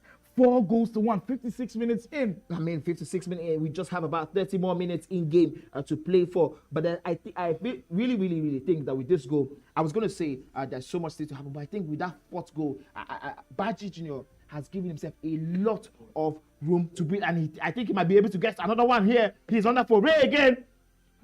The Magidi Spring Council, we've not seen it too many times within the National E-Soccer League. That's actually one of my favorite skills, Magidi Spring Council. But I think these days we're not seeing too much from the pros right here in Nigeria. It was kind of lovely seeing Baji Jr. pull that off. But Adefola, great awareness to be able to defend situations like those. If we're going to see a change and possibly a resurgence, it will have to start now. 13 game minutes to go. I know there's a lot of time, but this is 3 goals against Baji Jr. The redemption will have to start now, and maybe this could be the start of it with De Bruyne in midfield areas. I mean, it's really a lot of time if you are Baji Jr. because you are trying to ensure you close out this one, knowing fully well who your opponent is. But for somebody like Adefola, this is not a lot of time. The time is fast running out, and it seems like it's almost going to go out of his hands quickly if he doesn't get something. He knows it, and then you can see the way he's trying to push and force something to happen. That also would leave him open and susceptible for other attacks. Let's see if Baji Jr. is going to take advantage of that. Baji Jr., as we said earlier, has already just lost 1 game in the whole of the league. He said again, has some space to operate with. I think he noticed that the goalkeeper had moved a little bit, was trying to be as cheeky as possible. He couldn't finish it off, but smart play right there from Baji Jr. Already said he's already just lost 1 game against Rufi, and right now he's not drawn, he's won all the rest of the games. And if he goes on to win this one, he will be on 12 points, and it takes him straight right into the top 5. This is somebody that we should be looking at critically. I mean, we spoke about him from game week 1, how important he is, his progression. He's one of those players where he doesn't really have so much attention and the clout that other players have because he's just coming into the game. But my, oh my, do not underrate that man. He is one for the future. Here's another extra pass. The confidence of him to get about 4 players into the 18-yard area of Adefola is just mind-blowing. Right now, he's comfortable. He wants more goals. He wants to show everybody how good he is. I'm just admiring the risk he's taking with setting all of those players up in attacking positions. He's been tremendous to watch so far, but he's got to work behind him as Adefola will go on the break. The attack has just been kind of lethargic a little bit, so slow with the build-up. Surely this one has to go in from Fola. I think he listened to you. And could this be the way? I just got a sneak peek from that NSC game. Is that by 10 goals to 3, by the way? How many? 10 goals to 3. My, oh my, that would be absolute. That would be an absolute game changer for NSA. In the fact that it's going to propel him goal defense-wise into, wow. Oh my We get to see the 10th goal from NSA. Actually, it is truly insane. The guy is on another tier this week. He's had possibly the best week of the National E-Soccer League. Beautiful stuff. Beautiful part. Gravenberg with that smashing finish into the far post. We are down to the last 20 minutes. Realistically, is it possible for Adefola to get back? Well, maybe. But the are not going to give him any windows here. He's got space to work with. Was that cross needed? Oh my goodness. He was about to get more support from other guys. I agree with you. I was even expecting a finesse shot with Henry. He has that ability. He has that play style. I was wondering what he was going to do, but totally blew my mind with that. That was the wrong move. But we're going to ask if 20 minutes enough. I mean, we're down now to 15. And, you know, in the 9-minute half, it is a long time for 2 goals. I do not know if we can say Adefola is going to win this one, but I think he can still push for himself to get, even if it is a draw. Unless we are in the last chance saloon, but we are not anywhere near there. Yes, so Bajino has to lock in, get himself somewhere in terms of 3 goals, and he will get himself a constant. Oh, for sure. He's good. He misses it one. How did he miss it? Is leaving a window of opportunity for Adefola, and Adefola, if he can't grab it, it will be chaos right here. The next inside goal the studios. Next goal is going to important. be so important. There goes Adefola. Send the runner of De Bruyne. Can he work something out? Ronaldo, great turn, lost the pass. It's excellent, but a last-minute pass. The pass to break down the defense, just not there. Today is just summed up how Adefola's played. He's just not had it. And Baji Jr. will have to finish it off now. With the way he's missed chances in these last minutes of this game, he cannot afford to miss anymore. Great turn, intercross, surely not. Another time, another one that refuses to go in. What is happening? Baji Jr. has to ensure that he manages this game for the rest of the time. If he concedes again, it might be. I think he's had you were playing it to the back a little bit and just taking some time off the clock. Of course, Adefola going to put the press on now. Can't latch on to it.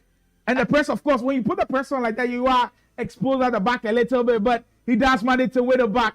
The Cade Esports actually looking to salvage possibly a point from today. If he goes on to lose this one, it will be 6 points dropped in a single day.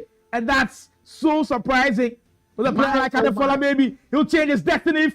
He gets it. Well, for a crazy finish to this one. We know we've got drama lacking around 7 minutes in.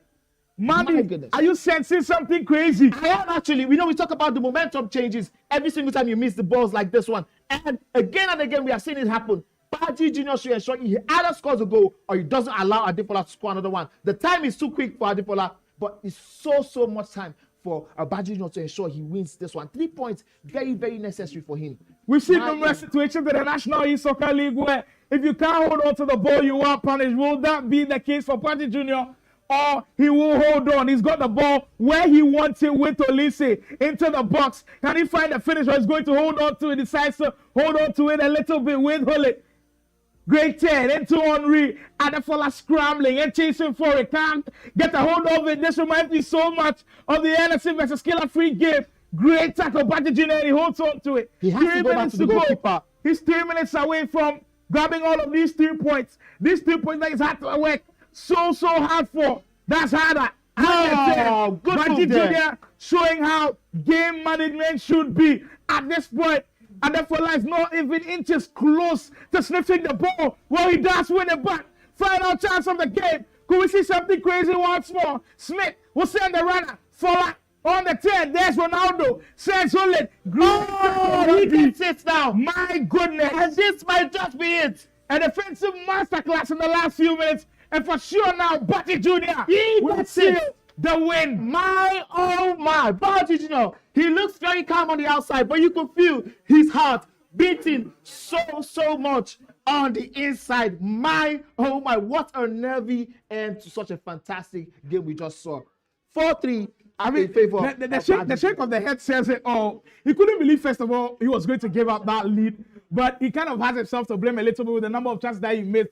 But kudos to him with game management, defending really well. It gave us glimpses and flashbacks of how that Anderson Killer Free game. I agree with when you. When he missed the ball, Anderson didn't defend well. Killer Free got a chance to go, but Baji Jr. held his own. The defense was compact, and he sealed, most importantly, those 3 points. Those 3 points are very, very vital in his standings. When we're done with the stream, at the end of the day, we're going to be seeing how it has propelled him forward in terms of the league standing. Now he has, as you said, I think about 12 points. He's on 12 points now. 12 points Definitely takes him into top 5 now. Definitely takes him into top 5 conversations. This is such a crazy game we just witnessed. Adefola had a bad day. He won none of the games he played in.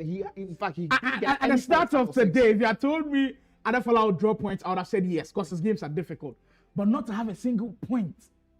Nah, this is mental. Listen, welcome to the national e-soccer league. If you're just joining us, this is the madness we have been consistent. Yeah, we'll have to continue the madness in the chat. King Freddy says he will bounce back. Of course, Adefola, he's not one to lie down for too long. Hopefully next week he bounce back. Everyone says that 4-1, 17 minutes GG's. Well, it wasn't GG's at that point. It was very, very close. I mean, you can say where he said, at some point. And then Ken FIFA said, hold on, wait a minute. We had to wait a minute, by the way. It was getting chaotic in those moments. Adefola almost got a point out of that. But Buddy Jr. said, not on his watch, people. He was confident going in. Bright Joseph said, I've been losing since, but I saw Anif and I felt happy. Very, very interesting comment. Everyone said, maybe I spoke too soon. LOL. Ken FIFA missed the balls. And I mean, the number of chances that Buddy Jr. kept missing. I mean, he was crazy. He hit the post at some points in time. My, oh my. Ifoma Ogo Ezuonu says this is really crazy. And that's the perfect description of the game. Crazy. It is indeed crazy. Chikto said, "Una go see game management now." The game management, out of all of the games that have gone down to the wire, this one game management, because it has to be number one. This one was one of the ones that actually did the job. Williams' comment is just killing me. It says Buddy would have cried if he didn't win. I mean, there was potential. There was potential because he had this in the back for so long. Trictor says most time you still lose the ball, but if you're Buddy Jr., you probably don't lose it. He did well with that one. President says, let Killer Freak come and cook. Actually, that's the last game slated for today. Killer Freak taking on Rufi. They're getting ready in the booth to bring you that one. Allow says, Fola loses twice in a row. That's what we're surprised by. I mean, all of us were very, very surprised and we're very, very interested. Just to end it, Williams Ochu says it's Killer Freak next. And I think we can definitely, categorically tell you that yes, Killer Freak versus Rufi is up next. What a game we just saw, but brace yourselves. I promise you, it's about to be another madness. In the background, we're going to be having Mr. Oga versus Game with Josh. But on stream, we'll have Killer Freak versus Rufi. And that one is going to be coming up soon on your screen. It better be nowhere else than on this stream. We're going to be coming to you very, very soon. Go nowhere. Stay tuned.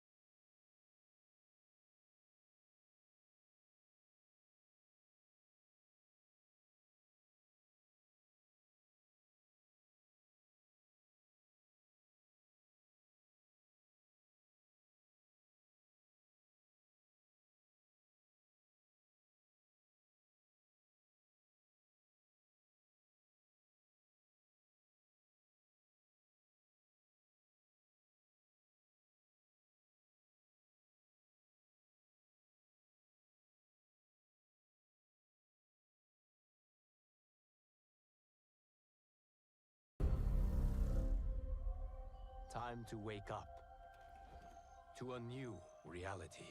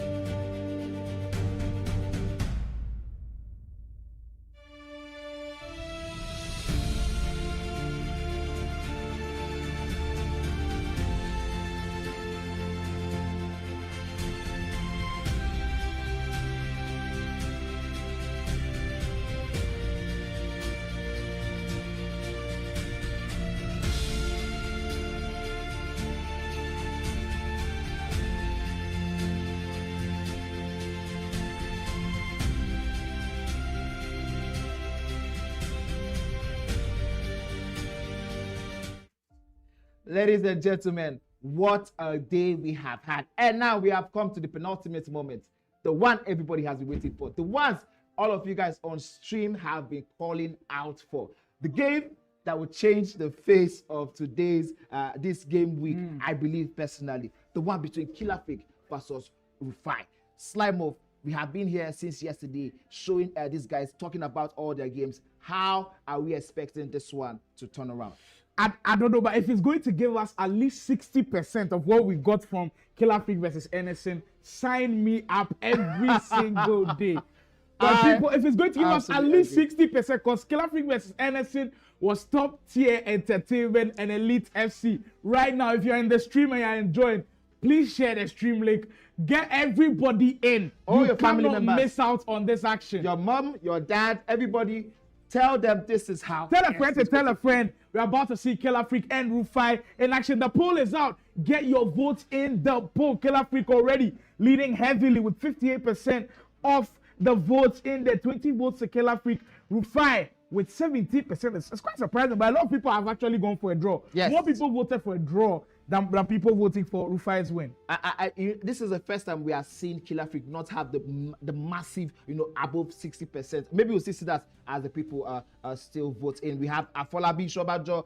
Bro, Baji is underrated. We agree with you. Heavy. Wise Maz is giving you some of your credit. Yeah, Says Slimer, the GOAT.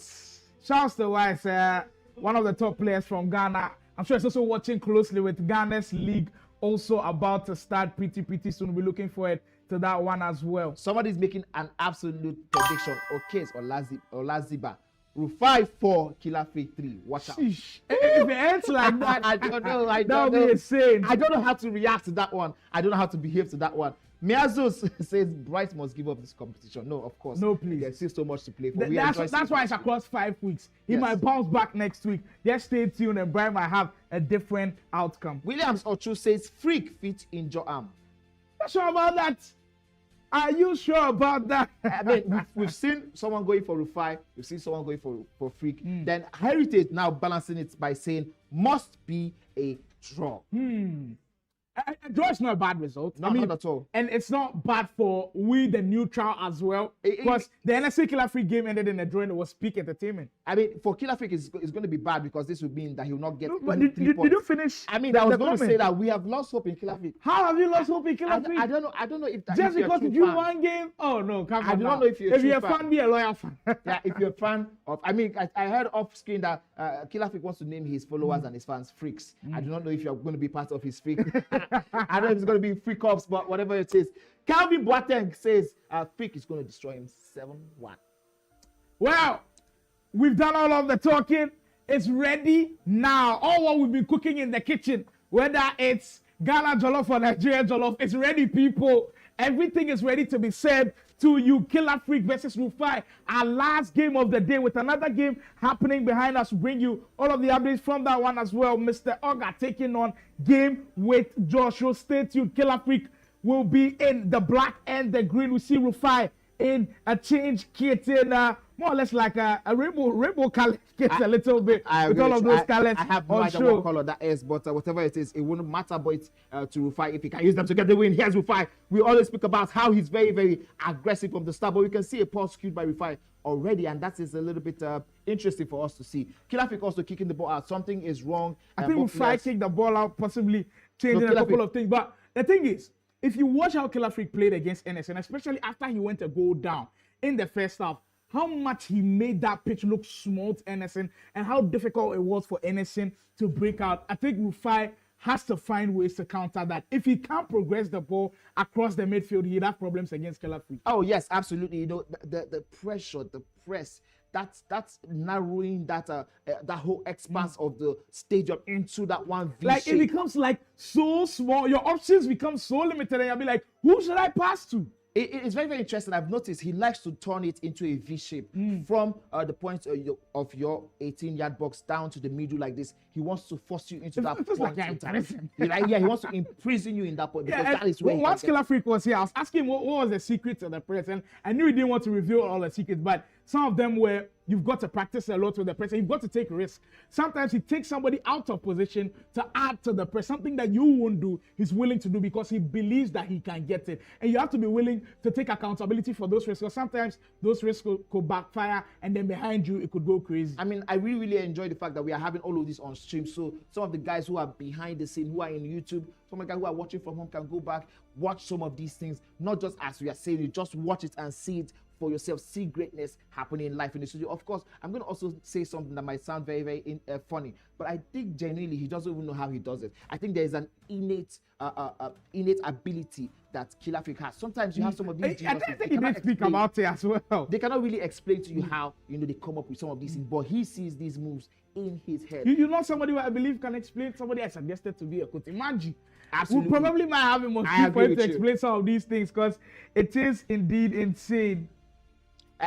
Ghanaian asset hits. Well done, man. Big ups to you on that one. Monia says Rufi go finish him, not to reason him. Oh, that's confident. I don't blame you at all for saying Rufi can win because of what he's already shown us. He's been a tremendous player. Azadek said, Freak, is that time. While Chinaka Prince says Rufi got this. Oh, I think the support for Rufi. Yes, I love the first time ever we are seeing such a balanced one. Prince Derek said, when I really rate this Rufi, that's crazy. Freak, do your thing. And Steven said, what about Farooq's second? Farooq has actually played all of his games. He's played all of his games and today. He had 6 points. Yeah, he has 6 points out of 6. So he's going to be watching this one very, very closely because right now he looks like he's on top of the table as we speak, as we get a glimpse of how that game with Josh versus Mr. Oga game is going. A game with Josh. I'll buy a goal to know Mr. Oga not having the best of tournaments so far. I mean, I think he has been able to get one back. I think from what we're about to see, I do not know if this is. I think this is live in play. This is live in play. It's not the replay. You know, I spoke to you about the fact that two of these guys they know each other very, very well. They have played each other multiple times, and even though Mr. Oga has come up trumps multiple times, it has been such a close one. It has not been one where Game with Josh was blown out of the water. But big ups to Game with Josh. He already has 6 points. He's one of those guys you should keep your eye on. If you can get a win in this one, that will mean he leaves Game Week 2 with 9 points. Yeah. So for all of those in the chat wondering what's happening with the Killer Freak and Rufi game, we actually are working on that now. A little bit of a technical difficulty, of course. Immediately it starts, we cannot let you miss out on the action, so don't go anywhere as we enjoy the action from the Mr. Oga versus game. I agree with you, but I want to also quickly say this one. I was speaking to Mr. Oga out of the game, and he was saying something like his objective in this one is to ensure that he finishes top 6. Now, a loss to Game with Josh will not be helping him in any way. Yes, Game with Josh again. Player locked into Henry. Gets the pass to James, Lauren James. And I think we're about to get a confirmation that the game between Killer Freak and Rufi is going to continue in the next couple of minutes. But whatever it is, Game with Josh trying his best to ruin the party for Mr. Oga. All right, we'll go back to it. Sly, I'll allow you to kick off with this one. Yeah, the big game certainly does kick off again. Apologies for how it abruptly ended, but of course we couldn't starve you guys for too long. Killer Freak versus Rufi is on your screens, people. We're about to just dwell in on this one very hard. Killer Freak, who started the game quite slowly against Anderson, will want a change in position as this one begins, and he looks to start in a positive way. There goes Hansen. Oh my. It just took him 2 minutes, people, and he noticed they're switching the goalkeeper movement a little bit. That slight space for him to operate down the near post, and he gets the first goal against Rufi. I mean, also we have to give. That's what we'll talk about when you say precision. Here's Rufi now. Is that penalty? Wow! I actually thought it might be a penalty there. Yes, I was expecting Olise to fall down, and I think that would have helped his case. But you know, I spoke to you about this thing yesterday. Game week 1, day 1. If you've noticed this again, Killer Freak somehow never seems to concede fouls. I don't know how he does it rather, but it is so precise. The way he tackles, the way he even goes for that advanced shoulder tackle, it is so neat, so precise. Even as a referee, you cannot but help to appreciate the precision he used to pull that off. Indeed, I saw someone in the comments asking where is this tournament being played. Currently live in Lagos, Nigeria. So if you're wondering where we are, that is where this live action is coming from. You are from the Game Evolution Studios, Lagos, Nigeria. If you're wondering where we are, Killer Freak still out by a goal to nil and controlling affairs as we speak. But positive stuff from Rufi is at least he's holding on to the ball much more than Edson did in those first couple of minutes. But that doesn't mean anything. It has to translate into goals against this caliber of an opponent. Bruno Fernandes, the multiple player locks keep coming, and he's building up to something crazy. Fernandes again on the 10. I mean, credit to Rufi. He's closing down those spaces so quickly. But how long can he maintain this? The pass almost gets to Ronaldo. That was very, very good interception by Rufi. We've been able to see the space and the chance where it was early on, and ensuring he had a man down there. And now we have a confirmation. I think Mr. Oga has currently gotten himself a lead in this one. He had that 1-1 already, but this one should surely make it 2-1. For Mr. Oga. Mr. Oga trying to grab all of those 3 points. He has been lacking in some departments, and maybe that one can turn into something great for him. What a goalkeeper touch! My God. It's been the most intriguing story of the day. Like, the play style classes that a goalkeeper should have. I think he has the most important. Killer Freak could run away with this one. What the goalkeeper doing? You get punished every time you don't finish your chances. And Rufi, what was the goalkeeper going doing to feel every single bit of that one. My goodness, I expected the goalkeeper to do better than that as he rushed out. It's down to Killer Freak being perfect at executing the low-driven shots. And that was really good from Son. He just found that one-time through ball into space, and Son ran down the channels and finished that one. But that's going to hurt so much for Rufi, missing a big chance on one end and being punished on the other. You cannot afford to do that in a high-stakes game like this. How many times have we seen that happen back-to-back? You lose one chance and immediately you get one popped in on the other end of your goal. But so many times it's happened, and these players have to find a way always to get that one on lockdown. But here is Killer Freak again with that Son. He knows how to use best dribble shot. And my oh my, he is on fire at this point. He almost felt like that game against Anderson didn't go his way, and now he's taking all of his anger out on this game. Killer Freak, 18 minutes in, and he's got 3 goals already. Who expected this? I possibly didn't expect this at all. There was no way we could have called this one. Do you think all of the predictions that we saw, nobody expected that after 19 minutes, Killer Freak will be 3 goals up? This guy's truly insane and really good at this game. Here he goes again. I think he smells that he could blow this one out of the water. Over the top, Ronaldo wins it first over Dumfries. Killer Freak at the peak of his powers and doing what he does best. Rufi has to find a way to settle into this game, or he could just get away from him really quickly. Absolutely, I agree with you. This seems like it's going away with each move, with each passing moment. But Rufi really needs to come back into it. The only good thing about it for Rufi is it's still early days, and there's still about 17 game minutes to play, and you could still find a way back into the game. I mean, I don't know if that's a good thing or a bad thing, because early days means you can still get popped more. You can see the. But would you rather be 3 goals down, 70 minutes played, or 3 goals down, 20 minutes played? I mean, you'd go for the long time, because you get more time to be able to do it. And I know against Killer Freak, it is always going to be difficult. But come on now. Rufi has still got to believe he's one hell of a player, and maybe this could be the start of a player looking into space. And he made good use of this counter. Theo Hernandez. Every single time you feel like you're letting away, he is always going to be around. And I really love the way Killer Freak uses him for his tackles. Almost perfect. Always perfect. You almost feel like once he locks onto Theo Hernandez, he wants to go aggressive because of that bruiser plus. Murillo on the 10. Rufi can't afford to give away any of these opportunities. So Lise turns into danger, and there goes Killer Freak once more. Rufi now, I feel like where he'll have to excel is right on the end of that 18-yard area. The fact that you have to transition really well. This one needs to go in and Konate again. My goodness. This goalkeeper is on something else. That one was straight at the goalkeeper, if we are being very honest. I think he had double mind. He was expecting the goalkeeper to move. But you know one thing I learned from Ernest? Take your shot, and once you see the goalkeeper move, you can switch it immediately if you're on late. Konate, if he's in your team, when the low-driven shots come in, because he's got footwork plus and far reach plus, you almost feel like you have a chance for him to save those. And he's been tremendous in goal already. Remember that Rhymes Bobo game where he was just superhuman in goal. He's already started those works today for Killer Freak. 30 minutes in. Freak still up 3-0. You know what? Very, very interesting. No matter how this game looks as though it has run out of Rufi's reach, we have to also give kudos to Konate, who is a Killer Freak's goalkeeper, saving 2 huge chances, which should have made it at least 3-2. But here's Salah, the back of the and the post says no. Oh my.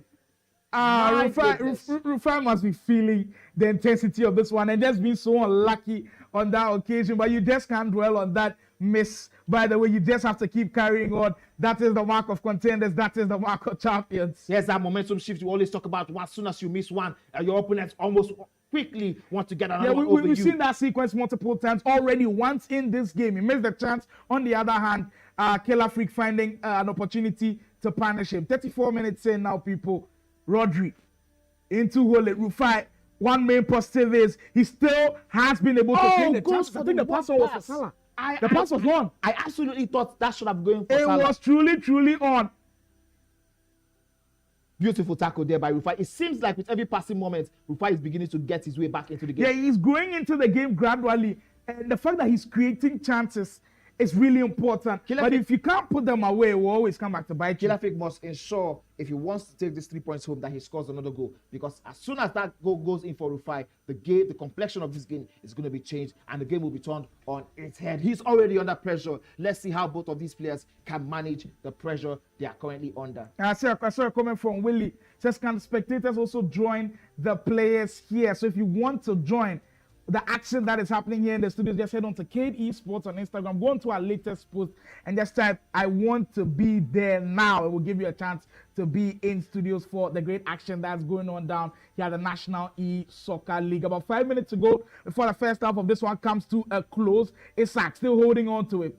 Killer Freak, I'm sure, wants to go into the halftime break with this 3-0 lead intact, or possibly even better that lead with Isaac now holding on to it. Bruno Fernandes, Killer Freak in a position that he'd love. The crisp passes are coming. Oh! There it is. He's ready to go for the half-drag back pass. I promise you, if he had gone for that that shot, that would have driven definitely foul been- post. Yes.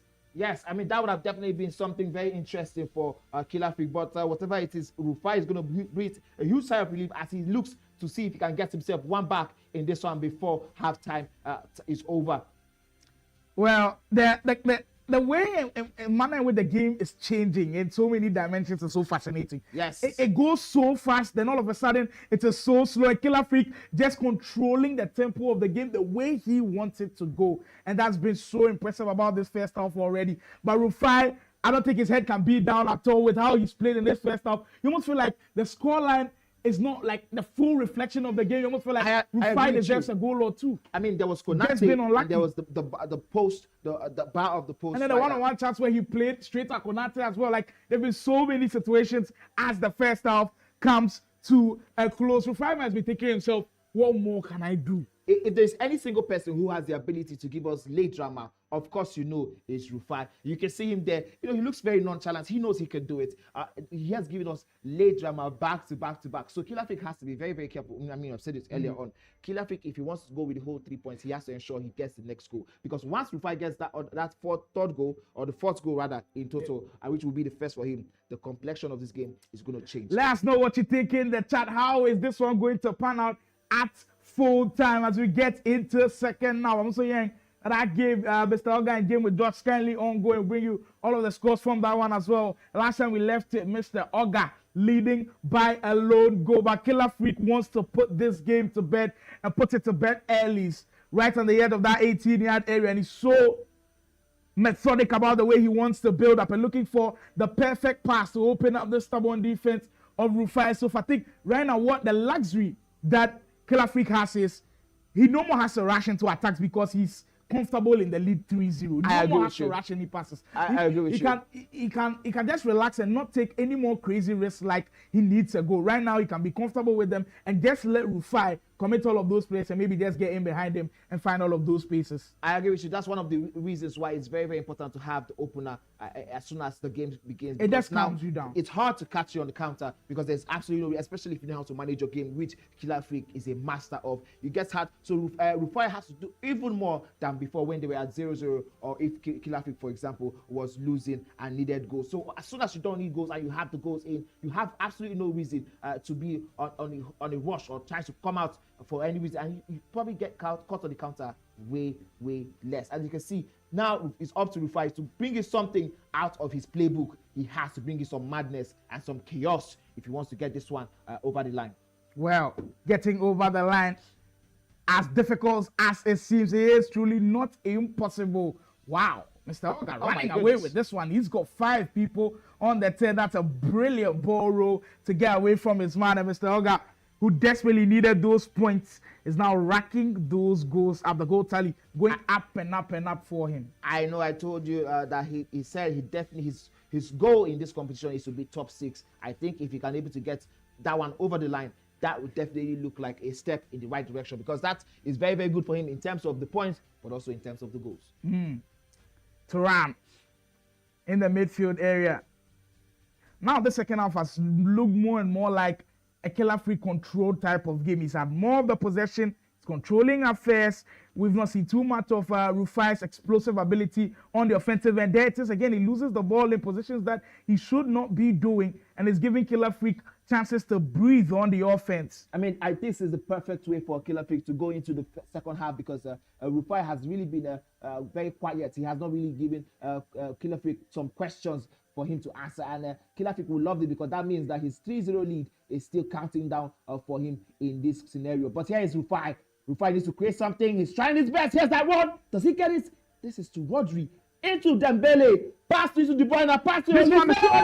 to go Get in, and there we have it. This one might just be shaping up for a mad encounter. 3-1, Killer Freak, but this one might just have shifted in terms of momentum. What do you think?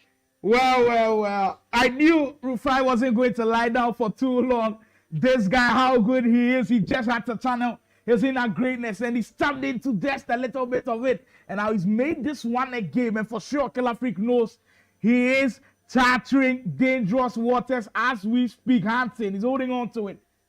I tried to find the perfect way to break into space a little bit.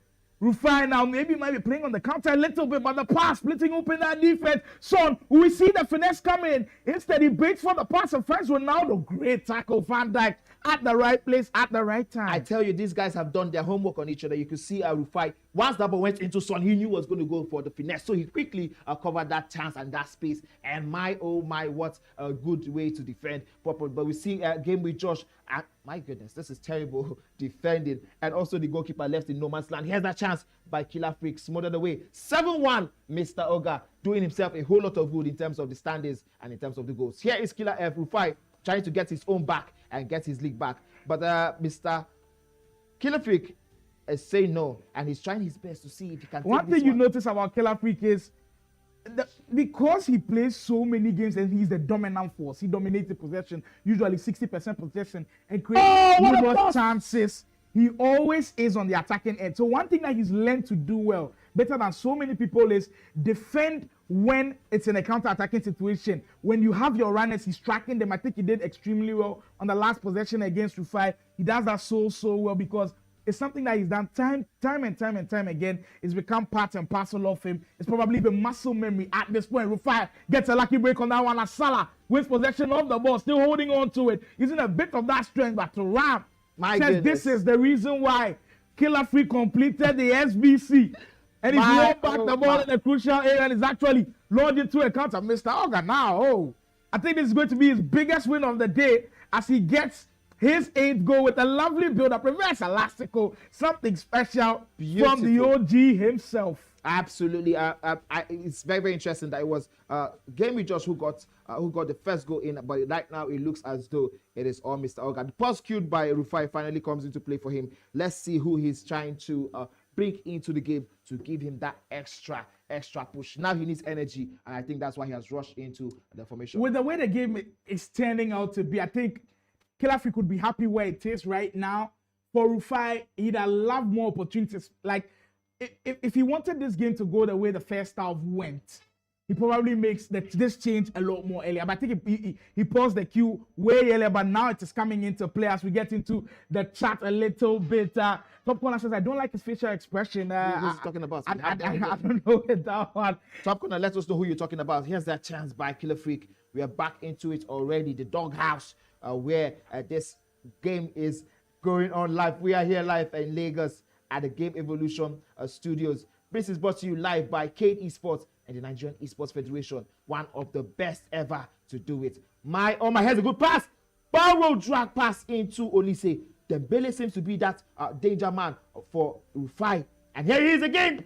Olise. Rufi, he's not going to give up here, but Konate, he's guessing his way. Look, he's got to ask Rhymes how to beat this Konate, this Konate goalkeeper. At this point, the far reach plus and the footwork plus of that goalkeeper is coming up top, but he's not giving up anytime soon. We've got 15 minutes to go, and Rufi, he's still knocking on that door and pushing on that door. I see him running into tackles, unlike he did throughout the first half.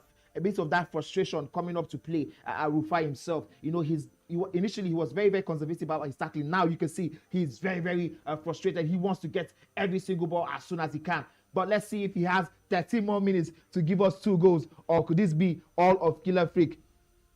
Now this is the territory where you have to be as careful as you can. It's so similar to how Anderson gave away that lead in the last minute. You are so eager to create another opportunity. You start playing a little bit of the hasty passes, and this is where Killer Freak excels best. He will punish you at any moment that he can get. So I get that you have to throw caution to the wind a little bit and create chances, but you have to be careful about those, or it could get from bad to worse. Let me ask you a question, Slimo. Based on what you see, what do you think will be the final score? Very well. And it is the goal that for sure now gets him back to the top of the league standings. and he gets all of the applause from the guys watching in the studios as well. It's what he does under pressure, and he gets the most important goal of the game. What a way to cement your legacy. When you were asked the most important question of this career, of this tournament so far, you were able to come up with such an answer. That pass goal was very good. That's Mr. Oga registering his ninth in that one, but back to that killer free goal as he's about to get another one. This time goalkeeper comes and clean. That goal from Hampton was superb. The pass into Hampton, I did not see that coming at all. Over the top through ball, and it was truly amazing to see it live in action. We talk about the players' vision a lot, and it's obvious now to you in case you haven't seen it already. These guys have crazy vision. And what an attempt. Guys, just understand how important this game is. Rufi hasn't lost a single game in the whole of the tournament. This will be his first loss in the whole of the tournament. I'm sure this will be gut-wrenching to him with the way he's played already, and I'm sure he'll be going back to the drawing board. He's already played Farooq in that 5-5 draw, and now playing Killer Freak down by 4-1. So it's not that bad, but to him and how great of a competitor he is, I'm sure this game will be as disappointing as it can be. The last 4 minutes into this one, I think Killer Freak with that fourth goal has totally put this game to bed. I agree with you. This one is gone and out of the way for Killer Freak, for Rufi. This one is totally out of his hands. But you know one thing I'm going to say, and I'm going to insist on this. There are so many positives to take one from this game for Rufi. He had those clear-cut chances in the first half, especially with him hitting the bar at some points in time. And he had 2 or 3 clear chances also. So it wasn't like he was totally blown out of the water. Yes, it doesn't look like it has been a competitive one. Now he gets one to make it 4-2 and just to make the score respectable. Just the time, possibly not on his side with a minute plus extra time to go. It's been a marvelous breakdown for him. It's just the perfect game to finish off what has been an amazing week of National E-Soccer League action. The only place you are getting premium entertainment like this on the Cade Esports YouTube channel, National E-Soccer League. It's been a tremendous week so far, and we cap it off with what has been an amazing game. And I think that will signal the end of this one. Killer Freak with a huge sigh of relief, picking up a huge win. Of course, the guys acknowledging how good they are. Yes, I mean, you see our Killer Freak with that emotion on his face. We don't get to see that often, but today tested him. Today tested his mental strength. Today tested the way he was able to come back. At the start of the stream, I told you guys this was his most difficult set of 2 games across all of the days that we've had. Absolutely. And it's clearly shown. All of the first few days, he was winning by 5-goal margin, 6-goal margin. Today, his biggest win has come by a 2-goal margin, and it was really close. I mean, there was no better time for Rufi to play him also. Let's give it to Rufi than this one. After Anderson took another chink in that armor, we expected Rufi to go dive in deeper, and try to squeeze the blade. But unfortunately, Killer Freak was able to lock in on time. Those 3 early goals were what did Rufi a huge disservice. Well, after all of that action, we get to read your comments. Part of my favorite parts of the broadcast. Machala says, Killer Freak is the good #1 player in Nigeria for a reason. I get all of the praise. I get all of the glaze. The guy is truly amazing. William says, Rufi shall get plenty PR. No, I don't. It's not just PR. I mean, the guy has shown that he's really good. If you go back to watch that game, especially against Farooq Manzo, you know it's not just PR. Noble says, Rufi still sabi game off game. Don't worry. And we have Prince Derrick saying lucky draw against Farooq, and y'all felt like he's a come on now. You can't call that draw against Farooq a lucky one. He played his heart out. Prince Derrick, I think you should go see the first half of this game, and then you may probably have a change of heart. That one had Rufi was very unlucky, but also kudos to Konate for denying Rufi on multiple occasions. Marcelo one said Rufi get PR because of his comeback against Farooq. He is Sabisha. Oh, he is truly a really good player. Aaron, one of our top YouTuber comments says, Una to get opinions for comments. Hello, plenty talk. We check now Division 6. But at this point in the game, I'm sure if you are good enough, you can probably cross like Division 6 into like 3-2-1. Like it says, no clean sheet today, Freak. Unacceptable. Yo, wow, it's difficult keeping a clean sheet against these guys with how good they are. This is the top 16 in Nigeria. You don't expect Killer Freak to have easy days every day. He comes in. Yes, he's one of the best right now to do it, but I think there's still something that will still shock you guys in the next coming weeks. But let's see how that turns out. Ambitious Prone, Freak is nobody's mate. Interesting. KC said Killer Freak is the GOAT. Matalawan, did Farooq win his 2 games? Yes, he did. 6 out of 6. 6 out of 6. Bolu TM, please disrespect Rufi. At the end, you go shock. Yeah, indeed. The guy's really, really good. Sabah Police says Rufi would have won if Kodate didn't take 2 Azul. I don't know what 2 Azul means, but I'm guessing what it means. It probably looks like he was really, really on his edge. Today he decided to be a legend. I mean, today he's been something else. Alpha calls a slight bit for Alpha call, don't set me up like this, please.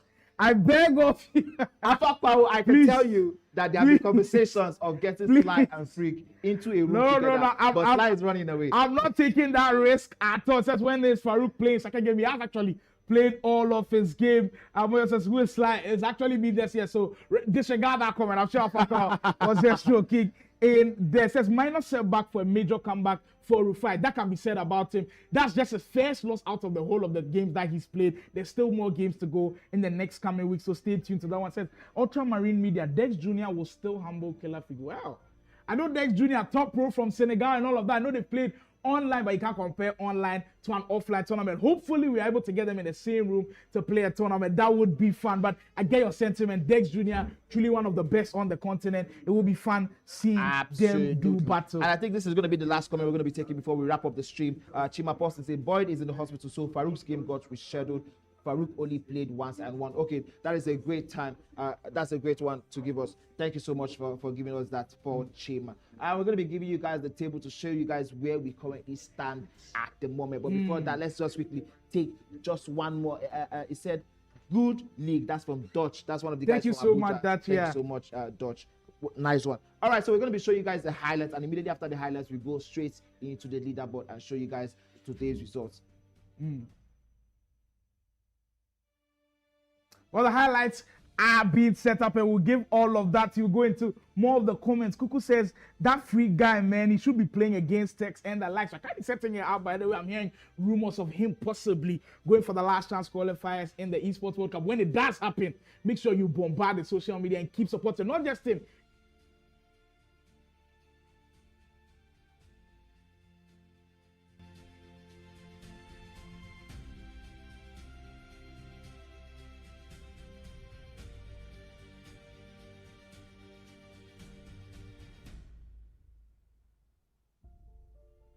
Well, we get to see how things unfolded with that Killer Freak and Rufi game. For those of you who missed out how things turned out, this was the goal that gave Rufi a little bit of hope. There's lovely build-up play, extra pass into Elise, and he had made so many opportunities. I think even at this point, he was never safe that was probably going to go in. I agree with you. And I mean, we thought that was going to be the one to kickstart the comeback. But this is right where Killer Freak and said, no, that is the end of it. This fourth goal, the pass to the head into Hansen was just something else. The IQ to be able to pull that off. Killer Freak, we salute you on that one. And that was the one that definitely gave him the all-important win. This one, I think he actually red-timed this shot from Olise. I didn't see that, but the way he took that ball in his stride, really brilliant stuff. Brilliant stuff. But you see on Rufi's face, very disappointed with how things were. We get to see the Adefola and Baji Jr. game as well, with that one starting with Baji Jr. getting the penalty early, and that one set us up for a masterclass. And you almost feel like it wasn't Adefola's day, especially after how he lost to Mitchell earlier. And Baji Jr. kept going and going and going. Adefola getting an equalizer. At this point, when he scored 1-1, we thought it was going to shape up to be something of a end-to-end affair. But quickly, Baji Jr. said no, and he took it by the jugular and took it by the scruff and entirely ran away with it. Here is this beautiful, beautiful goal. Oh, and here he dropped it in the top right corner. That roulette inside the 18-yard box. How do you think of that in that moment? I absolutely love to see it. Yeah, this one had a bit of a misfortune for Adefola, but I'm sure Baji Jr. didn't give any. You know, it was Baji Jr.'s birthday yesterday. We actually had him on stream, and that's why he has had a change in the hair. Maybe that's what it's part of the good luck, Charles. So yeah, another happy birthday to Baji Jr. He was truly excellent yesterday and today. It's part of the reasons why he has flown up into the top 5 of the standings, which we'll be showing you later on today. At the end of it all, though, Adefola wanted to give us some dramatic scenes, and he scored a brilliant goal on the finesse. But the last 5 minutes, Baji Jr. showed us the meaning of game management. He held on to the ball right to the very end. We also get to see that Mr. Oga game against Game with Josh going concurrently as and when that other game between Killer Freak and Rufi was going on. We brought you the goals as it went in. Game with Josh did start well, but it ended up being a mauling from Mr. Oga. A proper mauling. You know, at the points where we saw this one start, I felt like this was going to be maybe a day to change the history channels, because I've told you both players have met each other consistently, and every single time it's Mr. Oga getting the win, but a very tight one. But this time around, Mr. Oga says, no, I'm going to show you that we have levels to this. And my did he show me. I think he ended in 8-1 or in 9-1. He did get loads and loads of goals. This time around, sends two runners, open space for Alessia Russo. Brilliant outside full finish. And he got the lead back. And that was so important. And it just set him on to like chance after chance after chance. And he needed these 3 points so much, because he had dropped so many. If you were following all of the action from yesterday and the past week, you knew Mr. Oga hadn't been in the best of form, so he needed this win to just get him back on track. Ronaldo with a toe poke of a finish into the back of the net. That finish was very key into how he ended this one. Not forget, not just the points count in this one, because it's a league system. Also, the goals also count very much, and I think Mr. Oga has done himself a very huge service in this one. He has indeed, with the 5 goals, still getting more on the break with a brilliant finish into the far post. He was rolling on this one, and another lovely one. This one probably my most favorite one, just the speed boost into space.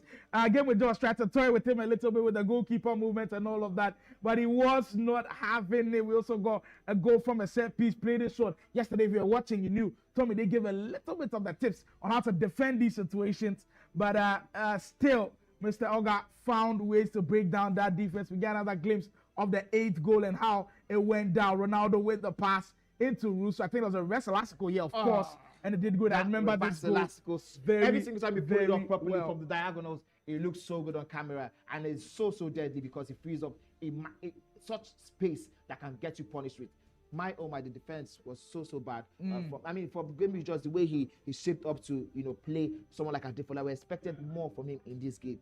Being the fact that he also knows Mr. Oga, I expected him to really show some more things, and it was truly special to see Game with Josh also kind of have his own way last weekend, but this week it hasn't been this week. But at the end of it all, we can't leave without showing you guys what the results mean on the table after all of the action. Right from the start, when Mitchell gave us that shocker of the win against Adefola, what does it change on the league table? How are the mathematics looking like? We'll be bringing that on your screen shortly, but we appreciate every single one of you as we get into the comments one last time. Says, I need Alpha Qual versus Killer Freak. Wow, Alpha Qual from Ghana. Are you ready to take up that heat? That would be. I mean, we had that conversation yesterday, and I think last week we were talking about one of these days we're going to set up a Ghana versus Nigeria top 5, and I think we're already going to figure out our top 5 from this league, and we're going to wait for you guys when you guys host your own league to get your top 5. So if Alpha Qual, I hope I'm pronouncing his name right. Alpha Qual, yeah. Alpha Qual can make it to the top 5, then we're definitely going to be seeing that. So what it ensure that you talk to Alpha Qual to ensure he gets into the top 5. Yeah, the Ghana League is actually starting right after the Nigerian League, so you guys can keep tabs on that as well as Axac did. I've seen your comments throughout all of it. We appreciate you so much. Says big ups to you guys. You guys are doing well. We appreciate that so much. These comments keep us going. Super Police says Rufi will finish top 3 in the league. Well, that's a bold statement. Already, Killer Freak is probably like number 1. It seems right like now, as we speak, not saying the whole thing, but Farooq also hasn't dropped the game. I know Adefola has lost 6 points already, but it's not something that is crazy to think about that Rufi can finish top 3. Before the game against Killer Freak, I would have said, you know what, it's very possible now. But I want to say one thing. It depends on how he bounces back from this one. He bounces back from this one very well. I mean, this is his first loss. He has had 1 or 2 draws. That's Rufi, of course. If he can bounce back consistently for the next at least 2 game weeks, ensure he doesn't have any loss, then maybe it might make a lot of sense. I mean, the only reason why we're not putting him in that conversation right now is because we have not seen much of him on LAN tournaments. But naturally, with the way he has been going, the progression, it should make sense. But let's see how he bounces back by next week. Don't forget, we are coming to you guys every weekend for the next 3 weeks after this one. This is a 5-week tournament, a massive tournament. This is the Nigeria E-Soccer League. We have started this one last week on Sunday. This is game week 2, day 2. Impressive stuff. And we'll see how everything rolls into the standings after some crazy intense FC action. Today's matches this is how the breakdown went if you missed out on the action. We started with the blockbuster Mitchell beating Adefola 3-0. Rufi started off with a bang, beating Blaze 8-2. Mr. Oga and Anife gave us a classic 3-3. Imaji and Rhymes, he also got that on the live broadcast, ending 3-3. It was truly insane with the first round of fixtures. They just gave us a glimpse into what was going to happen. And I mean, the second round was indeed intense as well. I mean, I agree with you. That game between Imaji and Rhymes serving us with an absolute blockbuster of a meal. 3-3. And this is the first time we are seeing in the same round two games ending with same results. And it was actually on the same broadcast as well. It was the same thing on the broadcast as well. It was indeed a special performance from both of those players. I agree with you. And while we wait for the team to pull up the second round so we can show you what happened, that game between Imaji and Rhymes, I think if you really look at it, it promised to be, it looked like it was going to be a very calm match, one of those games that will come and go. But the way it looked, the way it shaped up, I think we can say one of the games of this weekend. The game of the weekend conversation is difficult, and maybe the chat, you guys can help us, but like, we've had so many contenders. Even yesterday, you can look back and say there were so many really good games as we go into second round of action. Mitchell, he was taken down to the wire against Simply Uzo. Maybe he was not expecting about 9-7. I mean, how do you have 16 goals in one match? It was insane. And then we got Farooq Manzo getting back on track in possibly an insane win, 9-1 against Bright. Kill African Ellison, that was the one that gingered everybody up. 3-3. Ellison showed us how much of a beast he was, picking up a point from that game, and he almost won it as well. Of course, we told you guys, Boyd unavailable today. We'll definitely have him next week. We wish him all the best in that one. So that Buddy Junior and Boyd game didn't come on, but that second round of the action was something truly special. This one brought to you by the Game Evolution Studios, which we are currently live from. Of course, Cade Esports making this one happen. Game Pride, part of the sponsors, Afro Sport, Pulse Niger, and of course Super Sports as well. And in the other round, we had game we just win. Simply also another tight game by 4-3. He has found a way to get another 3 points today. I don't know what that's going to look like in the total standings for him, but imagine tearing apart Bright by 8-0. Bright hasn't had any good day as well at all since we began. I don't think he has any points yet. But Blaze going toe-to-toe with Rhymes in a game that went down to the wire, down to the 90th. Blaze will be so disappointed because he controlled major parts of the game, like large parts of the game. I think he's one who needs to go back and sit up a little bit, and I think he's very, very close to becoming one who is able to end these games. And in the fourth round, we have Anderson go toe-to-toe with Anife, but tearing him apart in a game that was 10-3. We expected that one to be a very tight affair, but Anderson totally blew him off the water. That one was off stream. Killer Freak had a 4-2 win over Rufi. That's the game we just saw. While in the background, Mr. Oga demolished game with just 9-1. It was indeed something truly. If you were here right from minute 1, I'm sure you'd have enjoyed every single minute we have.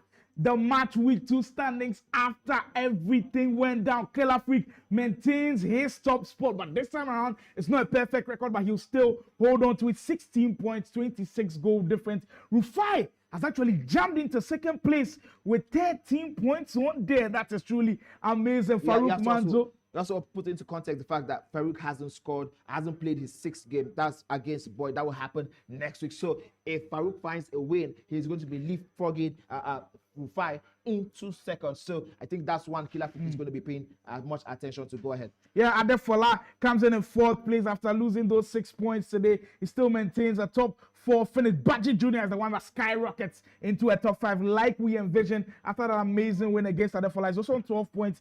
Anderson has been as impressive as ever. Imagine if he had gotten that win. Oh my! He would have been on 12 points and probably gunning for top 5. Because his goal difference also really good, even better than Baji. Yes, he would have made it to 13 points, and Killer Freak would have been down to 13 also. That would have made a huge would have changed the whole complexion of this table. Rhymes Bobo also on 10 points. Boyd, who unfortunately couldn't be here today, on our 8th position. We'll see him next week for sure. Mitchell had to bounce back, and he did in the best possible way. He was on 3 points as of last week. Today, he's been able to get 6 points out of 6, and it skyrockets him to the 9th position. Mr. Oga getting those 3 crucial points against Game with Josh, and that last game also gives him 7 points. And Nife also on 7 points. Game with Josh with 6. Imaji still 13 to 5 he had one draw today and one win. So that's a huge one from the day one where he had only 1 point. This one where he's able to go into day 2, game week 2. I mean, he was able to get 5 points. I think that took him from about 18, 16 now to 13. What a way to move. Blaze still looking for that win. Still looking for that win, and not just him, Simply Uzo and Bright as well. That's the full roundup of the action, people. Match week 2, day 2 coming to an end here inside the Game Evolution Studios. It's totally been a joy bringing this one to you, but we are not done yet, people. There's still more weeks of action to come. 3 more weeks of action to come, and we're going to be here live next week, Saturday and Sunday, for day 1 and day 2 of Game Week 3. You should be nowhere but on the YouTube channel of Cade Esports, where we want you guys to participate so much. Tell us your action. Join the whole action with us. Tell us your reaction. Tell us your comments. Tell us who you're supporting. There were 3 winners actually from the YouTube comments today. So. Absolutely. I think Daniel, Aaron, yes. And I think one other, Francisca. Also, so if you guys haven't claimed your prize, go straight into the Cade Esports Instagram, send a DM, and they will ask you some questions. And once you answer the questions, you will be having your prize. And if you guys want to be in the studio next week with us, you know what to do. We've told you guys all again and again. But if you don't, go to Cade Esports on Instagram. And on the latest post, you want to send a message, say, I want to be here now. The now is very important. Very now important. Let us know how much you want to be here. I absolutely agree with you. Ladies and gentlemen, it's been an amazing pleasure from myself, Manny, and Sly Moore to host you guys, to bring you guys into our world of esports and into the craziness that is FC25. We can't wait to see you guys next week. Ensure you are here on time and with your notepads ready to write and ready to learn 1 or 2 things. Sly, what do you guys have seen? I for sure have learned so much from this one. Tommy, they're breaking things down. We're having the players on the interviews telling us everything that they do. You cannot afford to miss it next week. All right, ladies and gentlemen, from us in the studios to you guys, good night. See you guys next week.